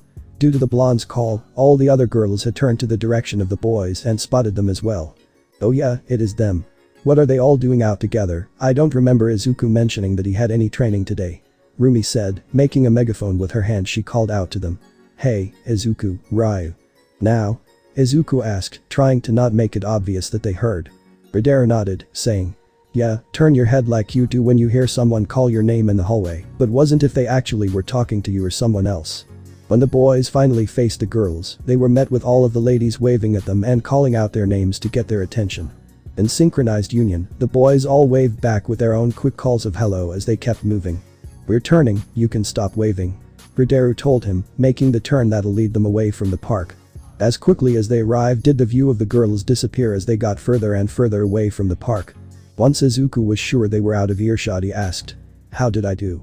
Not the worst, waved a bit too goofily for my liking. With that weird smile you looked like a psychopath who found their next target, but it was passable. Ridero replied. You didn't tell any of them we were doing this, right? Izuku shook his head. No, I didn't. They don't even know we're doing any kind of extra training outside the one for my darkness tendrils. Okay, one, find a better name than darkness tendrils. Even I think you're trying too hard to seem serious. Stated Ridero. Second, prepare yourself for when you get home with her. She's going to be curious about what we were doing and might ask some questions. Oh, what do I do then? Talk to her, of course, what else? Not everything is some fourth-dimensional masterplan. All we did was plant the seeds for a further harvest. It's going to be up to you to actually make worth of it by reaping it. Discussing what places we checked out in the form of a story would be a good starter. I see. Izuku replied, thinking to himself. Guess this'll be my quiz on my speaking skills. You remember the route I told you, right? Ridero asked Izuku. The green fox nodded, saying. Yeah. Good, I'm going to be frequently going on ahead to scout out something. Don't break from the route and you should be good. Will do. Almost like a switch, the speed of Rideru's jog increased by several fold before he zoomed off. It reminded Izuku of the speed Rumi displayed the day they first matched, when she saved him with her magnificent eyes. He certainly is fast. Is speed his specialty? Izuku asked Simba. Well, he is a lynx. Simba answered. Those felines are quite quick at 50 miles per hour. Compare that to foxes who average around 31 miles per hour, and even the fastest species of hares only making it to 45 miles per hour. What about lions? They run at about the same speed, with their top averaging at 50 miles per hour as well. So you can catch up to him then? What? Your quirk is based on a lion, right? Shouldn't you two have relatively the same speed, maybe even more, since you're a bit older than all of us? The eyes of Simba grew wide, quickly recovering. He awkwardly coughed before stating. Yeah, sure, of course I can totally catch up, but he might outpace me time by time. You know we're not completely restricted strictly to what our animal bases are, right? Some people have shown that you can break past animal stereotypical limits since we're all human, like Miruko, and how she's a powerhouse, despite rabbits not being that strong. Others like Mary, Ridero, and Kitsune have additional abilities barely related that also break that boundary as well. Izuku looked a bit confused. Actually, he looked extremely confused. Okay, that second part was informative, but why was all that crammed into? Hey, how have that running on 4 legs training with Cassie going? Simba interrupted with a stammer. Was Izuku's response, getting a bit of whiplash from the sudden change of topic. Pretty well, I can move around. That's the best I can say. Good. He exclaimed, patting Izuku's back. Then it's time I teach you how to hunt. The next day, back on the good old deserted streets of Yasei Alley, Simba, Yogi, and Ridero was there with Izuku to show him a certain technique. The dark-skinned male took a deep breath, inhaling in the air of their surroundings to invigorate himself before a cocky grin appeared on his face. The sweet smell of freedom this beautiful place gives me is chilling. Simba called out to Izuku, waving his arms with such pride toward the empty and cracked streets of Yasei Alley. Alright, young one, what do you see? The street in shambles. Izuku immediately responded. Ridero unexpectedly snorted at the comment, with both him and Yogi covering their mouths to not burst out laughing. The eldest animal gave a displeased grunt toward his friends before turning back to Izuku. After taking a deep inhale, he said. You're not wrong, but take another look and try to see it in a different way. Izuku examined the streets, trying to see if there was anything special about it to stand out. The roads were as cracked as the sidewalk, with a few grass roots growing out from those cracks. Some of the lamp poles were tipped over. The surrounding buildings look untended to for years, with many of the brick buildings falling apart, and the streets were littered with random discard items. He's still wondering what a broken washing machine is doing on the streets. 1. The green fox turned back to the group to say. Sorry, but I'm not seeing anything special about this place. It looks no different than when I first arrived here. Because you're thinking too much like a standard factory brand human. Simba stated, turning Izuku's attention back to the ill-kept streets. You're probably thinking how difficult it must be to walk through this place because of how cluttered it is. Izuku slightly nodded his head as he said. Compared to normal streets, it seems like a lot to navigate around or step over. Maybe to a society brainwashed person these streets would look to be nothing more but worthless garbage to be cleaned up. With a wide smirk Simba stepped forward, calling back. Let's have a fun little race everyone. Really? Izuku asked. He was more focused on what Simba was saying, as it seemed like he was about to get somewhere with his questions. It'll be good for all of us to stretch out our legs anyways. Simba replied, looking at the people he has known for longer. What do you all say? Ridero shrugged while Yogi answered. I don't mind, it'll feel great to run with everyone. With no further objections, all 4 of the boys had lined up behind one of the many horizontal cracks along the streets, getting into running position. First to get past the mailbox wins and get to decide what we'll eat tonight.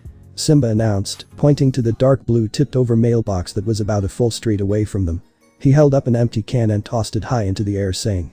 We'll start when that hits the ground. As Izuku waited for the can to land, he thought to himself about the possibilities this race can have. I know Simba said I shouldn't rely completely on animal stereotypes, but I can't ignore them in this situation. I don't think any of us have any special capabilities to break those boundaries. I won't be able to surpass Ridero in speed, while Yogi will be an easy pass. I've seen him run before even in his bear form, he doesn't have any speed I can't keep up with. Simba was strangely not confident in his running ability yesterday, he most likely slacked on his training in that department. Maybe if I push myself hard enough I might be able to get second place. Plink. With the can hitting the ground, Izuku immediately set off. All the strength and time he put into his running regiment was going to come to fruition right here. As he dashed forward, he jumped over the smaller bumps while swerving around the bigger obstacles. He considered jumping over them, but he worried that he'd lose speed, especially if he ended up tripping over something and fumbled the landing. He was planning to at least get second place in this race, with the competition being what it is he couldn't risk a mistake happening. It wasn't until Izuku was reaching the quarter-way point of the track that he realized something was off. There was no one in front of him, there wasn't even a soul next to him. He was a fourth of a way done, and yet he was still in the lead. How? The green fox thought to himself, despite the oddity he still continued to move forward. I can hear the heavy panting coming from Yogi's bare lungs, meaning that at least one of the other 3 were moving. What about the other 2? He had a desire to look behind to see what was happening, but didn't want to distract himself. Could they just be silently racing? I know lynx are stealthy predators. No, that doesn't make sense. Simba is a lion and can't sneak up on someone for shit without giving a speech about it. Alright boys. Speaking of the devil, his voice rang out like thunder. With curiosity that will kill a cat, he turned back to see what was happening. Neither Ridero or Simba had moved from their spot. What they have done was get into a weird stance where they were on all fours. It was a similar form that was taken when he and Ridero had that confrontation in that alleyway. With a mighty roar Simba shouted. It's hunting time boys. Izuku witnessed both of them kicking off into a beastly dash. For a split second he felt like he was being chased by 2 ferocious predators. Oh geez. Was the thought Izuku had seen them rush in his direction. He immediately turned all his attention back to going full speed ahead. It's going to be okay. I'm just about halfway done, they can't possibly make up the distance at this rate. Thud, thud, thud, thud, thud, thud, thud. Echoing in the distance behind him were the sound of a large amount of mass bashing and crashing into the obstacles Izuku had previously run past. What is that? Questioned Izuku, hearing the single pattern of the noise. There was another urge to look back, but this time he stuck to the race, no time to get distracted now, any questions he would have would be answered afterwards. Thud, thud, thud. The thuds were getting louder, signifying how closer they were getting. Thud thud. I'm almost there, I only have another quarter thur. Whoosh. 2 figures, one after another, rushed by him. With the world being perceived in slow motion, Izuku saw a certain stoic Greenet give him the Luigi death stare as the link sped past him. Fuck. The result was how one would expect it to go, with the annoyingly stoic Lynx getting first place, followed by Simba getting second, and unexpectedly Yogi got third. That final placing annoyed Izuku the most with how close it was. When he got bumped down to third place, he was already complacent that this was going to be some lesson about how hunt works, since that was why Simba brought him here in the first place, but he expected to at least outplace the giant bear. Even if they were going strictly by animal stereotypes, a fox can still outrun a bear. But at the last moment, due to the movement of the 2 who first passed him, one of them accidentally knocked over one of the few remaining lampposts, which caused a chain reaction of knocking over other obstacles in the cluttered streets. Eventually, a small barricade was formed that caused Izuku to stop running for a moment to not get trampled and to look for a better way around. In that moment of hesitation, Yogi really moved his mass as he used the taller objects around them as leverage to climb and jump over the barricade. Rubbing the back of his head, Simba apologized. Sorry about that. I had a little slip up. Usually hunt isn't that noisy or destructive for a medium weight person like me, unless you want to, of course. No kidding, if I didn't stop I would have been crushed by those things. Izuku thought, giving a slightly miffed look at the tanned person for his recklessness. He was supposed to show him something, not get him killed. Nezu already did that to him enough, but at least Izuku has some trust in Nezu's abilities to make sure that won't happen. He survived that 40-foot fall in pretty good condition for a reason. The expression stunned Simba, knowing how badly he screwed up because he wanted to show off. Quickly moving on to the point of it all. Anyways. I hope you watched closely at what we did. You guys not only got around all the obstacles without losing speed, but also used them like springboards to accelerate yourself forward. Stated Izuku, it was almost hard to catch with how they were moving. If it wasn't for the rapid noise Simba made, it would have been harder to tell what happened. His eyes then loomed over to Ridero as he thought. I couldn't hear his own movement. Then again, between Yogi's heavy breathing and Simba cacophony, it was hard to hear myself think. Yeah. Exclaimed Simba. In the untended to wilderness there's an endless amount of things that can block a straight path. From giant rocks, to trees that were tipped over, to basic geography. The animal hunters there don't let those things simply block them off, instead they adapt to be able to run past them without looking sight of their prey or having to heavily slow down, giving that prey a chance to escape. With the momentum as well, I could also use it to stick on the wall for a few short moments. Izuku thought to himself, putting a hand under his chin. That can be helpful for later. If I combine that with a place with a lot of platforms then maybe. He was interrupted by Ridero bluntly saying. You're mumbling again. What? You're mumbling. Again. Stop it, we have internal thoughts for a reason. Sorry, I had a lot to think about from this. Just make sure you're focusing on the right thing. I'm going to jump. Announced Izuku again, back on the cliff he couldn't jump off from before. Looking uninterested on his phone, Ridero tells him. Still waiting for that flip. I'm going to do it. Sure. I'm really going to do it. Yeah. I'm absolutely. Dude, seriously, at this point I'm going to become a valuable member to society before you jump. I know, it's just I think. Maybe you should stop thinking for once. Suggested Ridero. Izuku looked back at the lynx. It's hard to do that when I'm staring at over 50 feet drop into the ocean that I can't even see because of the fog down there. What if I jump and fall on a sharp rock that's there? Or a shark comes out to bite me before I can climb out of the water? Not looking up, Ridero tells him. You sound like you're scared of swimming. Awkwardly rubbing the back of his neck, Izuku says. It's not that but I do have. Didn't ask. Ridero interrupted. Look, how about you just jump before thinking of all the possibilities? Right, sure I can do that. Izuku states, looking back to the cliff. I can do this. Izuku couldn't do it. Crack. Oops, oh my god I'm so sorry. Izuku says as he moves to clean up the broken shards off the floor. He was practicing his hunt in Ridero's more public warehouse, trying to get used to the basics, where he accidentally tripped and knocked over one of the tables in the room, causing the glass bottle to smash against the ground. The bottle was supposed to be a gift from, of all people, Kitsune because she wanted them to taste some new flavor she discovered. I'll clean it up right away. Izuku wanted to act quickly as he knew how the green lynx usually gets when tableware breaks. The green fox took a peek up to confirm what he was expecting. Ridero was leaning against the wall holding his head, his body was shaking, and seemed to be as paralyzed as it was back when they fought back in the alleyway when Izuku started throwing those empty bottles. As Ridero made his way to the door to get some fresh air, he only left a mumbled message to Izuku before leaving. Okay. With him gone, Izuku sighs to himself as he continues cleaning up his mess. Passing him a rag to soak up the liquid, Simba came over to assist him. Here, let me help out with that. Said the very boastful man. Thanks. Said Izuku. Once the mess was mostly controlled, he decided to probe a bit more into something that re-emerged in his mind. Hey, can I ask you something? Instantly there was a bright smile on Simba's face as he answered. Of course, what do you need? Probably some advice on how to style your hair, or maybe you want me to show you some more of my sweet moves. No, wait, why would you assume I wanted to style my hair, what's wrong with it? Izuku asked, holding his hair self-consciously. So anyways what was your question? Asked Simba, avoiding the question harder than a father whose daughter just asked her what sex was. Like many fathers, he was lucky that Izuku had a bigger question to ask or else he would have been screwed. Going straight to the point, Izuku asked. Why does Ridero always act like that whenever a bottle, plate, bowl, or even a cup break? He's usually pretty reserved about himself yet for the last couple of weeks. What? Sorry, I was just thinking that him and Sayu are perfect for each other, they'll both be able to look indifferent to everything together. Simba snorted at the remark. Sorry, I shouldn't say that. Izuku told him, realizing he was being a bit rude even if it was accurate. Anyways, why does that of all things get to him? The older man sat back, giving an obligatory sigh before stating. Well, you may or may not know that Rideru's parents weren't exactly the best. They were constantly fighting each other, not just verbally but physically as well. Amidst their nearly everyday fights, they would often throw anything they could get their hands on at the other, as described by him, the most noisiest of them all were glass and ceramic objects. When we were alone, he described hearing a cup break now brings him back to those long nights of hearing his parents fight. That's horrible.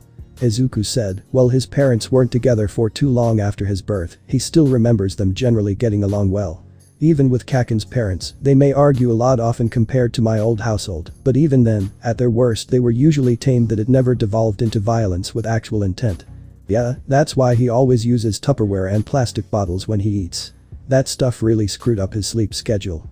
When he first arrived here he would always be sleeping in the morning as he couldn't do it at night. It ironically worked in his favor, as he would be able to watch over Natter overnight while he slept, and then vice versa. Wait, who's Natter? He used to be a friend of Ridero.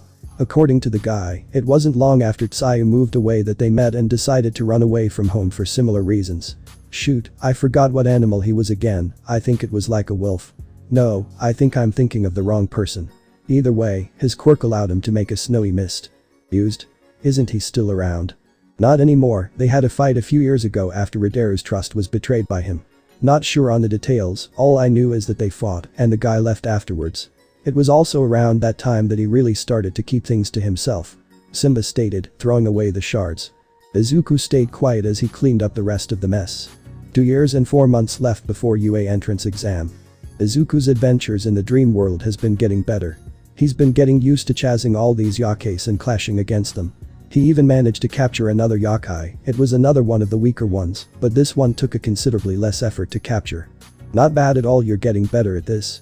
Lai stated, his mask hanging nicely on the side of Izuku's face. The panting Izuku replied. I can't take all the credit, you are helping me out quite a lot. I'm only providing you with abilities you already have potential for. As time goes forward and you get to the higher levels of the Soul Palace, you'll be able to use these abilities you have in the real world without my assistance. Lai told him. For now it's training wheels in this place. Questioned Izuku. So don't start trying to turn leaves into clothes in public and embarrass yourself. Advised Lai. On the bright side, Hellboy got a gift for you. Betting a smile, Izuku asked. Really, what is it? You captured another yakai, that means he's going to power up that new thing you've been training with lately. What do you call it again? Black Whip. After some criticisms I decided to go simple and straight to the point. What was the first name? I don't want to talk about it. Alright then, keep your secrets. Either way, you got 3 more to go. Right now your Black Whip is decent, but in terms of a hardcore fight that lay ahead of you, it's not the most ideal. Till you get at least 4 or all 5 of them captured, try to avoid doing anything stupid. Izuku got himself into something stupid. He wasn't sure how the boys in Yasei Alley convinced him to lay down naked on the couch as they lowered the ceiling fan over his crotch. Alright, next in anti-simp training is not being a horny idiot. Ridero told him, turning on the fan and having it spin at high speed. Having all that blood leave your head over every single thing isn't ideal, since you seem to lack control when you're in that state. So we're going to get you to have some control over it, by force. Either you keep it down, or lose it. Giving a few nervous chuckles, Izuku asked. You guys won't actually let that second part happen, right? Let's begin. Said the Lynx as he got out the magazine. Oh god. Izuku thought when he saw the cover. That's the hero-based magazine issue that had Uwabami, Midnight, and Ryukyu all featuring in it. Oh god, I'm screwed. As Ridero opened the issue, he showed Izuku the inside. Alright, let's get this started. Stated Ridero. Page 1, the fancy dress. Oh god. Page 3, look at that new hero Sirius, finally got her official outfit settled. I know some of the guys here really enjoy the sailor theme. Oh, fuck. Page 4, hey, if it isn't the girl of the hour. Uwabami really knows how to show off many different styles, I'm a fan of blondes myself. Ah. Hang in there. Yogi heard Izuku. Page 15. Ridero continued. Seems like some lucky reporter managed to get a shot of Ryukyu from below. Jaya. It's too much. Izuku exclaimed. Simba continued to push the boy forward. Just think of something that'll disgust you, or watch enough porn that regular skimpiness becomes numb to you. Page 38. Ridero announced, rolling his eyes at Simba's comment. They're comparing Midnight's old costume with her new one. Extra close up. That was a dangerous red zone. Breathing like he was hyperventilating, Izuku muttered to keep himself under control. Fuck. Small kittens, 8-hour work week, world hunger, destructive war, Twitter, politics, people who steal memes and repost them on the same site. School. Oh thank God. The young boy managed to calm himself down and save his mighty tree from being chopped down. Well done. Ridero told him, lowering the magazine. You're learning, though you really have some fucked up prioritizes. The boys, except for the stoic Lynx, clapped for him to celebrate. Hey wait, isn't there an extra special picture on page 69? Simba brought up. The older Greenwich shook his head. No, it's just a single shot of unworn stockings. Ah. Simba exclaimed. That's why I remember it. Didn't you go buy it for one of the girls? The Lynx looked annoyed as he replied. Get your facts straight, I only accompanied Rumi when she went to buy them because they were on sale that day and she couldn't get anyone else to go with her. The specific line stuck out to the green fox. I only accompanied Rumi when she went to buy them. Rumi went to buy them. Rumi brought them. Rumi currently has them. Rumi in stockings. Rumi in nothing but stockings. Suddenly the sound of something being grinded echoed throughout the room, followed by a blood-curdling scream. That should be everything. Mary told the group after finishing washing her hands. Just follow the instructions I gave you and you should recover. I should be able to remove the stitches in 10 to 14 days. Very Aries. Quirk. Tending will. Emitter type. User can emit special will throughout most parts of her body. The will is generated based on how much protein she eats. Note. She often uses it to assist in stitching up wounds, helpful for the rowdy and highly violent residents of Yasei Alley.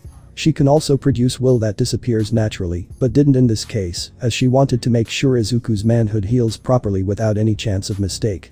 Thank you. Izuku told her, weakly getting to his feet. Thank God the painkillers were working. Mary. The sheep girl turned toward the boy with a curious look. Yeah. The blush came over his face. Can you, please, not tell anyone about this? Ever. Of course, I take the secrets of my patients seriously. Especially in cases like this one. Mary stated with a smile. But I wonder how did that happen? All the boys fell silent at that question, though Simba seemed more so to be holding back a laugh. You don't want to know. All the boys said. It was early morning a few days later when Izuku had gotten out of bed shirtless. Did he realize how well toned his muscles were getting? All that training must really be showing. He's looking a lot better since his basic training with All Might. As he examined himself, it gave him time to contemplate his life. How long has it been since I started the, what did they call it? Anti-simp training. Izuku thought to himself, 2 months. Sounds about right. I don't feel too much different, so far the only difference is that I'm no longer getting as angry as usual. Though that's probably because of the revelation that Ridero no longer wanted to date Rumi. He's still a jerk at times, but I don't have to deal with the jealousy that was eating me up. Does that mean I've grown? No, not really. Having the problem be magic away by convenience doesn't really mean much if I personally didn't put any effort toward the resolution. Odd, I was really being an idiot back then, can't believe I was doing something so stupidly selfish back then over a crush. Guess I had that verbal lashing coming. Honestly, I'm kinda glad it happened since it woke me up early before I possibly ruined the relationship between me and Rumi. She probably would have kicked my ass 30 times over for being a creep. Izuku then looked at his hand, playfully extending and retracting his claws, remembering how doing such an act was something that seemed so impossible to do. It gave him a life-worth crisis. I'm not at my best yet, at least, not to the potential everyone like All Might saw in me. But, I'm reaching there bit by bit. The green fox then whipped out both his hands, unleashing Black Whip from both of them. The new power-up to his ability Hellboy gave to him for catching the second yokai, before he could only summon it from one hand. Outwardly, I'm doing great. Now to fix insides. That's going to be a lot of work. Like picking up a bunch of pieces that were shattered years ago, I've been avoiding a lot of my troubles from the past. As he retracted his Black Whip, he sighed. As he continued examining his body and checking all the scratches he got, he continued his internal monologue. I sometimes wonder how much of that can be solved. Can I ever be fixed? Can I even heal from it, or am I just sitting around in ignorant bliss, waiting for the next inconvenience to bring me tumbling down? If that's true, then all this physical training is just making me equal to a tin can, hard on the inside, hollow on the outside. Despite those issues, he's still proud of at least his physical progress. If you told him 2 years ago that he would look like this, he would call you crazy. While some of his past physical issues were solved by unforeseeable things, everything else was his hard work alone. And he needs to step back and take time to be proud of just that. What are you doing? Rumi asked, leaning against his doorway. Internal screaming. Why can't I ever close the door properly? Izuku thought. He wanted to jump out and scream like a girl, but he managed to maintain himself. With only a small visible jolt to his body from hearing her voice, he turned to her calmly. Remember, try not to shudder. Act natural, this is just like what I practiced in the mirror for. I was just checking myself for wounds, my body felt a bit sore. Izuku replied. Kitsune, thank you for teaching me how to stretch the truth a bit. Sounds like you had a crazy night. Stated Rumi. You can say that. Izuku chuckled, avoiding eye contact as the event that never happened on his cream shooter a few days ago came back to mind. As the dark-skinned bunny softly crossed her arms, she leaned her back against the doorframe, saying, I wonder what you boys are getting yourself into. A lot. Izuku replied, the event that never happened haunting his mind even more. Thankfully there were other memories to occupy his mind. We visited that VR place near the mall with them last weekend. What? Exclaimed Rumi, looking shocked. She let out a frustrated grunt. Arg. Not expecting that reaction, a wide-eyed Izuku asked. What's wrong? I was planning on asking if you wanted to go. Rumi told him, pulling on her own long ears to vent. Between school and other crap, I went through the trouble of checking with Ridero to see if you had any training planned. Izuku rubbed the back of his head. Sorry, I didn't know. We just happened to pass by it, and I think it was Ridero who suggested we check it out. Hearing the stoic Lynx's name made Rumi's face instantly turn annoyed as she mumbled under her breath. That dick knew I've been waiting. What? Nothing. I was just lamenting that you already went. Don't worry, it wasn't that fun. The place didn't have any fun games, I think it's too new for its own good. Izuku told her, feeling a bit bad and trying to assure her that she didn't miss out on anything special. The comment didn't seem to have the desired effect as Rumi didn't seem to get any happier. Instead she meekly turned her head away, lightly twirling a long strand of her hair, snow-white hair. I know. She said, her mouth contorted into a small pout she tried to hide. I just felt like going with you. It's been a while since we last did anything together and it felt weird not talking to you for so long. We do pass by each other at the house and in downtown, yeah, Izuku told her. Yeah, but we don't really hang out. It's just passing by each other and saying greetings or those study groups with Mary and the others. Most of the time you're always running off somewhere I apparently can't follow you to or stop briefly to eat something. It doesn't feel the same compared to when we used to jog together or even how we would hang out at a cafe. Rumi looked back at the green fox, seeing the way he was staring at her with a surprised look. She didn't know why, but she felt flustered seeing him look at her. As her ears turned red, she quickly turned to exit, stammering. Hey, anyways, you probably have something planned for today. Don't want to hold you up, I'll just go with some of the girls. A few words echoed in Izuku's head. I thought you guys said I shouldn't hang around Rumi too much. We said we were putting some distance between you two for now, so you have room to grow. Being the one who gives the ultimatums sometimes is better than just receiving. Taking assertive action, it's basically an extensive version of the last point, but an emphasis on you needing to be more assertive about things. There were also multiple times where I suggested what we'll do when and where. All we did was plant the seeds for a further harvest, it's going to be up to you to actually make worth of it by reaping it. Clutching his fist, Izuku told himself. Let's see if I can change what's inside. Hey Rumi. Izuku called out to her as she entered the highway. The bunny stopped and turned back to him, curious to what he had to say. Stay strong and just speak. What's the worst that's going to happen? Izuku thought to himself, taking a short unnoticeable breath before speaking. I have to go out to do something today, but if you're not busy I'm free this evening. I might be too tired to go out, so we can watch a movie at home and play some games when I come back. He went for it. Izuku wasn't sure if this was an official date proposal, but he actually asked to hang out on his own terms. For a moment, it felt good too. I don't think we should, replied Rumi.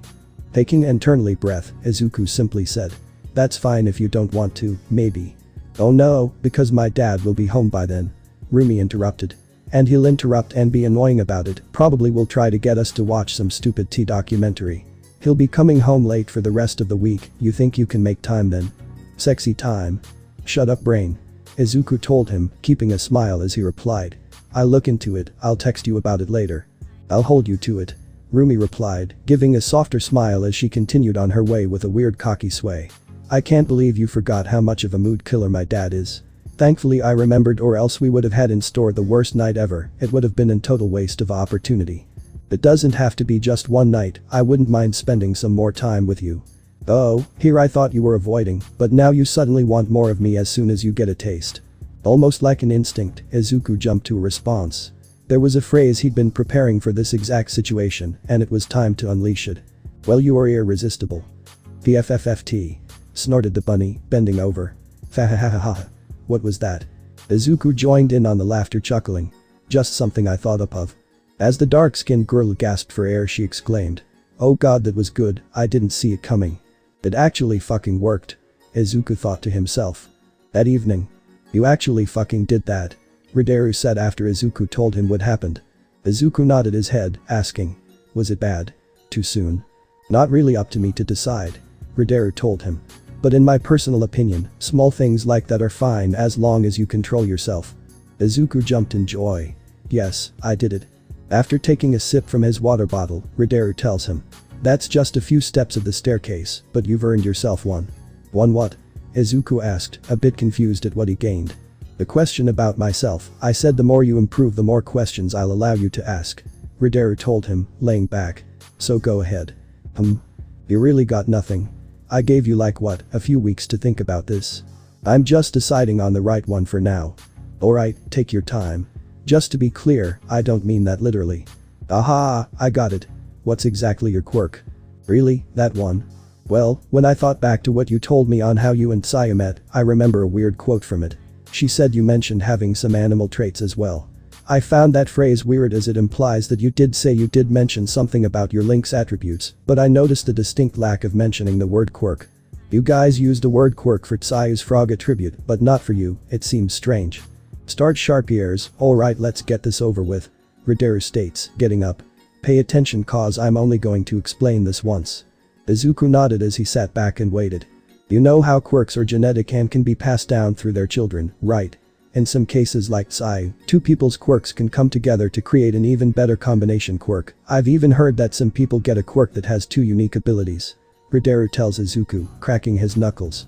Izuku nodded again, he came across the term quirk marriage before as well online. The possibilities that can happen. A completely unique quirk, an amazing combination of the two quirks, or both quirks mashed into one. Too bad I got none of that. Riduru said, holding out both his hands to Izuku. It was there that Izuku noticed something he hadn't seen before.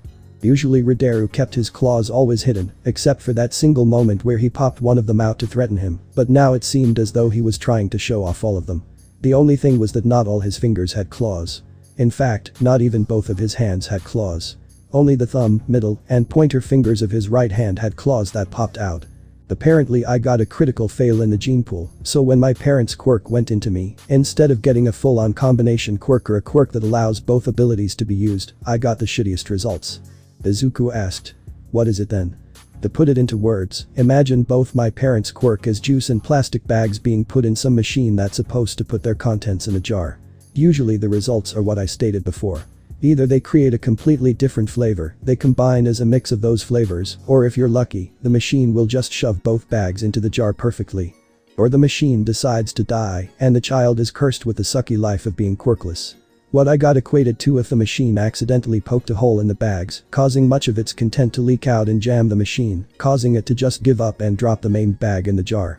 In short, I barely got half my mom's quirk and half my dad's quirk, in the worst way possible. But switch, I mean, what did you get from them? My link's aspect comes from my dad and from my mom. Riduru stopped, he clutched his left hand for a moment. Hold out your hand. Izuku did as he said, holding out both his hands. Riduru held his clutch fist over the hand before opening it, allowing for extremely small glistening dust to fall down into his hands. Izuku took a moment to look closer to what had landed in his palms before exclaimed. It's glass. Riduru. Quirk. Crystal links. Emitter type. Despite his link's properties, the user body produces glass through the pores. The quality of the glass varies depending on what nutrient the user gives off up to produce the glass. Note.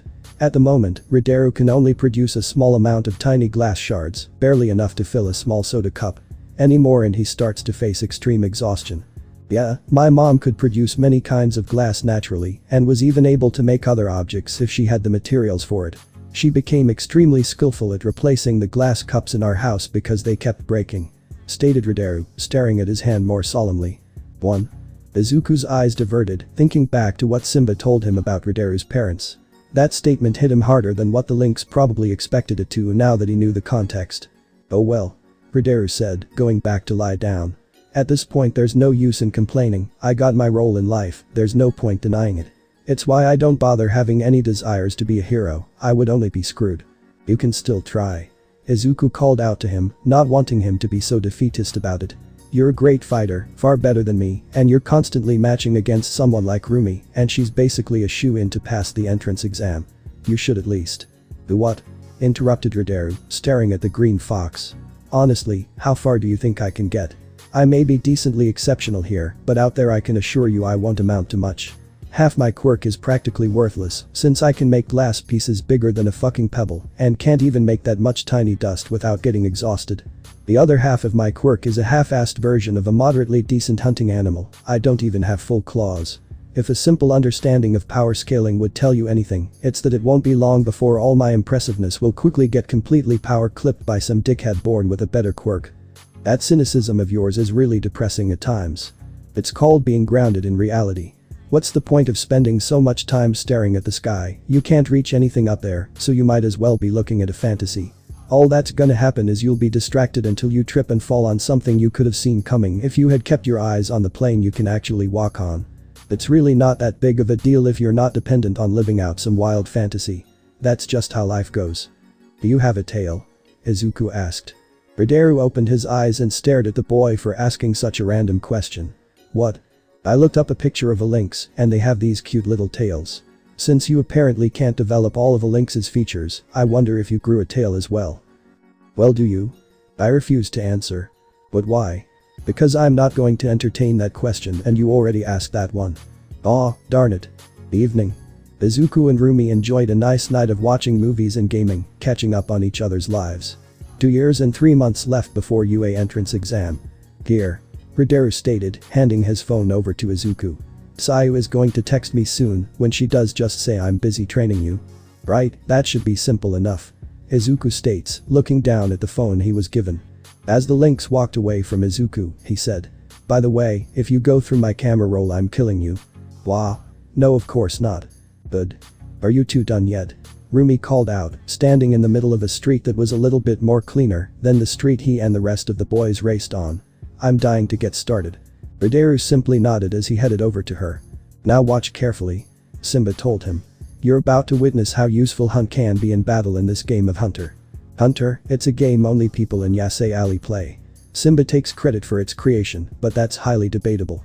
It's basically an advanced version of tag where both players use hunt to chase the other. Goal is for the hunter to tag the prey, or pin depending on the players and the rules they want to play by, the prey. I'm being the hunter this time. Rumi stated, cracking her knuckles with a malice-filled grin looking at the green lynx. This'll be the perfect opportunity for some payback. Rideru sighed. If you're going to be angry about losing money then stop making bets you can't win. No, that wasn't the reason, but thanks for reminding me. Now I can double the payback. Rumi told him, she was already in position. That wasn't what you were talking about. Was how Rideru responded to her comment, not thinking far to why someone would want to beat his ass. Mary called out to both of them. Hey. No going all out you two, you guys promised me you wouldn't. Okay mom. Rumi shouted back at her. We'll do 50%. That comment caused Mary to give a puffy pout. No need for the attitude, it won't be them who'll patch them up if they end up getting hurt. Which reminds me, how are your stitches Izuku? Fine. Stammered Izuku, blushing a bit. Let's start. Exclaimed the dark-skinned bunny. 3, 2, 1. Wait, what was the first thing you were mad at me for? Rideru asked, still hung up on that mystery. Go. It was quite an impressive show seeing Rumi dash after Rideru across the entire street. Nothing was safe, they leaped over cars, bounced off walls, and circled around many of the lamp posts. At the speed they were going, Izuku only got a good view of them when they briefly stopped in short intervals of combat. There's two different factors going on here. Simba told him, staring on with a pleased expression on his face. The first is the style of their hunt, can you tell the difference? Izuku took a second to think. From what I can see, Rumi is focusing on acceleration, speeding toward his opponent in the shortest route possible, while using swerves to quickly curve around any obstacles. Rideru on the other hand, he focuses on maneuverability and taking advantage of all the obstacles to bounce off of them for more unpredictable movements. But their speeds matched, they both are able to keep up with the other. Ah, but that's the second thing, Ridero is actually moving a bit slower than Rumi. Lynx has extremely good eyesight, he's combining that with his hunt to anticipate the other person's actions and react accordingly, even if they outspeed him. Izuku's mind wandered back to when he, Rumi, and Ridero were practicing his boxing before his match with Mizo. Finally, invest more attention to her shoulders and elbows, they're an critical part of the human body for a reason like a dick for sex or breast for breastfeeding. In most scenarios, they give away where they're attacking and what type of move they're performing. Soon you'll be able to stylize your own hunt to go well with your traits. Simba told him, patting him on the back. And I'll be watching your career with great interest, you got a lot of potential. Any hero school that don't accept you will be stupid, thankfully you'll always have us. Zzzzz. Rideru's phone vibrated, taking Izuku's attention away from some tangent Simba was giving about Ridero, having the funniest curse ever, where over 90% of people can't recognize him the next time they meet, which is why he doesn't like to change his style of dress, because he feared that even the few people that do recognize him wouldn't recognize him. As predicted, Sayu had texted him, and he gave the reply he was commanded to give. But once he did, the pop-up disappeared, sending the phone back to the previous state it was before, which seemed to be some text messages. Not wanting to look into others' private DMs, Izuku was about to turn it black, but then something caught his eye. The conversation was with Rumi, and his name was the first thing he saw. It also seemed like the conversation was purposely set to a specific conversation from a few weeks ago. Why would he leave it here? Izuku thought. Did he purposely leave it here? He knew he was going to give it to me and wasn't in a rush, he should have just left it on his homepage. Now that I think about it, did he really have to give him the phone to immediately respond to Sayu? I remember him saying that sometimes waiting a few minutes before you text a girl can do wonders. Sayu sent a reply saying how surprised she was that he told him that immediately helped confirm this thought. Did he want me to see this? Everything came together when he realized he wasn't looking at his messages, but a screenshot of his messages. Not sure why the Lynx would decide to tell him something this way, Izuku began reading what the conversation was. He found something interesting. The conversation took place right around when Izuku took his anti-simp training. For a while now Rumi has been talking to Ridero about how she's been feeling like Izuku might be distancing himself from her, referring to situations like when he snapped at her before the match at Mizo as possible reasons. In his own way, Ridero had spent time trying to push toward, quote, maybe consider that not every person around you is a semi-psychopathic idiot with a lust for violence, and tone it down just a tiny notch around him, sometimes to give space for him to feel comfortable around you as well. There was also a conversation about her feeling a bit bad about the hole, throwing Izuku into a 40-foot fall. Well, Ridero said it might be a reason, it was the right thing to do so Izuku can stop being a bitch, and that he would have been fine because there's no way Nezu would straight up kill a kid. Intentionally. The more humorous conversation was Ridero expressing how he wants to bash his head against a wall because of how dense Rumi is to how she was feeling. Ridero. At times you give me an aneurysm when I talk to you about this, because I know if I give you the obvious answer you'll brush it off. Rumi. What, I'm just saying how this weird feeling keeps coming up whenever I think about this stuff involving Izuku. He's my friend, is that not natural? Ridero. If I didn't know why you're like this and how did I get here, I would question my life about why I'm surrounded by idiots. Rumi. Now that's just being a dick, I'm just trying to find out why my heart strangely feels heavy at times. Ridero.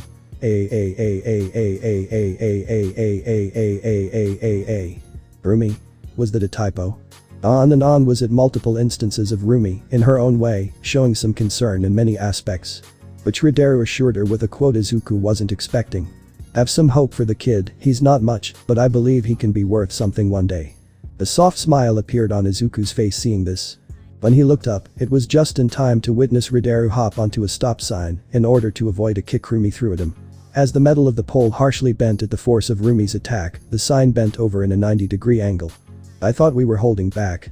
Ridero asked her, seeing the damage that could have been done to his head. I am, that wouldn't have killed you. Rumi replied in a smile. I wouldn't do such a thing.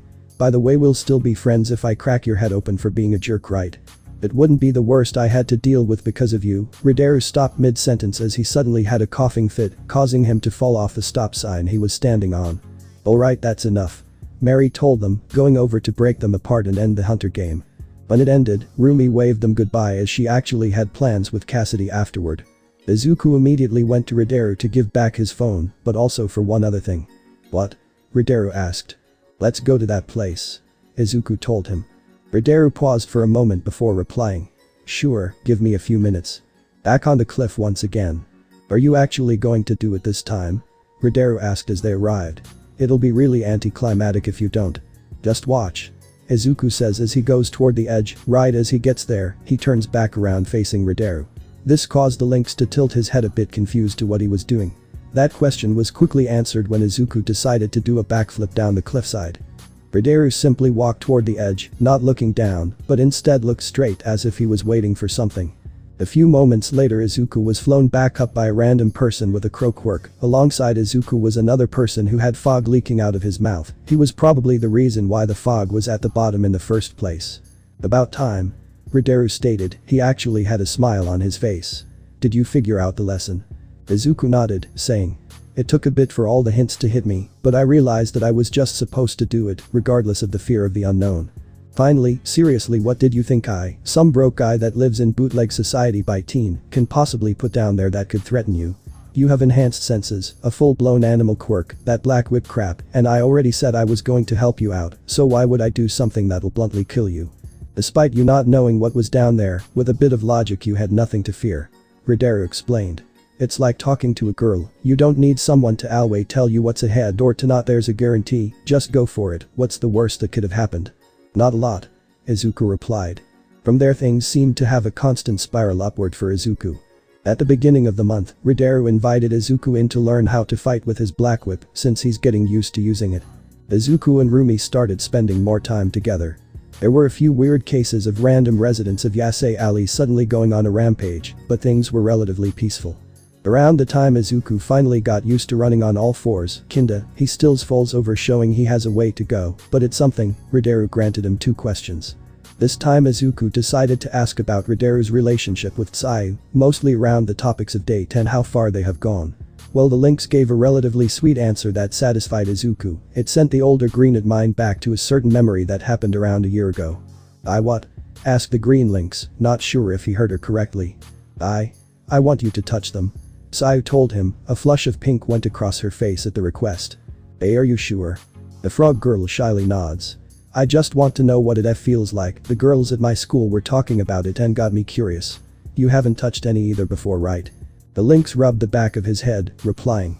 And no, of course not. It just seems like a lot. I'm okay with it since it's you, she said, lifting up her shirt and showing off her bra. Her face was looking away. Ridero started as his face progressive turned red, even his right eye that he usually kept shut was open. He mumbled softly. Gods I don't believe in. He don't stare. Ribbit. Right. Sorry.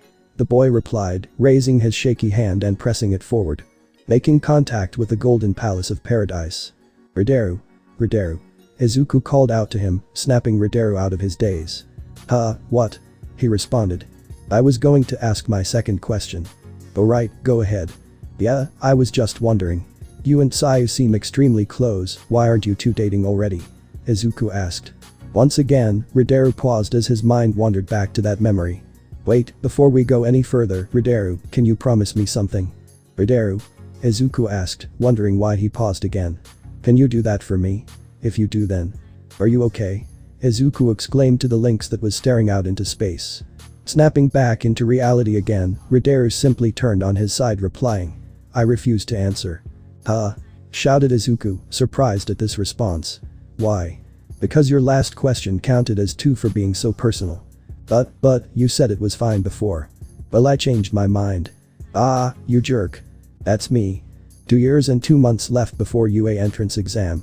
I can't believe no other crime family has taken advantage of this place yet. A rough-looking man in a suit said. Him and his crew of similarly dressed men were all walking down one of the lesser-known entrances to Yasei Alley. It was a moderately narrow alleyway between a few buildings that'll lead them directly into Yasei Alley. Another of this group of goons exclaimed. Yeah, I don't care who this Ripper person is, he's just another pebble in a sea of irresponsible brats. They're going to be easy picking and getting hooked on what we're selling. Once they get a taste, they'll never be able to get enough. I don't think so. A voice called out to them from above. As they all looked up, they saw Simba, standing tall on top of the building that made the alleyway. You adults already have a society you fuck up constantly, stated Simba as he looked down at them. How about you go back to doing that and leave ours alone? One of the goons smirked up at him. And what if we don't want to, what are you going to do about it? Me? Simba repeated, jokingly pointing at myself. Well, I can't take on all of you. But we can. Right as he said there, the eyes of dozens of Yasei Alley residents glow in the darkness of the alley. It was also around then that the gang began to regret their decision. Taking a deep breath, Simba let out a mighty roar. It's hunting time, boys. In a synchronization assault, many figures jumped out of the shadow to pounce on their invader. Among them were Izuku, Rumi, and a couple of their friends. It was a metaphorical slaughter. They were swarmed with dozens of attackers from all sides. Even these adults couldn't keep up. Amidst this chaos, it seems like the person assigned to lead this specific group to arrive. A tall 7-foot man with a bald head stepped forward. He wasn't as easy to take care of. All the lesser experienced residents that tried to attack him were easily smacked away. Seeing this, Rideru went to Izuku, pointing him in the direction of the leader. He's your shot. His quirk seemed to be extra dense skin. This was the reason Izuku even participated. Rideru thought it was time to see how he'll do in an actual fight. Nodding, Izuku went off to face the leader. In the other part of the skirmish, Rumi managed to get 2 goons to herself. With her usual cocky attitude, she pointed between the 2 of them and said, 15, 15, that's how many times over I'm going to kick both of your asses to make an even 30. That never happened as Rideru came from behind, in a swift motion entwined with his chain hooks, tripped the 2 goons before knocking them out. Dude.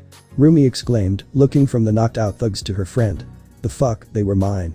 The stoic Lynx responded only by pointing behind Rumi, wondering why Rumi looked back to see Izuku facing this group of thugs leader by himself. Izuku was heavily focused on dodging all of the leader's attacks. He had already thrown a punch that was blocked by him. Rideru was right, punching his arms feels like punching steel. Izuku thought, all his jumping around to learn hunt came in handy and moving in a way that was difficult for the gang's leader to hit him. It gave him enough time to think of a way to defeat him. He was taught how to deal with something like this. If you use it correctly, this technique will be helpful, especially if you're fighting people of a bigger size than you. As Izuku brought out his black whip, he ducked under a punch thrown slipping by the gang leader's legs to get behind him. You're taking advantage of when a person's body is the most vulnerable. You little rat. The gang leader exclaimed, flinging a kick at Izuku's head. Already being so close to the ground, Izuku got on all fours, using his still novice hunt to avoid the attack and slip back in front of him. Before the gang leader could react, he suddenly felt 2 slender objects wrap around the leg he was using to support himself. When they dropped their tight defense to attack. With both of his black whips wrapped around the leader's leg, Izuku pulled on them as hard as he could, yanked the leader's feet right from under him, and caused the fiend to slam the back of his head against the hard ground, knocking him out. It actually worked. Izuku thought to himself, seeing the leader knocked out on the ground. With him defeated, the rest of his merry men that were still conscious ran off for their lives. Alright boys, you know what to do. Tie them up and leave them on the streets. Simba told everyone. The police will deal with the rest. Izuku wanted to take a breather, but he was quickly swarmed by residents of Ya for his performance. He was already getting overwhelmed by them as he wasn't used to this amount of positive reinforcement from a crowd of people. Off to the side, Rumi was looking on, feeling pretty proud at Izuku's recent growth. It's hard to believe he's the same guy I met 2 years ago, he's almost unrecognizable. Rumi thought. He used to be so timid. Now he's more confident, definitely physically stronger, fit, been a lot funny as of late, and hell, been quite direct about some things that take me back. I'm not sure why, but that's really making me interested. Suddenly Rumi's face and ears turned red. Her expression was one someone had when they realized that they forgot to take the frozen food out of the freezer for their parents to cook. Oh. Ooh. The now flustered bunny states, realizing what a certain somebody has been hinting at for months. Her voice went to a soft whimper as she said.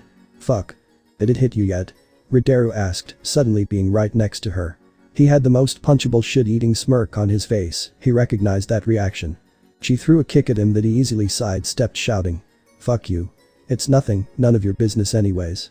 After getting out of the crowd, Izuku only saw Rumi look at him briefly, before quickly walking away mumbling something under his breath.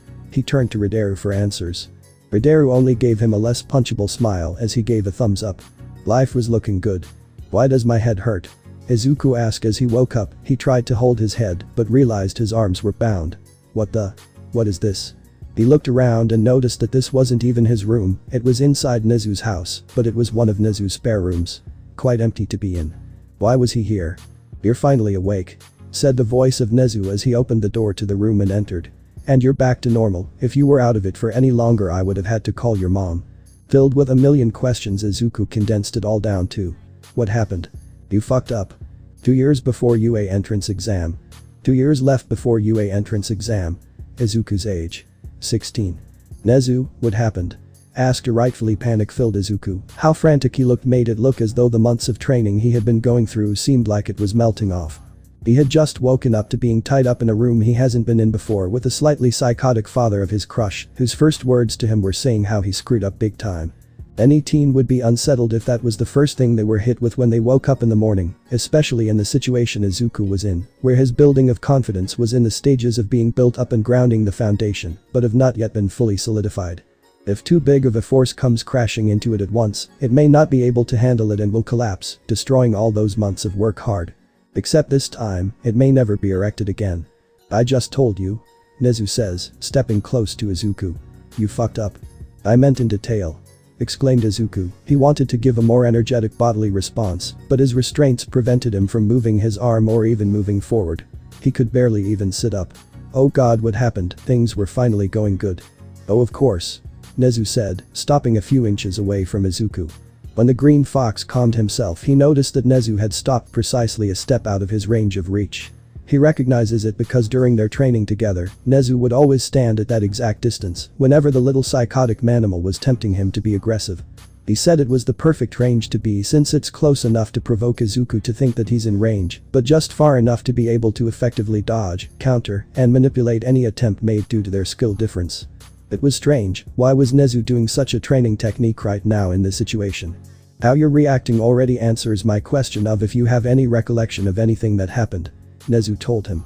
Izuku nodded. With this headache of his, it was difficult to recall anything that happened months ago.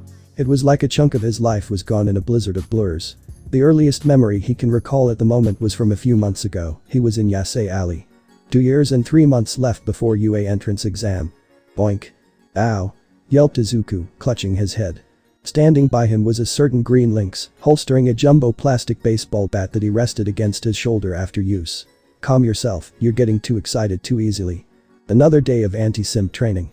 You gotta be able to hold yourself back at certain temperamental moments, or else you risk ruining a moment before it can actually get exciting. Can't become a horny dog every time she exhibits a little ankle, get her to show you the entire thigh first. Ridero advised. With sexy stockings on. The green fox gave his comrade a strange look at the randomness of that last comment. Not that he was complaining, but it was just an odd thing to throw in with advice. Don't give me that fucking look. Yes, the sexy stockings are important as well. Exclaimed Ridero, for once breaking his usually calm demeanor as it seems he hit a topic he's passionate about the topic. You don't eat chicken with no spice on it, right? Of course not. No one likes bland-ass chicken. Humanity committed atrocities to get spices for that exact reason, and the sick fuckers who do like spiceless chicken are probably psychopaths. Or movie critics or art critics. Screw it, anyone whose professional career title involves the word critic. Point is, just like how you're putting in work right now to be a decent enough person to be able to receive her affection, she can put in a little effort to gain yours as well. It is the law of equivalent exchange. You don't need to settle for the bare minimum that barely even reaches the standards of being the bare minimum because the person didn't care enough to make sure they were doing the bare minimum. I'll keep that in mind. Mumbled Izuku, being in a trance as he tries to process the information that was thrown at him. This was going to be something he'll need a few days to truly get. Better. Ridero grumbled before turning away, coughing into his hand. He spun his hand in the air in a single quick movement before stating. Alright, let's run it again. That gesture wasn't some random action, but a signal to the third person in the room. A boy with pitch black skin and darkish gray hair that was quite scruffy and curly. It was long enough that the boy's own hair completely covered his eyes. Izuku thought maybe the guy took inspiration for his hairstyle from Ridero or the opposite way around. Not that he'll ever find that out from the boy himself. He didn't talk much and kept to himself. Izuku only saw this kid whenever Ridero called him in when he needed his fog ability. The only thing he knew about the boy was that he goes by Red-Tongued Sikian and he was a year younger than Izuku. Name: Sikian Epitaph. Red-Tongued Age: 14 species. Beast: Quirk. Unknown. User emits dark fog-like clouds from his mouth. The exact nature of these clouds is unknown to all. Sikian have high controllability over everything that happens within the fog-like cloud. His tongue grows bigger when he's using his ability. Interest: reading, painting, and swimming, despite the fact that his hair will always be extremely damp afterward. Reputation: despite his reserved nature, he is a highly anticipated rising resident of Yasei Alley, thanks to the contributions he made with his quirk to keep certain parts peaceful. Many think he may grow to be one of the leading members of Yasei Alley. Sekian inhaled before opening his mouth, showing off his giant red tongue, exhaling a cloud nearly as dark as his hair that enveloped Izuku in a thinly veiled dome. Within the hazy substance collected together before creating the form of Rumi, with the pigment of the cloud body changing to closely resemble the mighty bunny. It was decently accurate for a 14-year-old craft, closely getting the thickness that Rumi had. Cloud Rumi only stayed around for a few seconds before Izuku started drilling. Boink. Ow. That one actually hurts. Izuku whined, rubbing the back of his head. What the fuck was that? Scolded Rideru. Nothing happened yet. I know, I'm sorry. Is getting a whiff of her bathwater going to be enough to get your rocks off now? Because what you just pulled was pretty damn close to it. No, you misunderstand. I was staring at her legs. That doesn't help your case at all, in fact, it kinda makes it worse. I was staring at it because I was thinking about what you said. When I saw Miruko's thighs I started thinking about chicken, and they're both things I badly crave, so my mind kinda wandered from there causing me to drool. You have issues. I'm here for a reason. 1. That was as far back as his memory could go, and it wasn't much to go on, didn't help that it took place months ago, so the chances that it'll be relevant to right now would be slim to null. That's it guys. Thanks for watching and supporting us. See you in the next part.